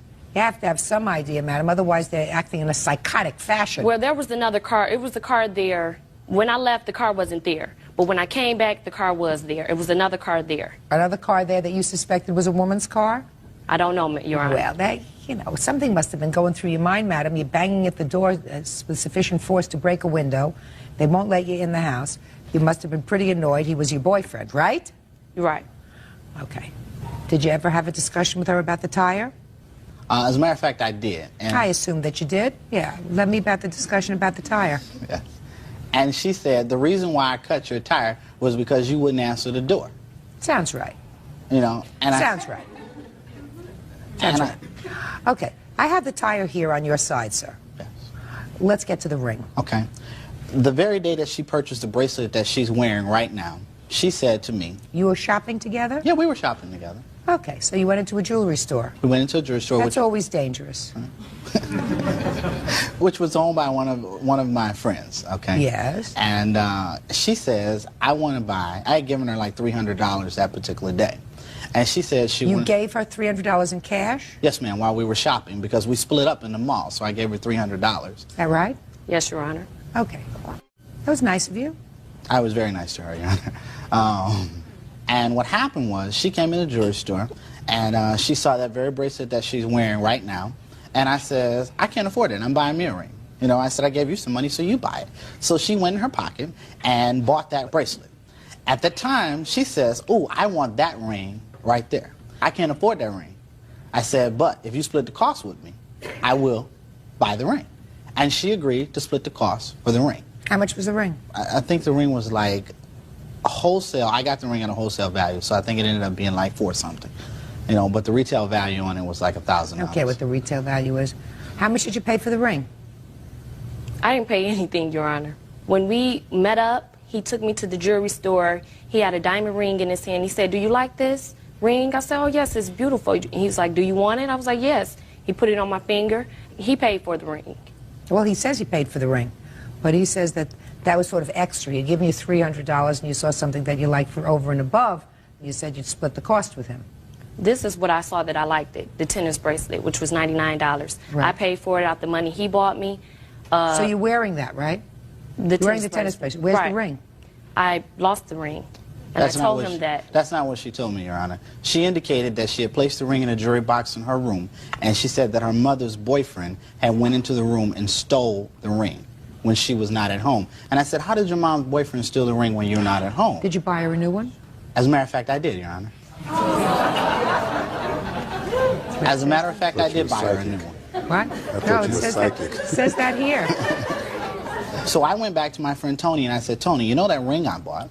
I said, do you have another one just like it? Well, of course, this ring was a very nice ring. All right, so you got her another one. Yes, ma'am. Where's the other one that he got you? It's at home, Your Honor. Uh-huh. She didn't offer to pay for half of that one. No, she didn't, Your Honor. All right. All right, so far what I have on your side, sir, is $148.47. Because if you were really interested in getting half the money back for this original ring that you bought, you wouldn't have bought her another one, right? No, that's not necessarily true. Yeah, well, it's necessarily true. So on your side is $148.47 because she slashed your tire. Madam. Okay.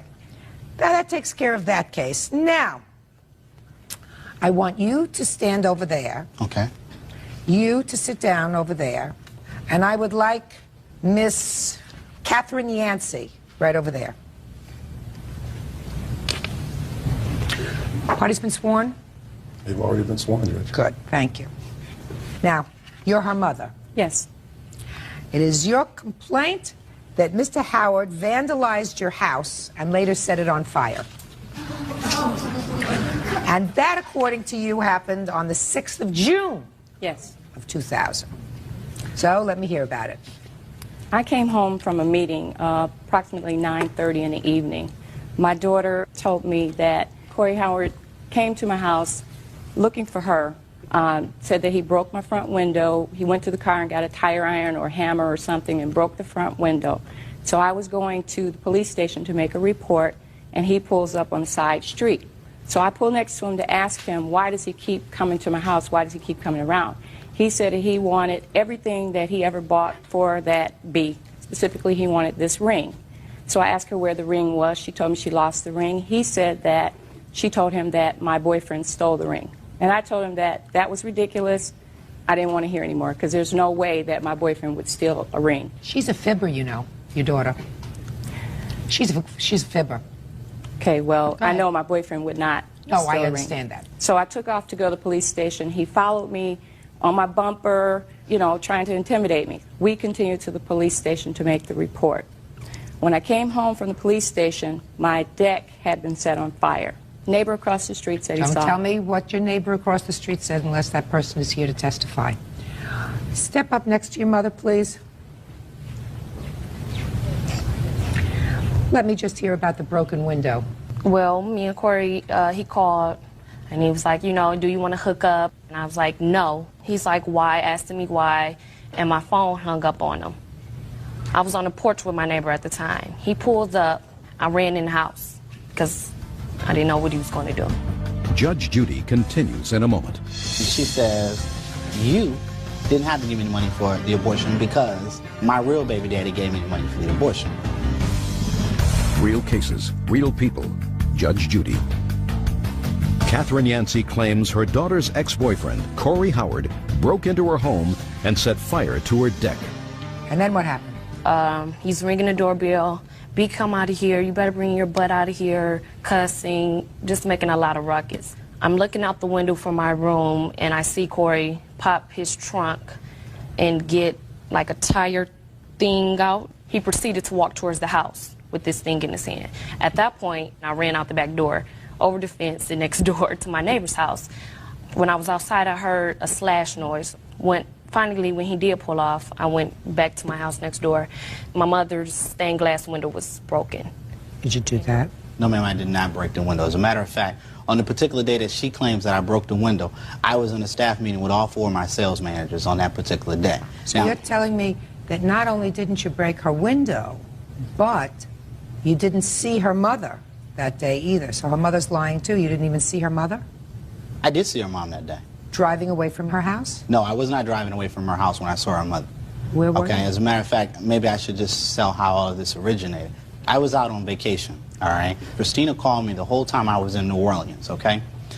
Christina says, I'm pregnant. I want you to give me $300 to have an abortion.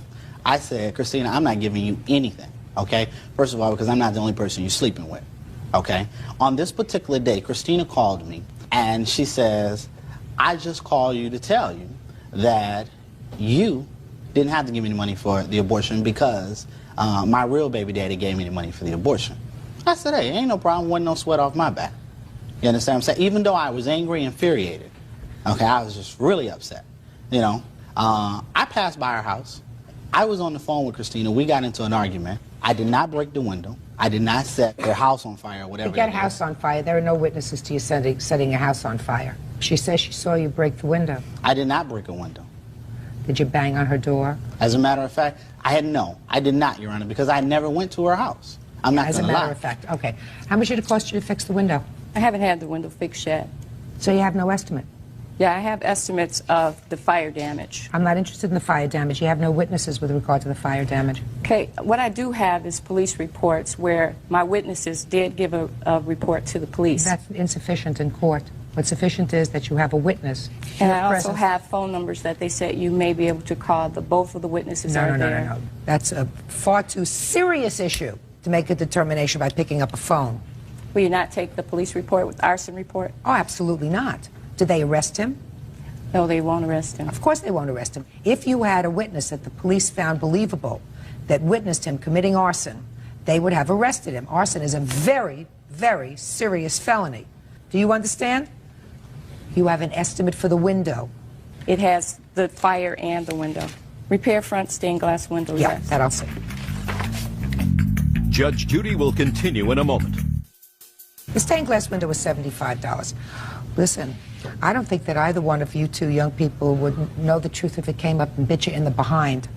I think that when you come to court and you testify in a court, the judge is supposed to be able to make a determination based on truthfulness. That's a hard thing when it comes to you two. However, I do find, madam, that you slashed his tire, and therefore he is getting the $148 that he spent to fix the tire that you slashed. And I do find, sir, that you broke a window. I can't make a determination that you committed arson, although that would be a really serious crime.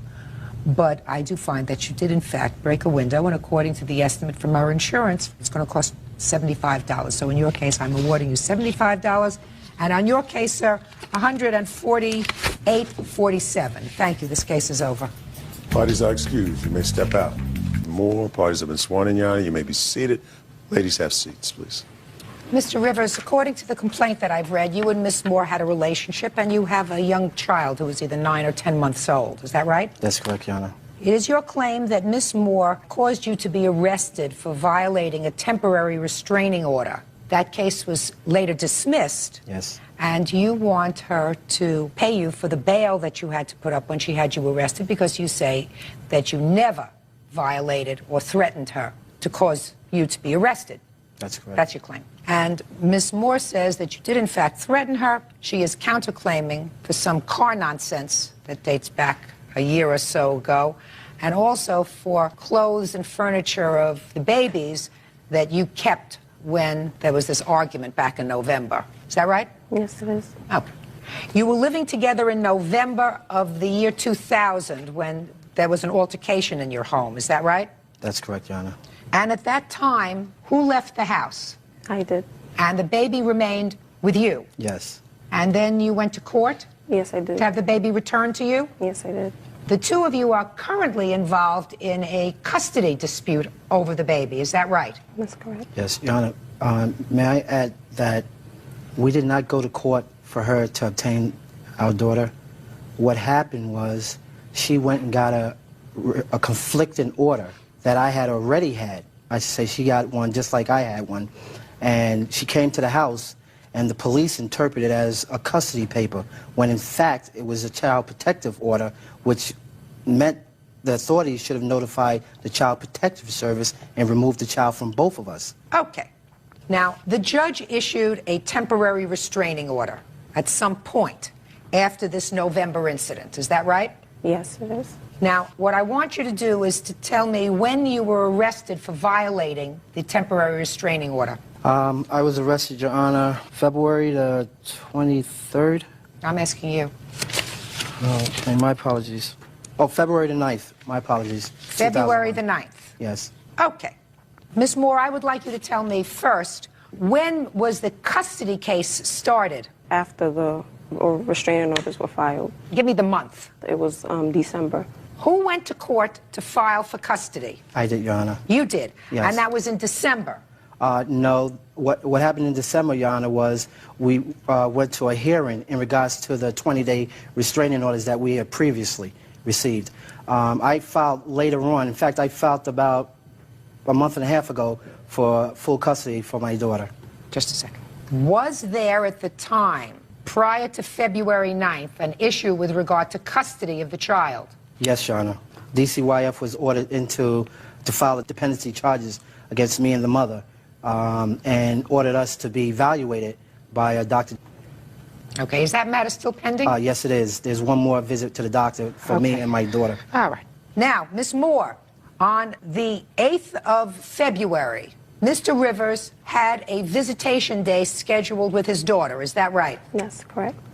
Was that pursuant to a court order? Yes, it was. And what was his visitation schedule? His visitation schedule was supposed to be every other week for an hour.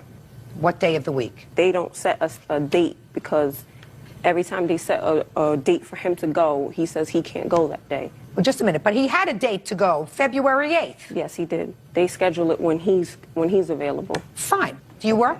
No, I don't. Well, does he work? No, he doesn't, not that I know of. Do you work? No, Your Honor. I'm facing 3 surgeries, and I'm under doctor's care at this time. Just a second. So you don't work either? No, I don't. I can't not work, Your Honor. I had a spinal injury. How long a period of time had elapsed before February 8th that you did not see your daughter? Well, I'm not exactly sure, Your Honor. It could have been a week. Okay. Or it could have been several weeks because I was having a great deal of difficulty with the Child Protective Service scheduling. You had visitation scheduled February 8th. Was the visitation supposed to take place in the defendant's house? No, the visitation was supposed to take place at the Child Protective Agency. So she was supposed to bring the child to the Child Protective Agency? No, they had, I guess, a schedule. How was the child supposed to get to Child Protective for visitation? There's a worker from DCYF. She comes and she comes to pick up my daughter, and she takes my daughter to DCYF to see him. And you left the house on the 8th? Yeah, she called like maybe 2 or 3 weeks ahead of time to tell me about that. And I just I didn't write it down when she told me, and I forgot, and my daughter had I had an appointment to see my daughter's pediatrician about her WIC papers for her milk. So that's why. Baloney. Baloney. You have 2-3 weeks and you have nothing else to do because you don't work. And if he's supposed to have his hour of visitation, that's an important enough thing to put down, as important as going to get WIC. I have court dates and doctor's appointments I have to go to for February 8th. So you weren't there. So the worker came, didn't find you there, and according to your statement, what happened? The next day, yes, she came out. She had called me like maybe 10:30 in the morning. She asked could she come see the baby. I said yes, she could. She came in. She seen the baby. We talked for a while. She was telling me what he says, that he wants his visits through a court order or whatever. She wanted to reschedule another visit. After she left, I received a phone call from John. He said, "I got you. I'm coming for you," and he hung up. And I immediately called the police after that, right after I hung up from him. Did he come to your house? No, he did not. I don't think so. He just called. What do you mean you don't think so? Well, I heard a voice outside the window that sounded like his, but I didn't look out the window. I was on the phone with the police at the time. Why did you call her the next day? I never called her, Your Honor. The only people I called was the worker to inform the worker that I needed the worker to look into my daughter. I did not know where my daughter was. I didn't know if my daughter was okay. I want the workers to go out and check on her. So you're saying that you didn't call her? Absolutely not, Your Honor. Well, your phone records would clearly show that. Did anybody look at your phone records? I would imagine so, the police or my lawyer. Mr. Rivers, it would be very easy for you to establish that you did not, in fact, place that phone call to her. Yes, Your Honor. Okay, that would be by bringing in your phone records, right? Yes, Your Honor. Do you have them? Well, we don't. The answer is I don't yes have or any no? phone records because, Your Honor, where I place my calls are at Crystal's house, and she has an arrangement, I believe, with the phone company where they don't put down that information where you place your calls, just toll calls, I would imagine. But Mr. Rivers, it sounds to me as if that's something that you might do, pick up the phone and get angry with her because she didn't bring the child. Your Honor, I will constantly talk to the workers. If I had a problem with April, it was being dealt with the courts. I had no reason to contact April. It's very hard for me to make a decision with regard to that, sir, without some proof, and proof can be easily obtained with the phone company. You can, in fact, subpoena the records of the phone company, and they will tell you from your phone, from her phone, from anybody else's phone, whether a phone call was made to her house on the 8th of February. Well, stop. Real cases, real people. Judge Judy. John Rivers says the mother of his child, April Moore, had him falsely arrested for violating a restraining order. April says John threatened her. Now, why was the case dismissed? She decided to drop the charges, Your Honor, but... Why is that? I go in and out of court. I mean, every month for the quarter. I go in and out of court every other month. I mean, we go every month for the custody of my daughter. I go through so much stuff with him, and I just didn't feel, I mean, the lawyer that I had at the time, because I didn't have a lawyer, I had to go and stand in the line, and I talked to a prosecutor. He advised me that it was best for me to drop the charges because I couldn't prove that he called me. Right. So, since I couldn't prove it, I dropped it. And you really weren't afraid, right? I was afraid at the Why didn't, you know, I get frustrated when people forget about visitation. I get really frustrated about that. He cancels his visitations all the time, and it's okay with the courts. But when I really did. I truly. It's not even bothersome to you. Somebody picks up your daughter and takes your daughter someplace else. You don't even have to look at him. You just have to make her available. I do. She's available. She's available most of the time. That's one visit that he was there for, and that I couldn't. How many visits did you, in fact, bring your daughter for? At least 5 or so. How many? Your Honor, I've seen my daughter in the past 6 months 8 times. And according to the courts, if I would have been allowed to see my daughter for the entire 6 months that she was awarded a restraining order for, it would have amounted to 22 hours. And the 6 months expired on the 5th of this month. And I must add, Your Honor, after I was arrested for violating a restraining order, Mrs. Moore came up to my residential area. What do you mean she came up to your area? She came up to it's an area called Manton Heights. What was she doing there? Did she come to your house? I have no idea what her intentions were to be there, but if she was so fearful of me... You didn't speak to her? No, I did not, Your Honor. Excuse me, Your Honor. I was actually told ran that he from was her. not living at... No, you did not see me. I was told that he was not living in Manton Heights anymore. I've been told that many a time, so if I was in the neighborhood, it had nothing to do with him. I want to get to the counterclaim. Let me hear this nonsense. 1999, you bought a car. Yes. And you say it's your car. You say he drove the car, and he took it in for repairs a year and a half ago, right? Yes. Pay attention. And the car's still there because you can't get the car out because the repairs are so much. Is that right? That's right. And you want him to pay for the repairs? He said he was going to pay for the repairs. You want him to pay for the repairs? Yes, I do. Is that when you were living together? Yes, it was. Next, let's go to the clothes and furniture. Well, the clothes, I have some of the receipts. Who bought the clothes? My mother did. My mother bought the bassinet that he took from my daughter, some of the personal belongings that he did not give back to my daughter. She bought most of this. She spent like at least $185 and stuff. Plus there's stuff from the baby shower that I received that he did not return to me. And he took them in. When the same worker that comes to get my daughter to take to John for the visitations told me that he said that he's not going to give my daughter's items back because the daughter that he has with Crystal, they share things.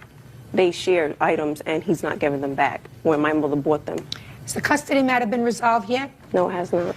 Well, until the custody matter is resolved, then whoever is going to have the baby on a full-time basis should have that property. But right now, the baby has grown out of a bassinet. I'm sure a 10-month-old baby doesn't sleep in a bassinet. Yeah, but at the time, that's when he took it. He took clothes. The only thing they brought her back to me, they didn't bring her back to me with a bottle. They didn't bring her back to me with any milk. She didn't have a bib, anything. Who was supporting your family when you were living together?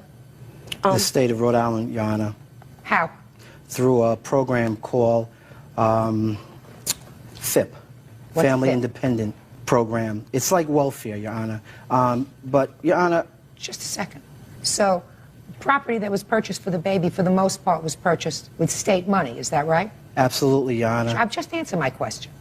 Is that right? No, it's not. My sister gave my mother money, and she gave the money to my mother.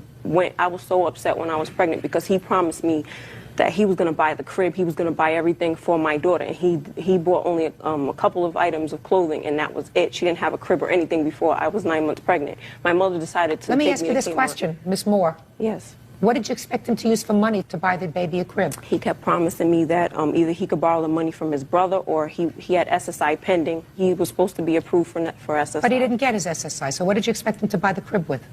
He said that he would get the crib. He was going to get her if he... He didn't get it. And right now you have a whole bunch of clothes that even if he has it in his house, it doesn't fit the baby. You have clothes at the house that Your Honor, the clothes that I have... Just answer my question. Your Honor. The answer is yes. Yes, Your Honor, that I paid for. That you paid for? Yes, and I have the receipts right here, Your Honor. Okay. She said I brought a couple of items, you know, but this totals out to a great deal more, Your Honor. Where did you get the money from? I borrowed the money, Your Honor. From whom? My brother. Well, that's possible. You borrowed some money, she borrowed some money because the two of you together didn't have enough money to make a baby. So, what do you want me to do? When she was able to wear those clothes, there was months where she was able to wear those clothes. She's not able to wear them anymore. Some he bought, some with borrowed money, some you bought with borrowed money. That's not why you're here. You certainly wouldn't have brought this countersuit if he hadn't sued you for his bail money back, right? Well, I didn't know. I mean, I didn't know that I'm asking you a could sue him question. for that. I'm asking you a question. You didn't. I mean, you got a car in storage now for a year and a half. You didn't even know if it's still there. It's still there when I went back to get the estimate for the car. Yeah? It's still there. He put it underneath his name, and he didn't put it underneath my name. They think that he was the owner of the car when he put the car. Couldn't be in your name because you didn't have a driver's license, according to you. Is that right? I had got the car registered, but I didn't have a. You didn't I had have a learner's driver's permit. license, so you couldn't drive the car. He didn't have one either. Terrific. Then you shouldn't have owned a car. He persuaded me to buy the car. He said that I need it for school, and he also had it, a favor for his friend. Listen to me. I have absolutely no intention of ordering him to pay for the repairs on a car that's been sitting for a year and a half that's your car.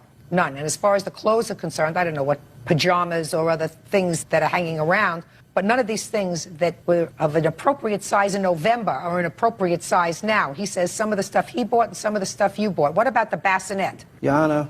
Just answer my question. Who bought the bassinet? I have no clue who bought the bassinet. Where is Your it? Honor. She has the bassinet, Your No, Honor. I do not. The DCYF worker, she came over to the house after she was awarded my child, or our child, my apologies. And I gave the DCYF worker everything from pajamas, bottles. Just a second. No, he did not. Are you telling me that you do not have the bassinet? Not at all, Your Honor. Since when? Since I mean, because I that could gave be the only thing that you could use again. Since Maybe. I had two bassinets at the house, one for both daughters. However, she has the bassinet, Your Honor. What she did with it, I have no idea. I don't have any idea either. Listen, you two people can fight up a storm. You have a matter pending for custody. When is your next trial date? It's been passed. I have to file a motion. I've been representing myself because I can't afford an attorney. Your Honor, if I may say... You may say nothing. I don't want to hear anything else. Okay. What do you mean it's been passed? What does that mean? It's been passed on the calendar because what happens is that we need the evaluation. Gotcha. You have an initial evaluation from that case? I'm just curious. No, we're waiting for Dr. to see me. Nothing's been provided to me. Are you currently under supervision of Child Protective Services? Yes, I am. You have a caseworker? Yes, I do. The same worker that takes my daughter back and forth. And the worker comes to your house and visits? Yes, she does. Is this your only child? Yes, it is. Okay. Who do you live with? My father. Anybody else? No, just my father. Who do you live with? I live with my roommate, Your Honor. Who's your roommate? Why was there a sigh there, a hesitation, sir? Why? Because I wasn't certain if I could use his name. Mr. Rivers, I believe that you called her very angry when you didn't get your visitation on February 8th. She may have overreacted when she called the police and said that you violated the order of protection by threatening her, but I believe that you actually called her, so you're not going to get your bail money back. I also believe that on your counterclaim, Ms. Moore, that this car business is old history. He's not paying for the repairs on your car. Forget it. What you want from him for the car is 3 times as much as you paid for the car to begin with. That you both paid for the car. Repairs. I don't care what it is. It's 3 times as much as you paid for the car. You want almost $5,000 to repair a car that you paid $1,000 for. So don't be ridiculous. And as far as the clothes are concerned, they don't fit. Some he bought, some you bought. You both bought them with either borrowed money. Birchler versus Baker. Thank you. You're welcome, Judge. Parties have been sworn in. You may be seated. Ms. Birchler, it is your claim that the defendant, who used to be your boyfriend, owes you money for a loan for bail and then a loan for some car repairs. Mr. Baker says there was never any agreement to pay you back, so there was no contract. Is that right, sir? Yes, it is. When were you arrested? February 12th, 2009. And what were you arrested for? Driving unsuspended. And I got picked up because she was on her way to work. And just a second. You were arrested for driving with a suspended But I had a warrant. You had a warrant? Yeah. For what? For driving unsuspended. And we were on our way to... We're going to do this my way, sir. I know that it might confuse you, but I like to do things in a linear fashion. You were arrested on February 12th, 2009. 9. Or 2010? Probably 10. 10. And the warrant that you were arrested on was because you had been driving without a license. That's correct. And you were supposed to appear in court? Yeah, and I missed my date. Why did you miss your date? I didn't know which day it was, and I didn't make it to it. You don't know what year it is? Yeah. So it's not surprising to me you didn't know what day it was. How long were you in jail when they arrested you on February 12th? 4.5 days. For not having a driver's license? Well, I had other warrants, too. Right. Mr. Baker, we got enough aggravation in this country. We don't feed people 3 squares a day because they were driving on a suspended license. What were your other warrants for, sir? I had 2 driving unsuspended, no insurance, and seatbelt, and then tail light, and that's it. From how many different traffic stops? 3. And you forgot all 3 dates, Mr. Baker, that you were supposed to be in court? Yeah. You must be a very, very busy man, running a very busy company. Work a lot. Doing what? Well, now I'm going to do construction, but back then I was standing on the side of the road waving to people, Liberty Tax, and dancing. You were standing on the side of the road waving at people for what? For Liberty Tax. It's an income tax place. You get your taxes done there. That was just a part-time job. And what were you doing with the rest of your time? I was doing construction now, but back then, that's all I was doing. Who were you living with? My parents. So you weren't doing much of anything. So there was no reason why you didn't go to court for these tickets. I just missed my dates. Stupid mistake. And Miss Birch put up $500 towards your bail, right? She felt sorry for me. Well... Because it was her fault I went to jail. It was? Why don't you try to explain to me the best way you can why it's her fault that you went to jail? I would have never went to jail if we would have never gotten that little argument, and she smacked me in my face. And then when she smacked me, I threw my hands up, and Mountain Dew went all over, and we were yelling at each other, and then I got out the car and tried to calm the situation down. And tried to what? Calm the situation down, make it better. So you got out of the car after this argument. Yeah. And? I started jogging to work because we were like a mile away from my work. She was supposed to drop me off. So you were running away from the car? Yeah, well, I was going to my job. So you were running away from the car, and what happened? Security guard saw the whole scene and picked me up. Police picked you up? Yeah. So that's why it was her fault you got arrested and the warrants dropped on you? I would have never got arrested if we would have never gotten that fight. She would just drop me off my work, the whole situation would be prevented. So it's her fault? Pretty much, yeah. Whose fault is it that you skipped your court dates? That's my fault, but... Whose fault is it that you got the tickets? My fault, but... Whose fault is it that you didn't have a seatbelt on? Mine. Whose fault is it that you were driving twice with a suspended license? That'd be mine, too. Well, why does somebody else have to pay for what you did wrong? Because I wouldn't have got picked up. Where do you live? Independence. Independence, Missouri. Missouri? You think that the police in Independence are that stupid that they'd never pick you up on a warrant? They'd have to find me first. What's the motto of Missouri? Live free or die? Show me. Show me. Show me state. Show me state. The show me state. I knew it was something that I would like. Okay, she put up the bail for you? Yeah. And how did she know where you were? When I was in jail, I called my dad, and she was over at my house. He texted her to tell her that I wanted to talk to her, and she came over to my house. She came over to your house, and when you called, what did you say to her?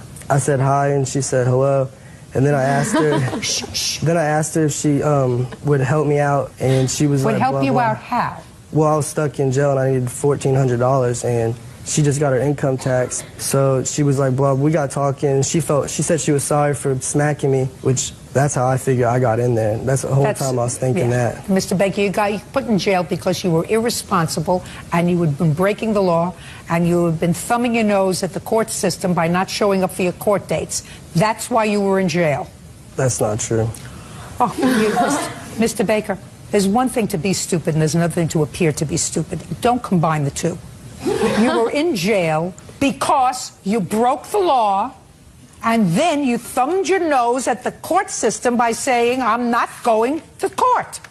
And you didn't do that once, you did that 3 times. That's why you were in jail. You weren't in jail because she slapped you. You were in jail because you broke the law.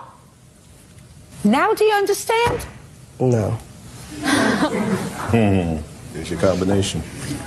Look, that's a pretty powerful combo. Judge Judy continues in a moment.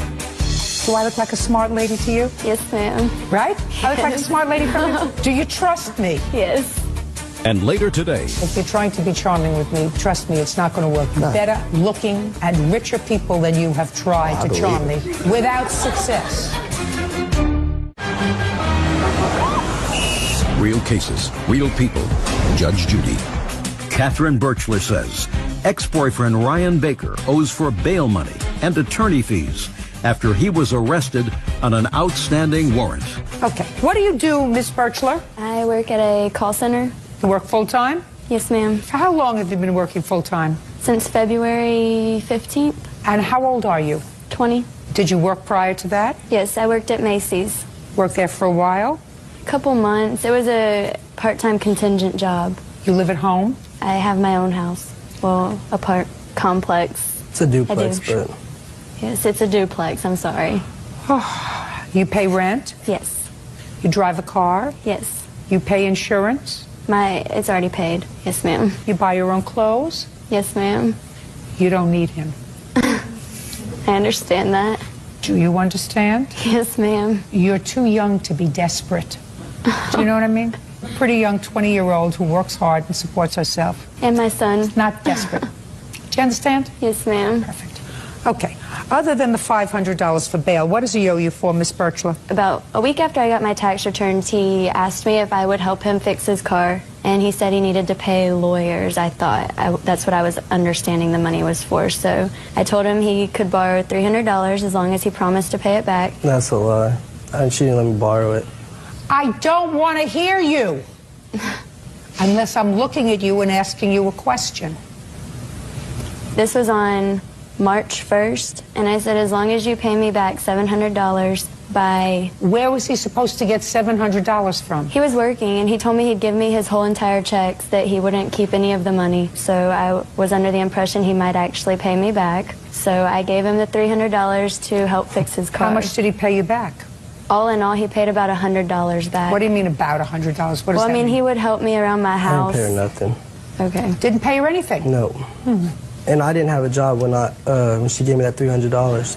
I was in jail and I lost my job. So what did you need $300 more for from to get Ms. my Birchler? fuel pump and a key ignition made? Because my ex-girlfriend, of course, I got a new girl after I got out of jail, and she was texting her about getting my car fixed. She lost my key.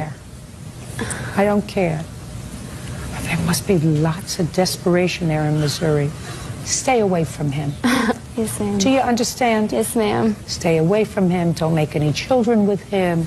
Don't get involved with him. Do I look like a smart lady to you? Yes, ma'am. Right? I look like a smart lady from you? Do you trust me? Yes. You escaped. Judging for the plaintiff in the amount of $800. That's all. Thank you. Parties are excused. You may step out. Well, I'm quite pleased. I didn't like it at all. He had his new girlfriend, text me and let me know that he would not be paying back the money and that I needed to get over myself. She was texting her, and then after I got the car fixed, she called my phone, and then my girlfriend picked it up and was talking to her. She called me after that and told me I was a few choice words and that he would not be paying me back. She didn't ask for any of the money until after I got a new girl. Not date guys like him. Don't talk to crazy girls like that. And now the next case. All parties in the matter of Van Buskirk versus Shook. Step forward. Wendy Van Buskirk is suing her former friend, 23-year-old Jonathan Shook, for unpaid rent, bail money, and a loan to buy an engagement ring. Miss Van Buskirk, the Defendant, according to you, was a young man that you took into your house. He was a friend of your son's. He had no place to go. You opened up your home. You took him in, and according to you, he owes you some money. Yes, ma'am. Claim he owes you some money for rent. This is not a major deal. But that you loaned him some money to buy an engagement ring. Yes, ma'am. And you want that money back. Yes.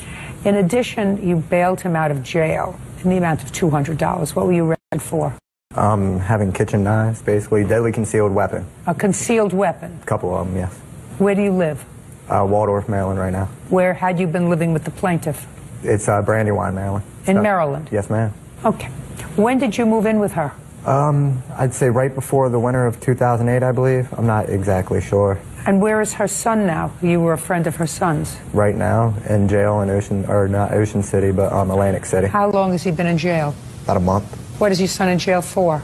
Assaulting a police officer. A couple other things. Couple other things. I'm not exactly sure, but it's... Well, he didn't start out just walking up to a police officer and assaulting him. It had to be... No, ma'am. No, ma'am. And I assume he's incarcerated pre-trial. Yes. Does he have bail? Yes. How much is his bail? $1,000. Did he ask you to bail him out? Yes, he did. And why didn't you? Well, it started off at $7,800. It's been reduced to $1,000, and unfortunately, I didn't have the money at first, and I plan on getting him out this Friday.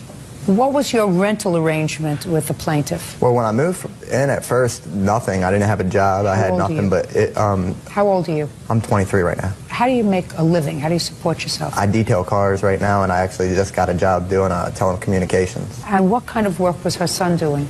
At the time, when I moved in, nothing at all. What did you borrow money from her for? I didn't. Did you buy your girlfriend a ring? Yes, I did. Where'd you get the money from? I paid part of it, and she said she was going to give me the rest as a gift to help me out. How much did she pay? I'm not exactly sure the exact numbers, but I paid for about half. The ring was $629.99, and the warranty for the ring was $74.99. What kind of warranty do you get on a ring? The warranty is for, you have to take in every 6 months for cleaning, replacing the diamond if it gets lost. That's some...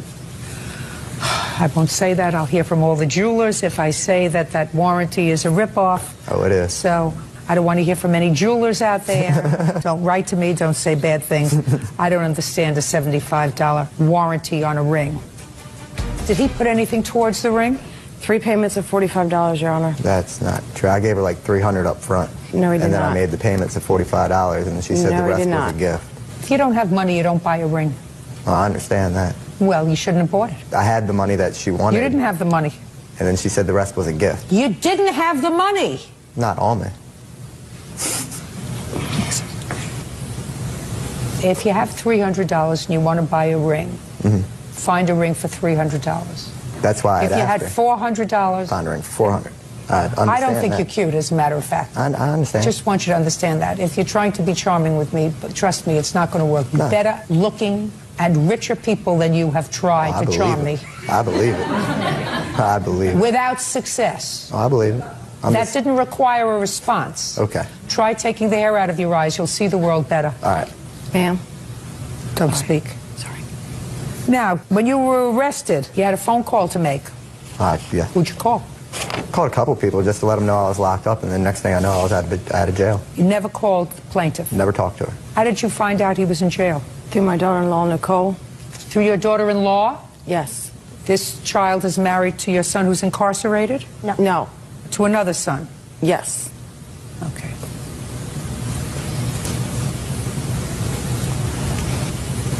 How did you find out he was in jail? I was with him when he got arrested. What were you all doing? We were walking down the side of the road trying to keep him from going inside the road. Explain that to me. Look at me when you explain it to me. He was just upset, and... He was upset about what? I don't exactly remember about what. Something that was stressing him out, and he was just walking in and out of one of the main roads, so we were just walking next to him, making sure he didn't get hurt. Me, Johnny, and a friend of his that was with us. So he was trying to walk in traffic? He was just walking in the road. We were walking on the side of the road. He just happened to walk in the road. We were just walking with him down the side of the road. And? And the cops ended up coming up saying that he was impeding traffic and he had a whole bunch of knives on him. Was he high on drugs? Not that I'm aware of, no. Well, probably was high on drugs or something if he was impeding traffic. And then they searched him and found these concealed weapons? Yes, ma'am. Yeah, terrific. Now, what did he say when he called you? I assume he called you from jail? Well, he called Wendy from jail. Called her? Yes. Good. Sit down. She says he called you from jail. He begged me to get him out of jail. I have a receipt for bail and the bail. How long were you in jail, Mr. Shoup? Like 8, 9 hours. Not even that long. They, PG County out in Maryland, they let you out the next morning, or I'd have been let out that night when they paid my bill, but I never... You used drugs, Mr. Shoup? Used to. What was your drug of choice, sir? Marijuana. What else? That's it. Were you high on the day you were arrested? No, I've been clean for like 3 years, 4 years now, actually. Then what were you doing obstructing traffic? Trying to get my dog out the road at first, and then I dropped knives in the road. They were in a box, and I dropped the box to go chase after the dog in the road. There you go. Once I got the dog back, I went to go get the knives out the road, and that's when the state trooper pulled up. And I was walking down the road, and he didn't lock me up that day, he locked me up the next day. It was a confusing situation, and then they dropped the charges after it all was done and over with, so it just didn't make no sense. I'm staying in Greenwich. Did you call her and ask her to bail you out of jail? No, ma'am. I don't even know the house number to call her. You used to live there. How long did you live there? About 1.5 years, but I never used the house phone. I have cell phone. You have 10 seconds to tell me about rent, because I'm not actually interested. Go! He paid $100 a month prior to moving out. He didn't pay for 3 months. When did you move out of the house? I'd say around October of last year. I just couldn't stay there no more. And she had said something about, getting the couches and everything out of there, which I didn't understand. It was not my problem. It's her son's bedroom, and we both brought the couches in, and why do I have to take the couches out of the room? If they were his couches, he's the one that got bought. Just give her the money for the ring and your bail. $495 for the ring and $200 for your bail. Perfect. Okay, Your Honor, this is case number 30 in the matter of Rav Giala versus Roberts. Thank you. Get a little tongue-tied now and then. The parties have been sworn in, Judge. You may be seated. Ma'am, have a seat. What's your first name? Jennifer. How old are you, Jennifer? I'm 18. I just turned 18 3 days ago. Order. Happy birthday. Thank you. How old are you, Mr. Roberts? 23. What's your first name? Raymond. Jennifer, Raymond was your boyfriend. Yep. You claim he owes you some money. Not a whole lot of money. $300-some-odd. Yep. You said he owes you the money for the following 2 items. You gave him $100 in which to put down as a deposit for the limousine for your senior prom. That's right. And you had an argument, and he kept the money, and he didn't take you to the prom. And you acknowledged that you kept the $100. I guess I did. And then you say that over the course of your relationship, you sold candy for school, and he took your candy money.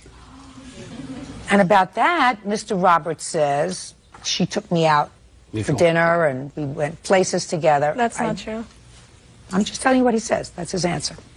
Then you say that he came to your house when you weren't home with a police officer and took a Christmas gift that he had bought you. That's right. Which was? Supposedly it was a stereo. I did buy a stereo, but it was not a gift. A stereo that was in her house. A stereo that was at her house. And you took that and you want the value of that back, or the stereo back. Yep. You say it was a Christmas gift. Yep, it was. Now, Raymond says that you owed him money for a Sprint bill. That's not true. Just telling you what he says. And that he merely was collecting on that. That's what the $100 was for? Yep, as well as the stereo. The stereo. The stereo was mine. I was taking it back. And Raymond is counterclaiming, he said, because you and your mother sort of overreacted to a little argument you were having and had him arrested for kidnapping you. He was never arrested. Shh. And he was forced to defend these charges temporarily, right? Right. How old was she when you started to date her, Raymond? 17.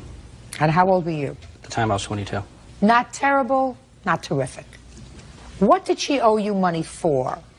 She owes me money for the Sprint bill for the 2 months. Now, how is it that you're paying her Sprint bill? I have 2 phones, and I let her use one of my other phones. And we agreed that... Just a minute. You got a phone for yourself. Yes, I've got And you a phone. gave her a phone. Yes, under my name. And when did you do that? How long ago? I think it might have been sometime in October. I might have gave her the phone, September, October. She was 17. Correct. And you had an agreement with her. Yes. And what was your agreement? That we'd split the bill in half. I'd pay my half, she'd pay her half. That's not right. So what you're telling me is you had a verbal contract with her. Correct. You can't. Can't. Right. She's not old enough. She's not old enough to make that contract. She has to be 18 in order to make a contract that's valid and binding. So, Raymond, that's one of the downsides of dating a younger woman. I'm learning that now. So she owes you diddly. Okay. So let's start with, you owe her $100 for the limousine. Okay. So $100, Jennifer, is on your side. Yep. Now, I don't want to hear about the candy money. I want you to forget the candy money. If you were dumb enough to give him candy money or to spend candy money, I don't want to hear about it. Yes, you want to say something? It sounded like you were winning the candy money. No, she still has belongings of mine at her house. I'm not there yet. Okay. We are now on the stereo All right. that she says was a Christmas present, and you said was just yours. This is fine. When did you get the stereo? Christmas Eve was put in my house, and my mom was actually there. And he actually said to her, you know, this is a Christmas gift. I bought it for her. And it was in your house starting Christmas time? Yep. When did you take it out of the house? I think it was like March. So, December to January, January to February, February to March. It was in her house for 3 months. Correct. Who do you live with? My grandparents. Do you have your own room? Yes. You have a stereo? No. So if you bought the stereo in December, I assume that that's what the receipt says, that it was purchased in December? Correct. What date in December? 17th, which she was with me. If it was purchased in December and you don't have a stereo in your room, why didn't you take it to your house? I was letting her use it. Baloney. Let me see the bill. You have the perks of a younger woman, you have to have the plagues of a younger woman. Plague is she's not old enough to make a contract. Okay, so this whole thing cost $189? Correct. Where's the stereo now? At my house. In your? In my room. In your room? In my room. Where it would have been from the very beginning if it was bought for you. Now, a couple of other questions just for my own information, sir. What did Jennifer get you for Christmas? Electric shaver and a couple of shirts. A couple of shirts? Yes. What did you get for Jennifer for Christmas? See what I mean? Got where I'm going? Yeah. Raymond? Got where I'm going? Yes, I do. Okay. So we have $289 on your side, because now Raymond gets it. Right, Raymond? Yes. Didn't think fast enough. Yeah. Now we're going to get to your counterclaim. Okay. You had an argument in the car. Correct. What date? March 5th to be exact. And the argument was about your being cheap? If you want to put it that way. What? If you want to put it that way. Well, that's what it was about. You're being cheap. You're mooching off her. I mean, I read the complaint. No, I wasn't mooching off her. I was just asking her for, you know, simple money for the bill. That's all. That's what she was complaining. Don't play with paper around me. So you're having the argument in the car. Correct. And what happened? We got in a major argument about money, both the Sprint bill and everything. And she said, oh, I'm not going to pay for the bill. I don't have to pay for the bill. You know, I was like, well, you used the phone. You know, I think you should be responsible for the charge if you're going to use the phone. And she said no, and I said, fine. You want to be that way towards me? I will take the limo money, and I'll use that limo money to cover your part of the bill since you want to pay me the money. And we'll take it from there. It'll be fine. Well, from that point on, she decided to call her mother and say I was threatening her, made a huge big deal out of everything. She said, bring me home, bring me home, bring me home. I said, fine, I'll bring you home. When she told me she wasn't going to pay the bill, when she was on the phone with her mother, I actually called Sprint, and I had the phone shut off right then and there. And I guess that's when her mother panicked and decided to call the state police and the cops, and I had the cops. That was really stupid of you, Raymond. Yeah. Girl is talking to her mother, yeah. Right? So her mother knows she's safe, she's well. You pick up your cell phone, and you call Sprint, and you say, cut off the other number? If that was my phone. I was... Listen, don't speak. I I'm was not talking to you. All right. I was not expecting them to shut off right then and there, because I didn't think they could shut off. What the did you phone with say to phone them service. to have them shut it off right then and there? I asked them if they could curious. shut off the service, and basically you can't have incoming or outgoing calls. And they said okay? They said fine. I didn't think they could do it during a phone call. My mistake. Well, you found out that they could. Yeah, I did the hard way.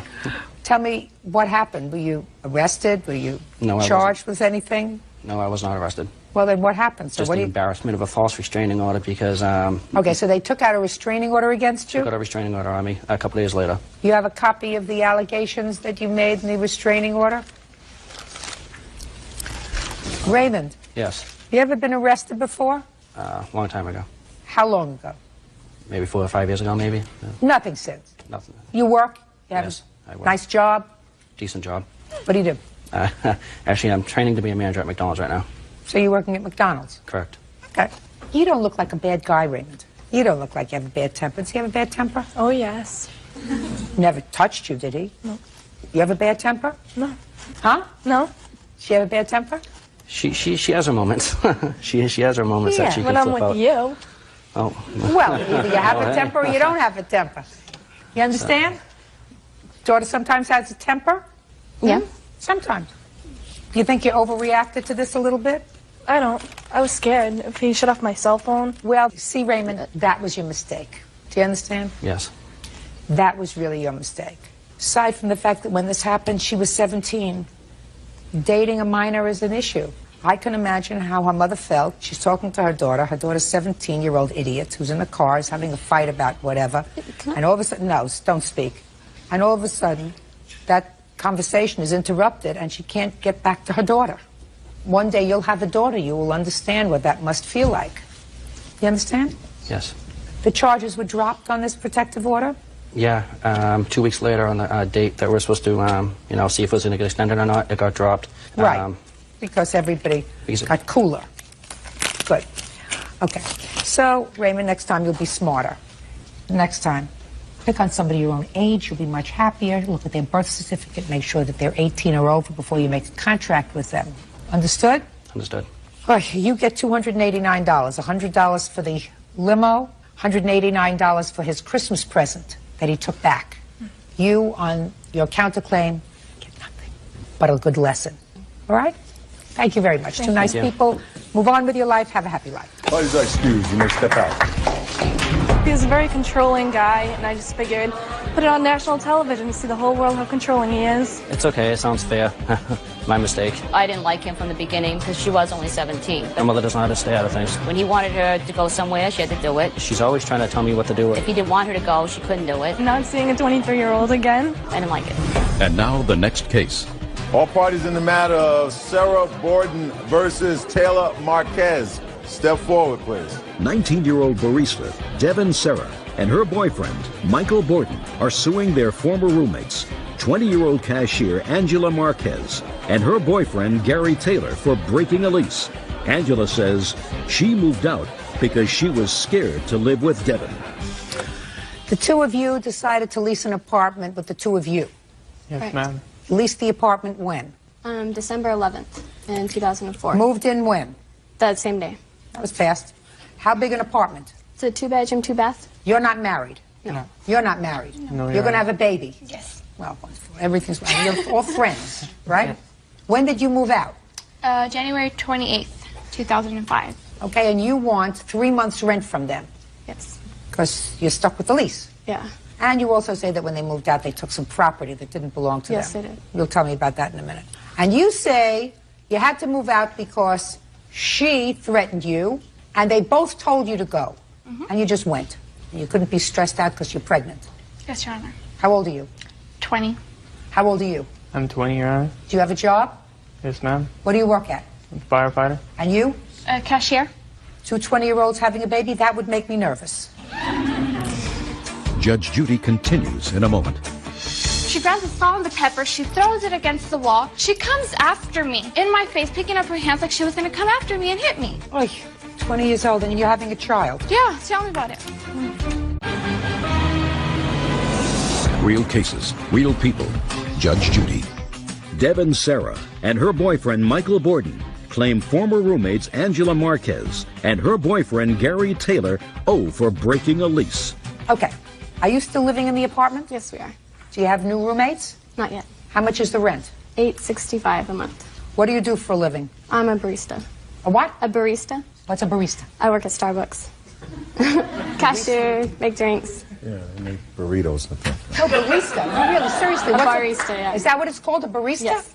So you work at Starbucks full-time? Part-time. What else do you do? I'm a student. How much do you make from working as a barista? I make $7.20 an hour. How much do you take home every week? Every 2 weeks, I make about $200. And that's what you support yourself on? Myself, yeah. And what about you? Seasonal firefighter. Seasonal firefighter. Firefighter. What does that mean? Work with the Forest Service, so I wildland firefighting, just for the summer. What do you do the rest of the time? Right now, I'm working as an athletic trainer. You train people individually or what? It's with the high school. How much do you make? It's $12.66 an hour, and I bring home about $2,000, a little over $2,000 a month. Okay, so you can afford the rent. Yes. Great. You're going to stay in this apartment? Yes. Why don't you sign off on the lease? We did, Your Honor. We tried. No, you either did or you tried. We did. You did sign off on the lease. My fiance had gone to the manager's office and asked for a release form. And we showed it to them, and they said they weren't going to sign us off if we didn't pay the February rent. You left there because of your own safety, is that right? Yes. You had security deposit. Yes, Your Honor. How much security deposit did you put down? $250. That's for both of you? Was the security deposit? It was actually $450, but in half, it was about $225 each on deposit from each couple. From each couple? From each couple. Okay. You moved out January 28th. Why shouldn't you be responsible for February's rent? They certainly couldn't find somebody else in 2 days to rent the apartment. Because January, I would say the 21st, on January is a Sunday. I had like the last straw with them. I was like in a mood that I couldn't talk to them. I didn't want to just go out there and say stuff. And so finally I told Mike if we could talk. And he said, sure, meet us for dinner here at the house and we'll talk. So we talked about it. We sat there. I went first and I told her how I felt and everybody. Then she went and she said how she felt and whatnot. Well, all of a sudden, she went crazy. She went out of this world. She pulled out of her chair. She started screaming and saying, I'm not happy that you're pregnant. It's not fair that you're pregnant. I had an abortion. I did this and this and this and that. And she's like, it's my fault that I brought you together and you're pregnant. You're going to suffer and you're this and that. And then she just pulls out of her chair. She grabs the salt and the pepper. She throws it against the wall. She goes back to her room screaming and just going crazy. She comes back out of her room throwing stuff, just hitting walls and whatnot. She comes after me. Like she was this close from me, in my face, picking up her hands like she was going to come after me and hit me. Then what was she saying to you? Saying that she couldn't take it anymore. She didn't like living with me and Gary, that she hated the fact that I was pregnant, and she had to see me happy. She didn't want to see me happy. And I was like, okay, don't you want to see me happy? Oy, 20 years old and you're having a child. Yeah, tell me about it. Now, why were you upset? We were all upset. I assume you were all upset. Yeah. Good. I don't want to be upset. Yeah. I don't want you to be upset. Where are you living now? We're living somewhere else now, in another apartment. They signed off on the lease on January 25th. That was the date I got the papers, and that was the day I wanted all of us to get the signatures so we can get off the lease. Did you or did you not sign off on the lease? We signed it, and they had to sign it. The manager told us, we cannot get you off the lease unless they sign you off because they're still staying there. Fine. Court will draft an order 5 days from today. Do you all live in the same town? Yes. Yes. Ma'am. You're all going to meet in the landlord's office, 9 a.m. Sign the release form. Do you understand? Yes, Your Honor. Yes, Your Honor. I am going to award you their share of February's rent because they had an obligation to pay at least 1 month's rent for you to spend that month looking for a new roommate if that's what you wanted to do. I think that that's fair, don't you? Yes, Your Honor. When you sign off on the lease, you will also get a check for $250 for your security deposit. Do you understand? Yes, Your Honor. Yes, Your Honor. If you don't go there 5 days from today, I'm giving the plaintiffs the right to come back and ask for a judgment for the remainder of the lease. And they will take it out of your pay. Do you understand? Yes, Your Honor. Do you understand the order? Yes. Good. Now, let's get to what property you say they took when they moved out. When they were moved out, they took a lot of belongings and stuff. Oh, when they moved a out. lot of belongings doesn't help me, madam. They took food, they took I don't cleaning care. supplies. Are you kidding me or what? Other than food and cleaning supplies. That's all they took. I hope you've replaced them. You don't want the food back, do you? No. Good. Okay, you understand the order? Yes, Your Honor. That's all. Versus Flick. Parties have been sworn in, Judge. You may be seated. Gentlemen, have seats. Mrs. Flick, the defendant is your soon-to-be former daughter-in-law. Yes. Currently married to your son, but I assume that you're in the process of divorcing. Is that right? Yes. It is your claim that she owes you money for 2 things. First, some hockey tickets that you paid for that were never delivered. And second, some slashed tires in a car that your son was driving and that you claim the defendant vandalized on 2 separate occasions. How long have they been married? They've been married since August 13th of 2002. When did you give her the money for these tickets? these hockey tickets, and why? In October, they went to a Minnesota Wild, Detroit Red Wings hockey game, and my son is a Detroit Red Wings fan. My son's birthday was in March. He said he wanted to go back. Michaela has had an arrangement with her employer where he would buy hockey tickets and give them to her at cost. These were extremely good seats, but they were still $70 a piece. I agreed because it's my son's birthday to purchase 6 tickets. Just a second. You agreed with whom? Michaela. And you said 6 tickets? 6 tickets. And who was supposed to go? Michaela and David, my son David. Which is David? Raise your hand, David. Okay. Myself and a friend of mine. My son Neil and his girlfriend. Okay. So, did you send Michaela a check? Yes. Do you have a copy of that check? I have a check. It's not made out to her. She asked because the money was going to be deducted from her paycheck, that was money she needed to pay rent. She asked me to make it out to the place she was living at the time. Is that right so far? Yes. Okay. So what happened? My employer took the money out of my check, and he was going to get the hockey tickets for me. It was taking a long time, and Charlotte was concerned about her not really getting the tickets because her son has done things where he hasn't exactly been honest with her and took money from her before. So during this time, he wanted to start up a home-based business, a web design company. And so December 8th, we went out to Walmart.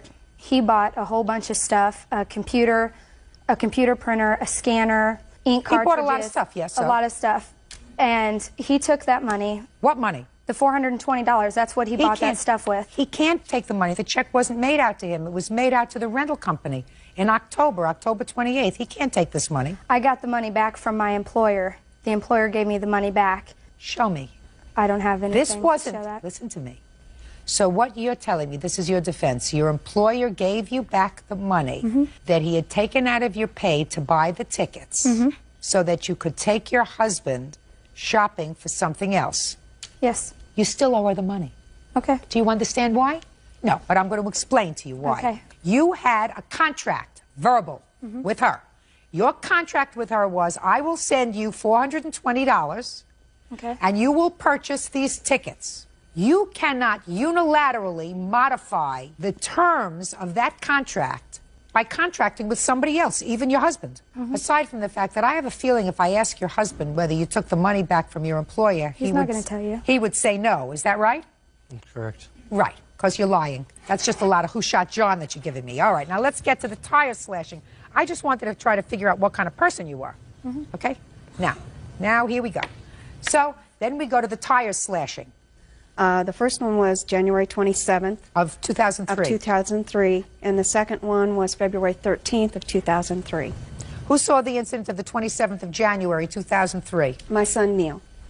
Neil, would you come up, please? Neil, your last name is Flick? Yes. Okay. Talk to me. Okay, it was about 11:15 at night. I was actually waiting for my girlfriend to come over because we kind of go out at night. And I saw my brother and his friend Neil Trude, who's right there, waiting in a car. They proceeded to leave to go out on their own. And as I was watching, I noticed a celebrity, or it looked like a celebrity as I saw it, by my brother's car. So they weren't driving your brother's car, they were driving a different car. Neil was driving his Buick Regal. I saw her car, which was a celebrity, by my brother's car. Your brother's car was parked? Yes, it was parked on the street outside of our house. Excuse me. Okay, go ahead. And I didn't actually see her slash the tires. I see her actually enter her car, slam the door, and drive down the street. And this was about 11:15 at night? Yes, 11:15. The other witness to that event was Neil Truitt, who was in the car with my son David at the time. But he didn't see anything? No, but he was on the phone with her, and she gave him a play-by-play description of what she was doing. Oh, really? Okay, Mr. Truitt, tell me what happened on the 27th, sir. See, I just went and purchased a car, so me and Dave were just going to go out driving. And I would say about a half hour after we had been driving around, I had received a call from Kayla, who I was also friends with at the time, and she heard that he was in the car with me. So she said something nasty about him. He said something nasty about her. She managed, I guess, to hear that, and by the way she was talking, it sounded like she might have been inebriated. She was like, well, heck with it, I'm going to go slash his tires, and hangs up. Well, that's why we had went back to his house, because he thought that she was going to really do it. I didn't think she was going to do it. But we stopped by anyway, and we waited just to make sure that she wasn't going to show up. She never showed up, so we left. And she'd called me up about 5 to 10 minutes after we had left. And she goes, well, I'm here now. And I said, where are you? She goes, well, I'm right here, next to Dave's car. And so she goes... Did she say I'm right next to Dave's car? She said I'm at the house. So I'm I'm at the house. assuming. Well, don't make it up Okay. as you're going along. I want to hear exactly what she said to you, sir. Okay. Apologize. She goes, well, here goes the first one. And you could hear a thud. And she goes, here goes the second one. And then you hear another thud. And she says, okay, I feel better now. And then she hung up. Judge Judy continues in a moment. Within 5 years, can you tell me how old you are? Around 50. I'm just thinking about how old I am. I'm also somewhere around 50. And later today, She was coming closer towards me. I put my arms up in a defense mode. She was in my face, and she pushed me down into the bushes. I fell flat on my back and hit my head on the cement surrounding the parking lot. real cases, real people. Judge Judy. Charlotte Flick says her estranged daughter-in-law, Michaela Flick, owes for hockey tickets and for slashing her tires. Michaela says Charlotte is seeking revenge on behalf of her son. Go ahead. The only reason that all this stuff is going on is I because don't on care about the December reason. 8th. Shh, listen to me. I don't care about what you perceive to be the reason. I care about whether you slashed your husband's tires. The answer is either I did. I didn't. Or I didn't. I had just got back in town that night about 9-10 o'clock p.m. from Minnesota. It was Super Bowl weekend. And I was in the process all night moving from my residence to my mother's house. The second night, I got it. I didn't get to the second night Okay. yet. Can you think of any reason why Mr. Truitt would make up this story? Yes, I can. I'll December hear you. 8th, me and my husband got in a domestic violent dispute where he pushed me and was in mid-swing of a punch where I broke a beer bottle outside his head. We were both arrested for Yeah. domestic violence. Yes. His mother bailed him out. I don't know why, because he's kicked her teeth in before. He has a history of violence. I found out that Neil, after this incident, my best friend of 7 years, was hanging out with Dave. Dave has a coke problem. I was getting on Neil's butt, wondering if he was into that now because he's my best friend and I care about him. Dave has a history of violence and a history of lying. He's done it his whole life. He's ran people over with cars. His little brother had to pry him off me while he was strangling me one time. So Dave, it's the same. So it's after, Okay. And based upon what you're telling me, his brother's testimony is false as well for the same reason. Yeah, I was not at that house. For the same reason. And you can't think of anyone else who might slash his tires. Let me ask you this question. Prior to December of 2002, how many times had the tires been slashed on your car? None. Never. Never. And within 5 years, can you tell me how old you are?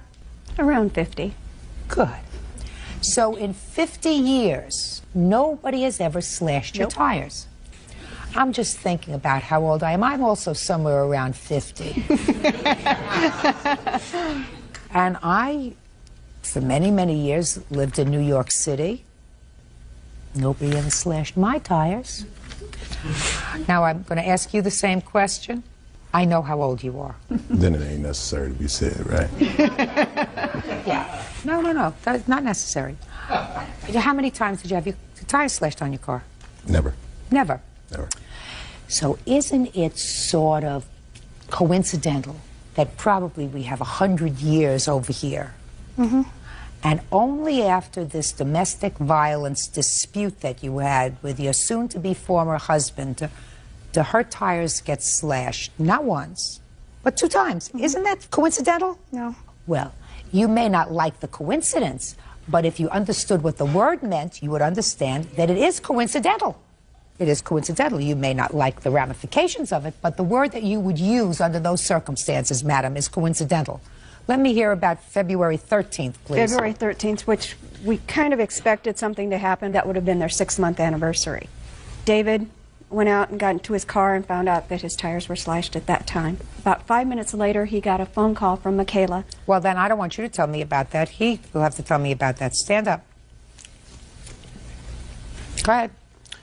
I went out to my car after I was hanging out with a couple of my friends that night, and I got in my car, drove about half a block before both my tires went flat. And I got back home, called the police, and after maybe about 20, 25 minutes, she called and just tried to make small talk to basically get me riled up, I would assume. But she didn't say anything about your tires. She didn't say anything about the tires, but... Okay, fine. Get over it. Okay. Get over it. You're supposed to act like grown-up, Miss Flick. Mm-hmm. How old are you? 21. This is your first marriage? Yes. You don't celebrate your 6-month anniversary with your soon-to-be ex-husband by I slashing was his in the tires. bar all night Right. with my brother, who's right here.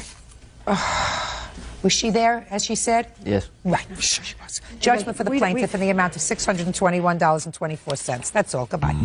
Parties are excused. You may step out. Michaela has a history of probably 20 destruction of properties. No, I have 2 destruction of properties, and they're not slashing tires, they're breaking out windows. Even at the last statement that the defendant made that this was her brother, that would probably be news to her mother or her father because it's not her brother. She's my adopted sister. If she doesn't want to believe that, then that's her problem. I think the judge is right when she says she needs to grow up. And now the next case. All parties in the matter of Edie versus Nevius, step forward, please. 24-year-old nanny, Heather Edie, is suing 20-year-old waitress, Jillian Nevius, for assaulting her outside a bar. Jillian says Heather called her a name. Miss Edie, it is your claim that the defendant assaulted you outside of the bar. You weren't seriously injured, but you want to be compensated for any medical bills that you have and for your discomfort. Miss Nevius doesn't seem to deny that she was responsible for pushing you. She has an excuse. I'm going to listen to it. And she even at one point said she agreed to give you $150 towards whatever expenses you had. But then there was some sort of a disagreement about how she was going to get the money to you, which resulted in the 2 of you coming to court today. So, when was this bar fight? It was on the morning of January 27th, 2003. Which means what time? 1:45, I was leaving the bar. So it was outside the bar? Yes, in the parking lot. Did you know the defendant prior to that evening? I did know her, but we had never really spoken before then. I just knew she didn't like me. What made you think she didn't like you? Rumors, people telling me, and the way Never she listened to acted. that. Well, Never she also admitted to people that she didn't like me, so. Shouldn't bother you. Okay.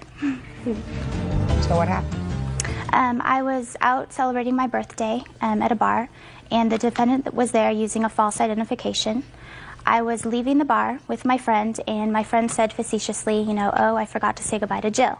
And I answered back with a derogatory name about the defendant, not knowing... Why did you do that? Like I said, I had heard all the things that she said about me. She had heard things about me. So you called her a nasty name? Yes, I did. And? And then I turned around, and she was in my face, and she pushed me down into the bushes. I fell flat on my back. So she was around you when you called her a nasty name? I did not know that, though. I was walking out of the door, and she was behind me. And I was talking to my friend at the time. At some point, you turned around? Yes, I did. Well, what caused you to turn around? Her yelling my friend's name. And? And she pushed me down into the bushes. I fell flat on my back and hit my head on the cement surrounding the parking lot. Okay, and that's the assault that you're talking about? Yes, it is. You have a report? I did not do a police report. I was going to, but we came up with a settlement outside of not using it, and because she was in the bar illegally, underage, I didn't feel that she needed any more trouble. So I didn't do a police report. Okay. So she agreed to give you $150, correct? Yes, ma'am. All right. You want to tell me, is anything different about that evening from what she's already told me? Yes, Your Honor. Stop laughing. It's not funny. I'm sorry. I'm not laughing. I do want to state my case. On the day it happened, the witness, which did not show up, Danielle, she was our friend, a mutual friend that I've been friends with for about 2 years. Since they started hanging out, she kind of stopped talking to me. They were going to leave, and this is a place that I've gone to with all my work friends, you know, every Sunday for karaoke for probably a good 3 months. I had never been carded there. I know. Okay. So, anyways, I went to go talk to my friend. Let's get to 1:45 in the morning. Okay. So everybody was leaving. The 2 of them were leaving. They had said goodbye to everybody except for me. And this was the second time that it had happened. And, you know, as a good friend of mine, I wanted to know. I wanted to get to the bottom of why she wasn't talking to me anymore. So I went out the door to go talk to her. Heather was standing behind her. And I go, hey, Danielle, can I talk to you? And as soon as I walked through the door, she had called me the name. And so I was like, hey, whoa, what, you know, I felt very, you know, I was like, wait a second, I just want to talk to my friend, I want to get to the bottom of it. Me and Heather have known each other, we have been cordial with each other, we've never been friends, but as soon as she called me that, I felt very threatened, and she had been drinking a lot. It was her birthday, we were celebrating, and when it happened, when she called me the name, I put my arms up in a defense mode, and then she was coming closer towards me. And so I did push her because I felt threatened. She was in my personal space. Okay, so you pushed her and she fell. Yes, ma'am. And you agreed to pay her $150. I did after I had asked to see some kind of documentation that she had gone to the doctor. That's something that we verbally had stated. I did sign a letter to her because I'm the kind of person that... I don't care what kind of person you are. Okay. Did she agree to pay you if you went to the doctor?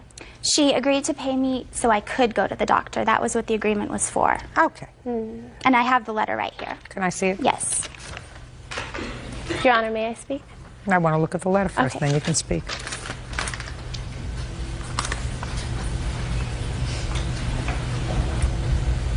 This doesn't say anything about going to the doctor. No, it doesn't. No. Okay. I had written the letter. She had called me many a times. I was in the process of moving. I didn't know what to do. Once I... You did it! I know I did. So do it! And I had... Okay, so there's more to this story, Your Honor. I have messages on my cell phone, which I didn't get a chance to dub, which I should have, but I didn't get a chance to. I'm not interested what you didn't get a chance to do. The night that I was supposed to pay her, at the bar that night, her boyfriend did come in and threaten me, and that is why my witness is here. He's been through the whole thing. He was there the time it happened, after it happened, and she fell. I told her that she was faking because the way she fell, Your Honor, I mean, it was... You signed a note! Okay. She gave up the right to call the police and to have you charged with an assault or an attempted assault. You agreed to give her $150 so that wouldn't happen, and you didn't do it. So I don't care what happened with her boyfriend, with your boyfriend. I don't want to hear from either one of them. I hardly want to hear from you. Judgment for the plaintiff in the amount of $150. That's all. Parties are excused. You may step out. Ms. Woods. Parties have been sworn in, Judge. You may be seated. Ma'am, have a seat, please. Ms. Parks, you and the defendant were engaged to be married. He went off to the military. Your claim is that while he was away, you paid some bills for him. That when he came back from the military, he ended the engagement. You want to be reimbursed for the bills you paid for him, as well as your wedding expenses and a ring that you gave to him. Yes, ma'am. When did you become engaged? July 98. And when did you go into the military, sir? September 16th of 98. Had you been living together? Yes. You returned from the military when, sir? About December. Of 98? Yes. And it's the bills from September to December that you claim you paid for him? There were others prior to, or after December that I had paid. He went in for course school after basic training. Is that correct? December. Yes, ma'am. Okay, and when did you finally terminate the engagement? May or June of 99. Now, tell me about these bills that you paid for him. Okay. He moved in with me right before we got engaged. He had his bills forwarded to my parents' address, which we were living, right before he went into the military service. When he went in, the first bill came, and it was kind of hard to contact him. There was no connection. What bill was that? The first one was some BMG music bills. They were small, but the big first one was his associate's credit card bill. AT&T. Well, yeah, AT&T, which was $496.78. So what did you do? You couldn't reach him? No, I couldn't reach him. I decided to pay it off, and as soon as I could get an email or an address from him, I would write him telling him the bills that I paid off and that I would expect him to pay me back. And I have here a list of the bills that I paid and the letter and his letter returning to me saying that he would pay me back.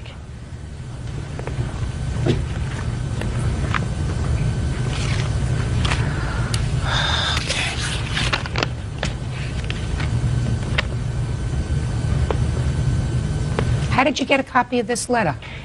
Before he returned to course school, he gathered up all his letters that I gave to him when he was in basic training and had me hold on to them for him. Okay. So this is what we have, Mr. Woods. You are absolutely correct in your answer when you say that she chose to pay your bills, and she did that voluntarily. She acknowledges that she did that initially, but then you agreed to pay her back. I was thinking at the time, I mean, I was still very grateful that she did pay them. But I was thinking I was going to come back home, we were going to get married, we'd have, because we'd also talked about before that, you know, we were going to have the same, our bills were going to be our bills. The money that we made together was going to pay off these bills. I didn't never expect to come home and what happened, happened. I'm sorry about all my bills that you're getting. You didn't have to pay off the whole thing, just the minimum payment. She didn't have to make the minimum payment. But clearly that's what you had expected. Don't worry, I will give you the money. I will help you with money when I get into a school, because you had some other bills that you were going to pay. Right. That they took out. So clearly, you tell her back in October of 1998, okay, that you were going to reimburse her for this money.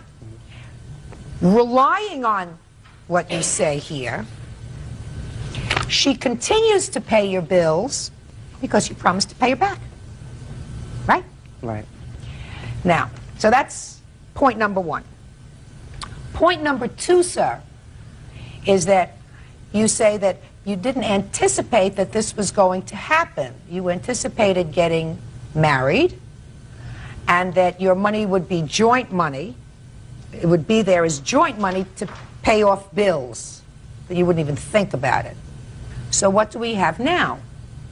No engagement, no marriage, your bills are paid with her money. Is that fair? That's not fair. So why didn't you start paying her back some money? I wanted to, but I mean, we were still together at the time. Before we had broken up, I mean, we got in, her parents, or her mom, had gone through all my stuff, and just without me being there, gone through all my papers, all my paperwork, and found letters, and just told me to move everything out of the house the next day. Found letters to whom? It was a letter from another female to me that I had met in boot camp, a close friend of mine, and we had gone really close, and what we had in Chicago, we had left in Chicago. I had every intent of coming back home and marrying Terry. And I still had feelings for her, but what I had done in Chicago, I left in Chicago. But her mom had gone through all my stuff, found letters, I mean, even little notebooks, and circled stuff in little notebooks and read and wrote names and words on it. And the next day, they asked me to get all the stuff out of the house. So what you're telling me is you had not been faithful while you were in Chicago. Right. Her mother noodled around and found that out.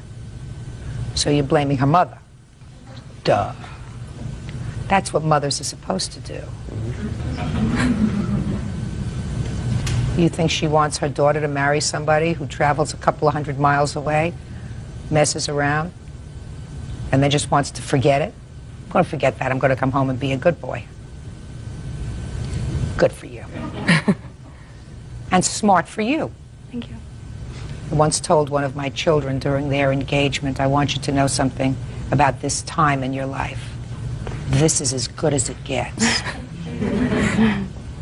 There's more affection, more interest, more doting than any other time. You have fewer problems during this engagement period. You know, you don't have joint bills and kids and in-laws and everything else that tend to impact on that romance that you have. So if you got a problem now, it's only going to get worse. Judge Judy continues in a moment. You burn letters that you don't want somebody to find. I love that. By the way, did you end up marrying Chicago? No. You still with Chicago? No. You left it in Chicago. I haven't talked to her since Chicago. And later today. Why did you steal his car? To get to a different city. And you didn't have a car? I got a license. You have a license, you didn't have a car, so you took his. Real cases, real people. Judge Judy. Terry Park says ex-fiancé John Woods owes her for paying his bills while he was in the military and for an engagement ring. Let's get to the wedding bills, because there is no real clear-cut legal decision with regard to the wedding bills. Your wedding dresses, your bridesmaid dresses, and that sort of thing. You think that you have any responsibility whatsoever, at least partial responsibility, for the expenses that she incurred towards the wedding? No, ma'am. You don't? No.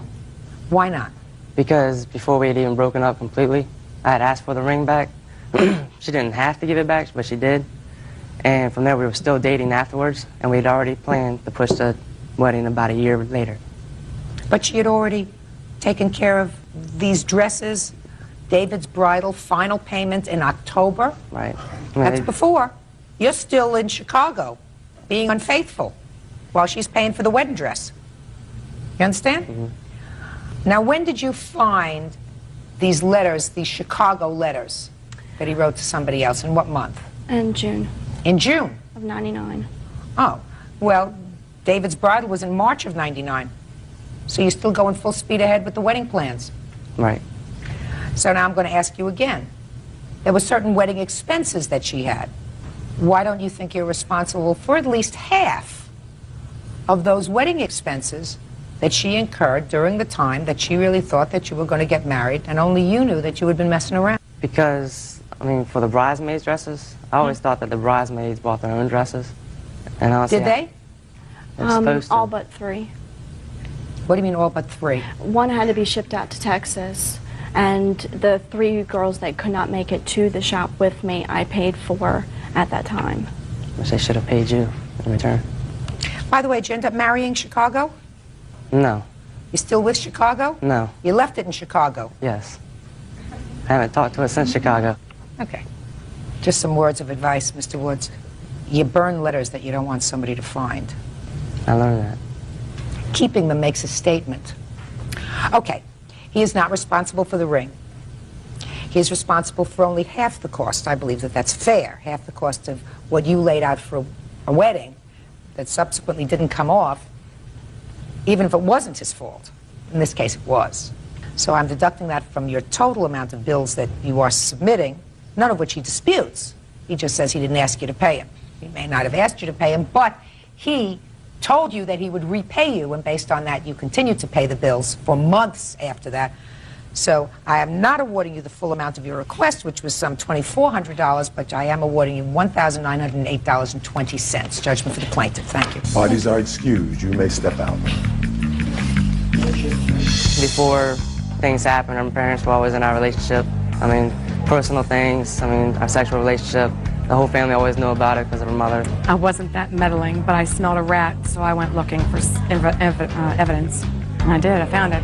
I heard her bad.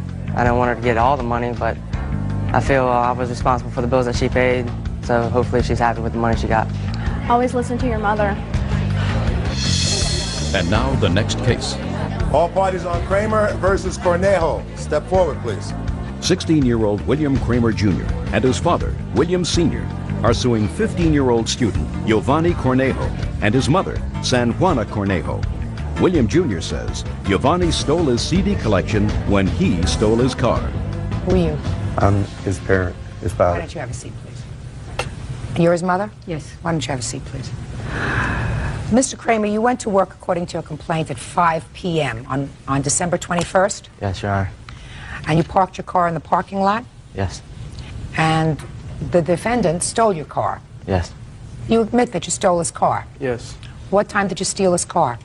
It was between the hours of 9 to 11, somewhere around there. Why did you steal his car? To get to a different city. Well, where were you going? Grand Rapids. It was in different cities. And you didn't have a car? Nah, I got a license. You have a license, you didn't have a car, so you took his. Okay. There came a time when you were stopped by the police? Excuse me? There came a time when you were stopped by the police? Yes. And what time was that? I don't know. I don't know the times. I didn't know what time was it. Has your case been disposed of in the criminal court? No. What do you mean, no? What do you mean by Did you plead guilty? Yes, I plead guilty. Then it's been disposed of? Yes. Were you placed on probation? Yes. For how long? About 3 months, 4 months. Was this your first arrest? Yes. And according to your complaint, Mr. Kramer, when you got your car back, there were some CDs missing. Yes, Your Honor. Is that right? Yes. All right. Mr. Cornejo says that he stole your car but not your CDs. Yes. When were you notified that they had found your car? It was about 11 p.m. And where were you called, at home or at work? I was at work. The police came and got me, and they escorted me to where the car was. How far away from your place of employment was it? It was about 20 minutes away. I don't know exactly the mileage. And when you got there, did you find Mr. Corneo there? Yes. And your car? Yes. Okay, and your car was stopped because of a taillight or something? Broken headlight. And you looked at the car at that time, you didn't see anything else missing? Yes. Judge Judy continues in a moment. This is sort of an apology. I hope you've learned your lesson that you should watch out how you handle your keys the next time. Your Honor, his keys were right there in the ignition. Real cases, real people. Judge Judy. 16-year-old William Kramer Jr. says 15-year-old Giovanni Cornejo stole his car and his CD collection. Mr. Corneo, from the time you stole this car, I want you to tell me where you went. Stole the car, and then I went to this gas station, I think in Byron Center. Yes? We went to the gas station, and I was on my way to... You went to the gas station for what? To put in some gas. He was almost on empty. Okay. So Is that true? Yes. Fine. So you went to the gas station, Yes. filled up the car. I didn't fill it up. I put $8 in.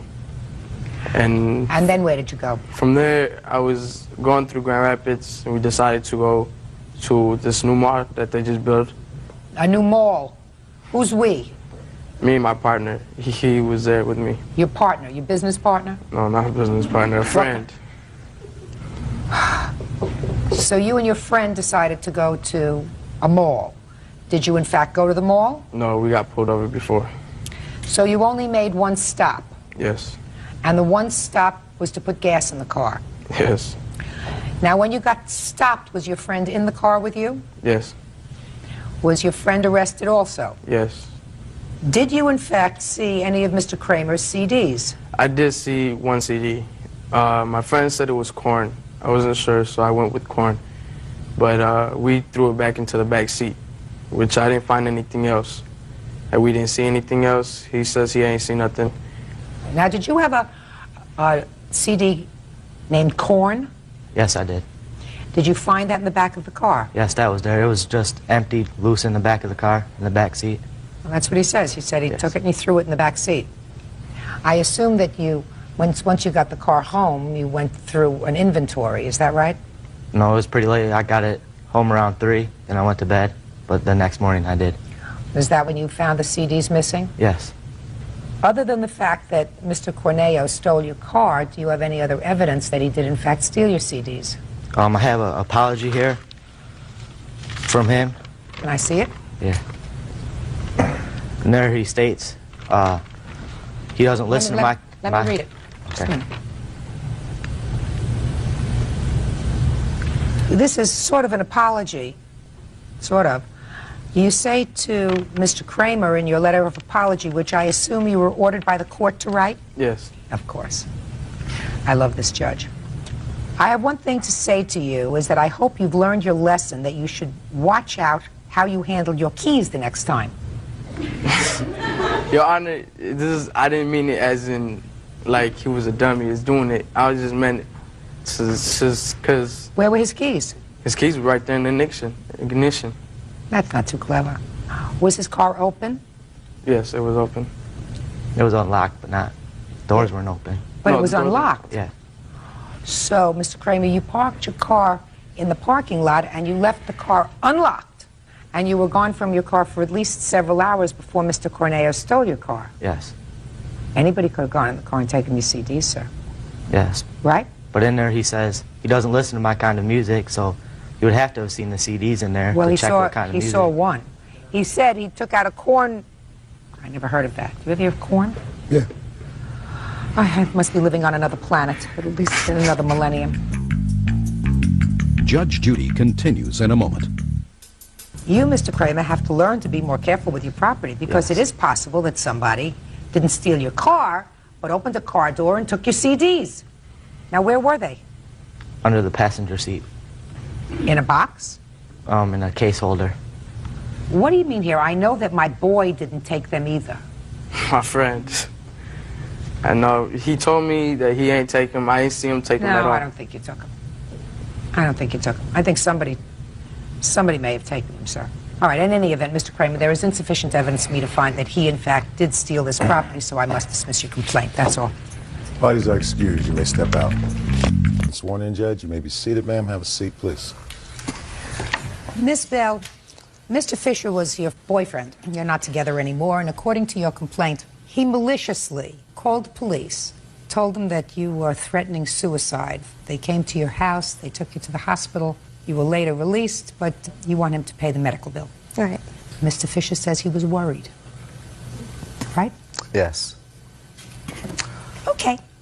First tell me, when had you been dating? Over what period of time? From May of 2002 through December. And when was this telephone call made to the police? On August 29th. August 29th of 02? Yes. Tell me about it. That night, Gerald and I had gotten together and we were talking about a previous case. Previous case of what? Domestic violence. What previous case of domestic violence? The week before, he had thrown a bottle at my car and damaged it, and I made a report to the police. So you'd had a fight the week before? It wasn't a fight. Were you in the car when he threw something at the car? I was driving away from him, and he was upset, and he threw the bottle. The night of this incident, he was upset that I had done all that, so he tried to bribe me. You mean he was upset that you had called the police? Yes. And he was. Where were you when you were having this discussion? We were at my apartment. Had you gone out for the evening? No. Did you have a date with him that night? No, we got together that night just to discuss the situation. Tell me about the discussion. Through the discussion, he was trying to bribe me into dropping the domestic violence case, and he was telling me that his mother had called the police on me and told them that I had driven through his yard. Did the police ever come to see you about those calls that were made by his mother? No, ma'am. So you don't know anything about it? That's the only thing I know from what he told me. And then you called the police on him because he threw a bottle at your car. Did he damage your car? Yes. Got together to talk about this incident, and then what happened? Then I told him that since I hadn't been contacted by the police, I would only want to talk to him after they do and go through court with that. So he was upset he couldn't get another response out of me, and I asked him, are you ready to go home? So I drove him home. And on the way there, it was quiet at first, and then he started telling me, oh, you're nothing without me. You may as well go kill yourself. And so I stopped the car, and I made him get out. How far away from his house did you make him get out? Oh, gosh. It was about halfway there. And about how far away was that from his house? 7 blocks. Excuse me? 7 blocks. 7 blocks. Thank you very much. Okay, so you let him out, and what's the next thing that happened to you when you got home, Miss Bell? Before I went to bed, I received a phone call from a dispatcher saying that someone had called on me and that the police would be on the way. Someone had called on you about what? A concern that they had had. She didn't exactly explain it to me over the phone. Okay. Go ahead. And she told me that also that the police were on their way and that they couldn't find the apartment number. And the police did arrive? Yes, they did. When the police arrived at your apartment, what happened? They questioned me about the incident in the car. And in the car, you mean when you dropped him off? Yes. And I told them everything that happened. And they went ahead and told me that I could either go willingly or I could go forcibly. And I decided to go willingly with them to get evaluated by a doctor because I knew I was fine and I just knew that they would release me. But and did they? Yes. And then you got a bill from the doctor? Yes. Can I see the reports that you have from the hospital where you were taken? Thank you.